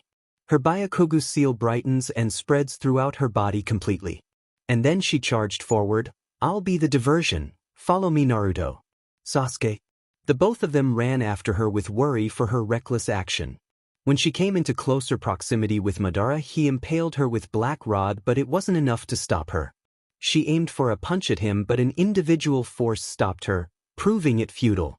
Paku lifted Obito to his feet and went towards Kakashi direction before setting him beside the light-haired male. I have to join them. Paku informed them and the both of them nodded, understanding her. She then got up and looked into Team 7's direction, who were trying to land an attack on Madara. Sasuke swung his lighting katana at Madara. Naruto grabbed Sakura and jumped back. Paku came into Sakura's rescue and pulled out the Black Rod from. Sakura let out a hiss of pain. She was able to heal herself. Paku then looked up at Naruto and Sasuke's direction. Guys, I will try to deal with him while you deal with his shadows. Paku said, and the both of them nodded. Her Senshu then transformed into a long sword, fiery sword. A trail of fire leaving behind it summon. She charged at Madara. She swung her sword down at him, but he was able to block her sword with his Black Rod. Paku, enough is enough. You're getting out of hand. You shall stop by now. Paku gritted her teeth at Madara's statement. No, I ain't going to until I change your mind. She said, applying force. Madara was now sliding back from his position. Madara, please teleport us from here to a distance. I wish to tell you something. She requested. He raised a brow at her proposal. Paku, I'm the formidable one here. You can't overpower me anymore. He stated with a cocky smirk, but he was met with her smirking at him. Oh, is it so? Right after her question, he heard something like melting. He looked down at their weapons and his eyes widens before he jumps away from her. Her sword was able to melt his Black Rod. Impossible. Now, are you going to do as I had requested before or not? Paku asked as she flicked her sword, and the fire flickered before small bits fell down on the ground. Why not say it here? Madara asked with its sked. Oh, believe me. You're not going to like it.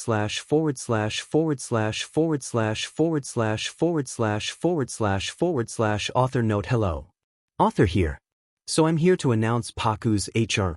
Oops. Spoiler. Yes, this story will have a multiple ending. So here are the love interests. Naruto Sasuke sai Kakashi Obito Madara Niji Hashirama Tobirama Itachi Yahiko Mano maybe 3 I limited the love interests till here cause I won't be able to write the relationship development if I make everyone the love interest. Of course. Guys, I'm confused. Should I make Minato a love interest too cause it would be so weird? I need your views too. Help me. Too, and after the war there will be many interactions between the characters too. Should I write smut too? But I'm scared that it might turn out horrifying. But I want to give it a try though. Question: who is your favorite ship with Paku? Mine is Obito and Paku Kakashi and Paku Naruto and Paku. Tell me about yours. 7 I just feel like their love is very pure and passionate. I just can't explain. I'm so excited for the endings. 3 Chapter, 3rd person P. Black Zetsu has been manipulating you all this time. Paku stated in a calm manner. And she expected for him to be surprised, but he just narrowed his eyes at her in disbelief. And what nonsense are you spouting, woman? Did you thought that I would believe you because of my ever-growing obsession with you? Madara asked before continuing. Black Zetsu is my will. He declared with finality. Oh, you have said this before too, but it's not the truth. Paku replied back. So you're telling that I'm lying to you?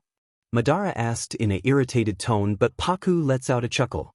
Well, kinda like that, but you're not the one who is lying. It's Black Zetsu who has been lying to you all this time. Paku, just shut up for once and all.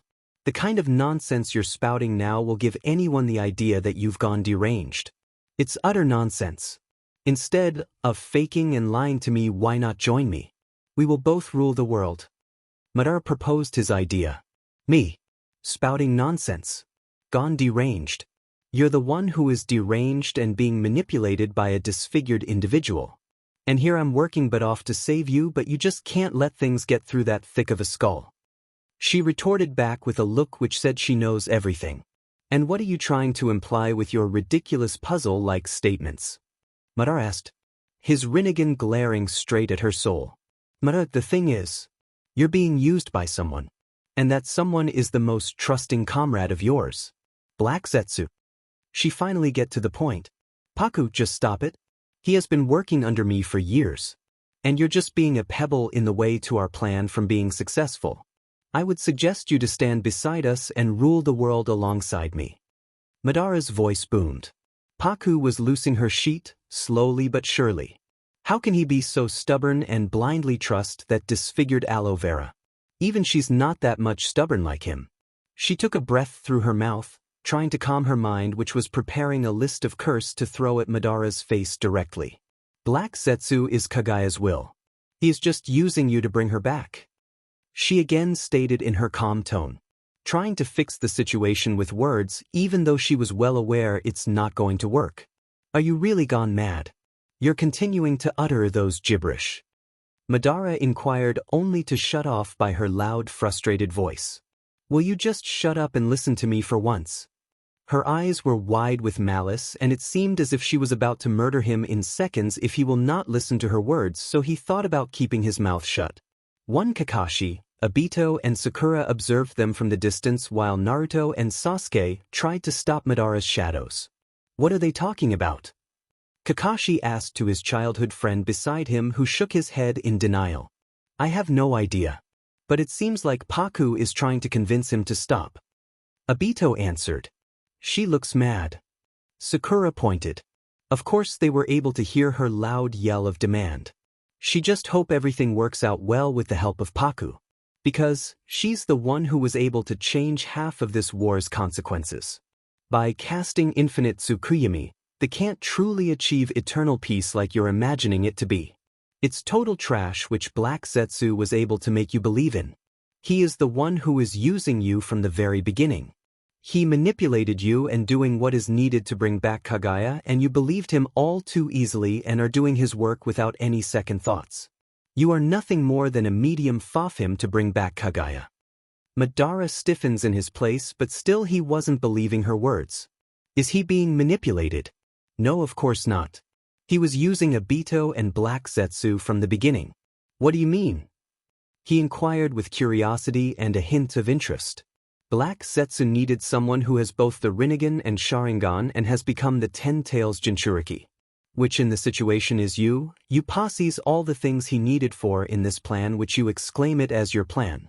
Next, once you have all the qualities and the infinite Tsukuyomi is casted, Black Zetsu will use you to turn you into a medium for Kaguya to reappear and take back all the chakra every humans in this world possesses, and this will turn them into white Zetsus. Paku described the actual situation in hand. Madara stared into her eyes and her face for any lies and any smirks of mockery, but he was met with genuineness and her eyelids lowered a little with exasperation. He is just using you, and when Kaguya will be revived it's all over for us. She added. So, all the obstacles he has faced was for nothing. It was wasted. He still can't bring himself to believe, but something inside him was telling him to believe in her words, but his ego didn't let the feeling to spread out. You're wrong. This plan is to save the world from its chaos and bring peace. Madara argued, sticking to his point. Madara, I'm telling the truth. I do know the whole truth. I just don't know how to tell you, but yes, this is the truth and accept it. She said in a rather soft tone this time. Madara's mind skidded back to all the conversations he had with her. And he even remembered the looks of genuineness and worries she threw at him. Madara didn't know what he wanted to do anymore or even utter anything. This was all too shocking and too sudden for him to accept. He even came to the conclusion that she was telling the truth. He can't achieve world peace with this stunt of his. He even has seen the proof with his eyes. Shinobis from the different nations forming an alliance to stop this war. They showed great care for each other, forgetting about all the gruesome things they wanted to do to the other. It was a sign of change. Even though he overpowered them for few of the times, mostly he can't because of Paku, but they still had hope and fought against him. His eyes downcast with guilt. He met the girl in front of him just a day prior, but the girl he has came to take sudden liking to was very genuine and truthful to her words. She didn't use any means to stop Obito but said the truth to him. He still didn't know how she know about his plan, but it was matter to worry in a other time. He has observed Zetsu's strange behavior too. Whenever he obeyed Black Zetsu's words, he would send him a smirk of victory, but he was delusional and thought it was for him. Is it true? Madara asked. His eyes looked up to be met with a pair of warm chocolate brown eyes. It felt so welcoming and endearing. If he was not in this situation, he might have drowned himself in that warm pools of her. Yes, it's the truth. I know it might sound crazy, but I had a talk with Hagoromo. He said about his mother's intention and you being a medium to her plan. What? She met the great sage of 6 paths. Impossible. He was dead long ago. But again, who is he to question her? She never lied. I know you might be wondering that I'm lying to, but I'm not. When I fell unconscious, he was in my mindscape to talk about few things. And one of them was about his mother, Kaguya. She continued with her explanation. All the information was now drowning in him. I'm just trying to save the world, just like you desired. The mode through you want to bring peace is all too wrong and a conspiracy towards you, Madara. You're just helping them to destroy this world. Her eyes now held a look of desperation. She was gulping for many times because of the discomfort in her throat. Sorry. Madara suddenly apologized and it left the girl shocked. The great Madara, the ghost Uchiha, was apologizing to her. Her eyes and mouth were agape from shock, though Madara continued. I realized. The mode I was using to bring peace over this world is wrong. I still don't know if you're truth about the Kaguya thing, but I'm stopping this because I realized I was doing the wrong. Peace can still be achieved, but not by casting a eternal genjutsu. Madara then stared deep into her eyes with a fond look. Don't think I'm doing this for the others. I'm doing this because of you. Paku's once tensed eyebrows relaxed with his words, and she let out a smile of relief which looked too gentle and radiant for Madara. Thank God. she said before her knees collapsed on the ground with a loud thud, her sword slipping out of her hold. Are you really doing this?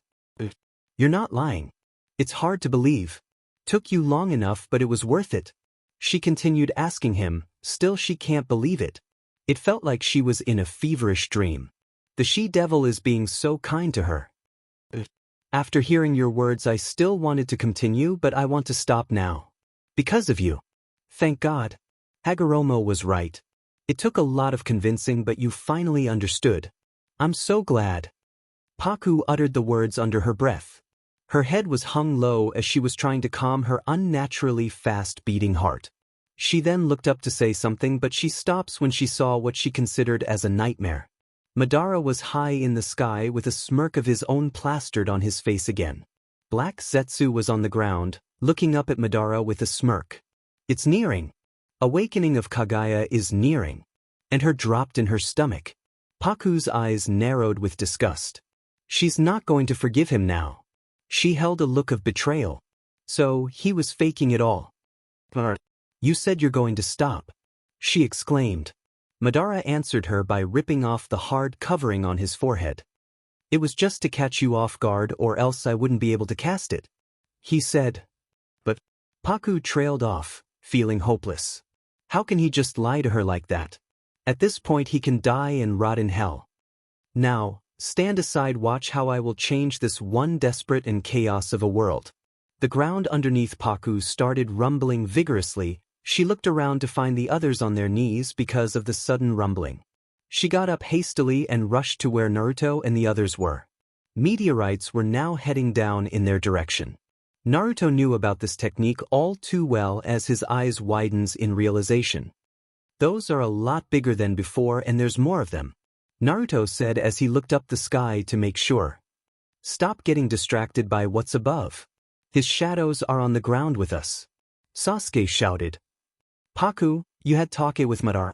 I suppose it didn't well by the situation. Naruto looked in the said girl's direction, who hung her head low with a clenched fist. He said. He will stop, but he lied. The way he said it felt all too real, but he lied. Naruto knew all too well. She was blaming herself internally by the look. He moved forward and placed a comforting hand on her shoulder. It's all right. You tried your best. He is a BSTRD who just don't listen to things. Left him to me, I will deal with him. Naruto said, trying to reassure the curly head, who let out a small nod. With a motion of Madara's hand, the large boulders propelled downwards. Tailed beast bomb raisin shuriken. Naruto shouted. Susanoo. Sasuke shouted, activating his Susanoo. He then head upwards. Sasuke Susanoo sliced a few in the way while Naruto destroyed few with his technique. Paku's body then glowed in icy blue dust before she transformed in her ice form. The ice-white dress from before was now clinging to her figure again. Her once dark curls turned into a crisp white as she flew up. She moved around in the air and swinged her Sunshu on the meteors, which upon contact were totally engulfed by the icy crystals before they broke off into small icy crystals. Madara held up a hand sign. Shine upon the world, infinite Tsukuyami. Madara said with a victorious smirk. Paku was trying to destroy all the meteors in her range, but she wasn't able to destroy all of them. Everyone looked up at the BLD red moon, which now had tomos on it. Naruto summoned 4-tailed beast bomb ration shurikens. I'll try to pulverize these meteors, so the three of you stay close to me. Naruto shouted to the three individuals beside him. Kakashi, Obito and Sakura, who nodded. Naruto threw his attacks up at the meteors. Sasuke then flew down before his Susanoo grabbed Paku in the process, who let out a yelp of surprise since she was levitating a few seconds ago. What the hell? Oi, Sasuke, don't come down here so suddenly. I could have hit you with my raisin shuriken dash. He stops when Sasuke landed in a closer range to him, Kakashi, Sakura and Obito with Paku in his Susanoo's hand. Land more softly. Naruto complained. Shut up and stay still. Sasuke shouted back before putting the female on the ground gently, who stumbled a little. His Susanoo's wings then spreaded and encloses around the small group. Become one. Madara looked up at the mood. A white bright light shone from the mood, lighting up the sky brightly in its curtain. Everyone was put into a genjutsu. Their eyes were now replaced with the image of Rinnegan. This light can penetrate and see through shadows, no one can hide from it, and now. Divine deep forest emergence. Madara's hand clasped together. Roots sprouted from the ground, wrapping everyone in a cocoon. Naruto was about to step out of the shelter under Sasuke's Susanoo, but he was stopped by Paku's hand which held onto his shoulder firmly. Don't go out. The infinite Tsukuyomi has been casted, and if you step out of this you'll be caught under a genjutsu. Paku explained, her eyes pleading him to compose himself. She is right. Without this Susanoo that my eye made, you'd get bound up in his genjutsu as well. Also his shadows are outside. If you or I fall, it's all over. We need to bide our time. Sasuke said. Naruto clenched his fists. Paku's eyes then flickered over Obito's direction. She was glad that Black Zetsu detached himself from Obito long ago, but now he was indirectly commanding Madara as he was now clinging to his side. Obito's eyes perks up when she felt her staring at him. Something's wrong. He asked, a little nervous. He thought she was going to blame him for all of this, but he was met with a smile of hers as her lids lowered warmly. I'm just glad that the deformed aloe vera has detached himself from you, or else I would have roasted him alive. She said, her warm smile was still present. Obito took in her appearance once again. He still can't believe how ethereal she would always look, and especially with that warmth in her eyes. He nodded slowly, his eyes lingering on her eyes. What's going on outside? Sakura asked, looking at everyone with a worried look. What difference will it make, knowing that? There is nothing you can do right now. Sasuke answered back rudely, Sakura flinching in her place. Paku's brows knitted together. Sasuke, why are you being so rude when she just asked what's the situation? That's not a way to answer someone. Paku fought back, showing him an irritated look. He looked at her for a second before diverting his eyes. She'd sked and roll her eyes with annoyance before folding her arms under her bust. Beside her, we also want to know what's happening outside in order to analyze our next move. Sakura's. Kakashi gave a stern look at Sasuke, who cut him off. Kakashi, you're being just like Sakura right now. Just be quiet for a while. Again, Sasuke, why are you talking like that? They are just curious. Paku said in a venomous tone, glaring straight at Sasuke's direction, who stayed silent. Sasuke. Naruto shouted. We need to work as a team. Team 7 needs to work together to bring Madara down. Naruto held up a fist in his exclamation. You're right. There's nothing I can do. If you can analyze what's happening outside with your left eye. Sasuke, you should be the one to lead Team 7's 5-man squad. Kakashi admitted. Naruto then argued that he wouldn't be better at planning like him or Sakura. The real planner of this project is Black Zetsu. Paku suddenly interjected. A huge silence followed behind, giving her the indication to continue. She took a breath from her mouth before resting her hands at her sides. He has actually been manipulating Madara to cast this genjutsu. He's doing all of this to bring back Kaguya, who is going to take back all the chakra from human source. You might have heard him saying for many times that he is Madara's will, but in actual he is Kaguya's will. At her words, everyone were left stunned. Just what kind of manipulation CYCL is going on? Kakashi inquired. It was now getting more complex. Who is manipulating who? I know it's a little difficult to understand, but this is the truth. It all started because of Black Zetsu. And we're the only ones beside the reanimated Kage, since they are not alive. We can't be affected by the jutsu cause Sasuke's Susanoo is shielding us from the light. Paku explained. So we have to bring down Black Zetsu. Naruto asked after her long explanation. Yes, he is the real evil behind this plans. She nodded at his direction. You said everyone is in a genjutsu, that means they are in a dream now. Sakura asked, earning a nod from her friend. So right about now, everyone is. Naruto trailed off.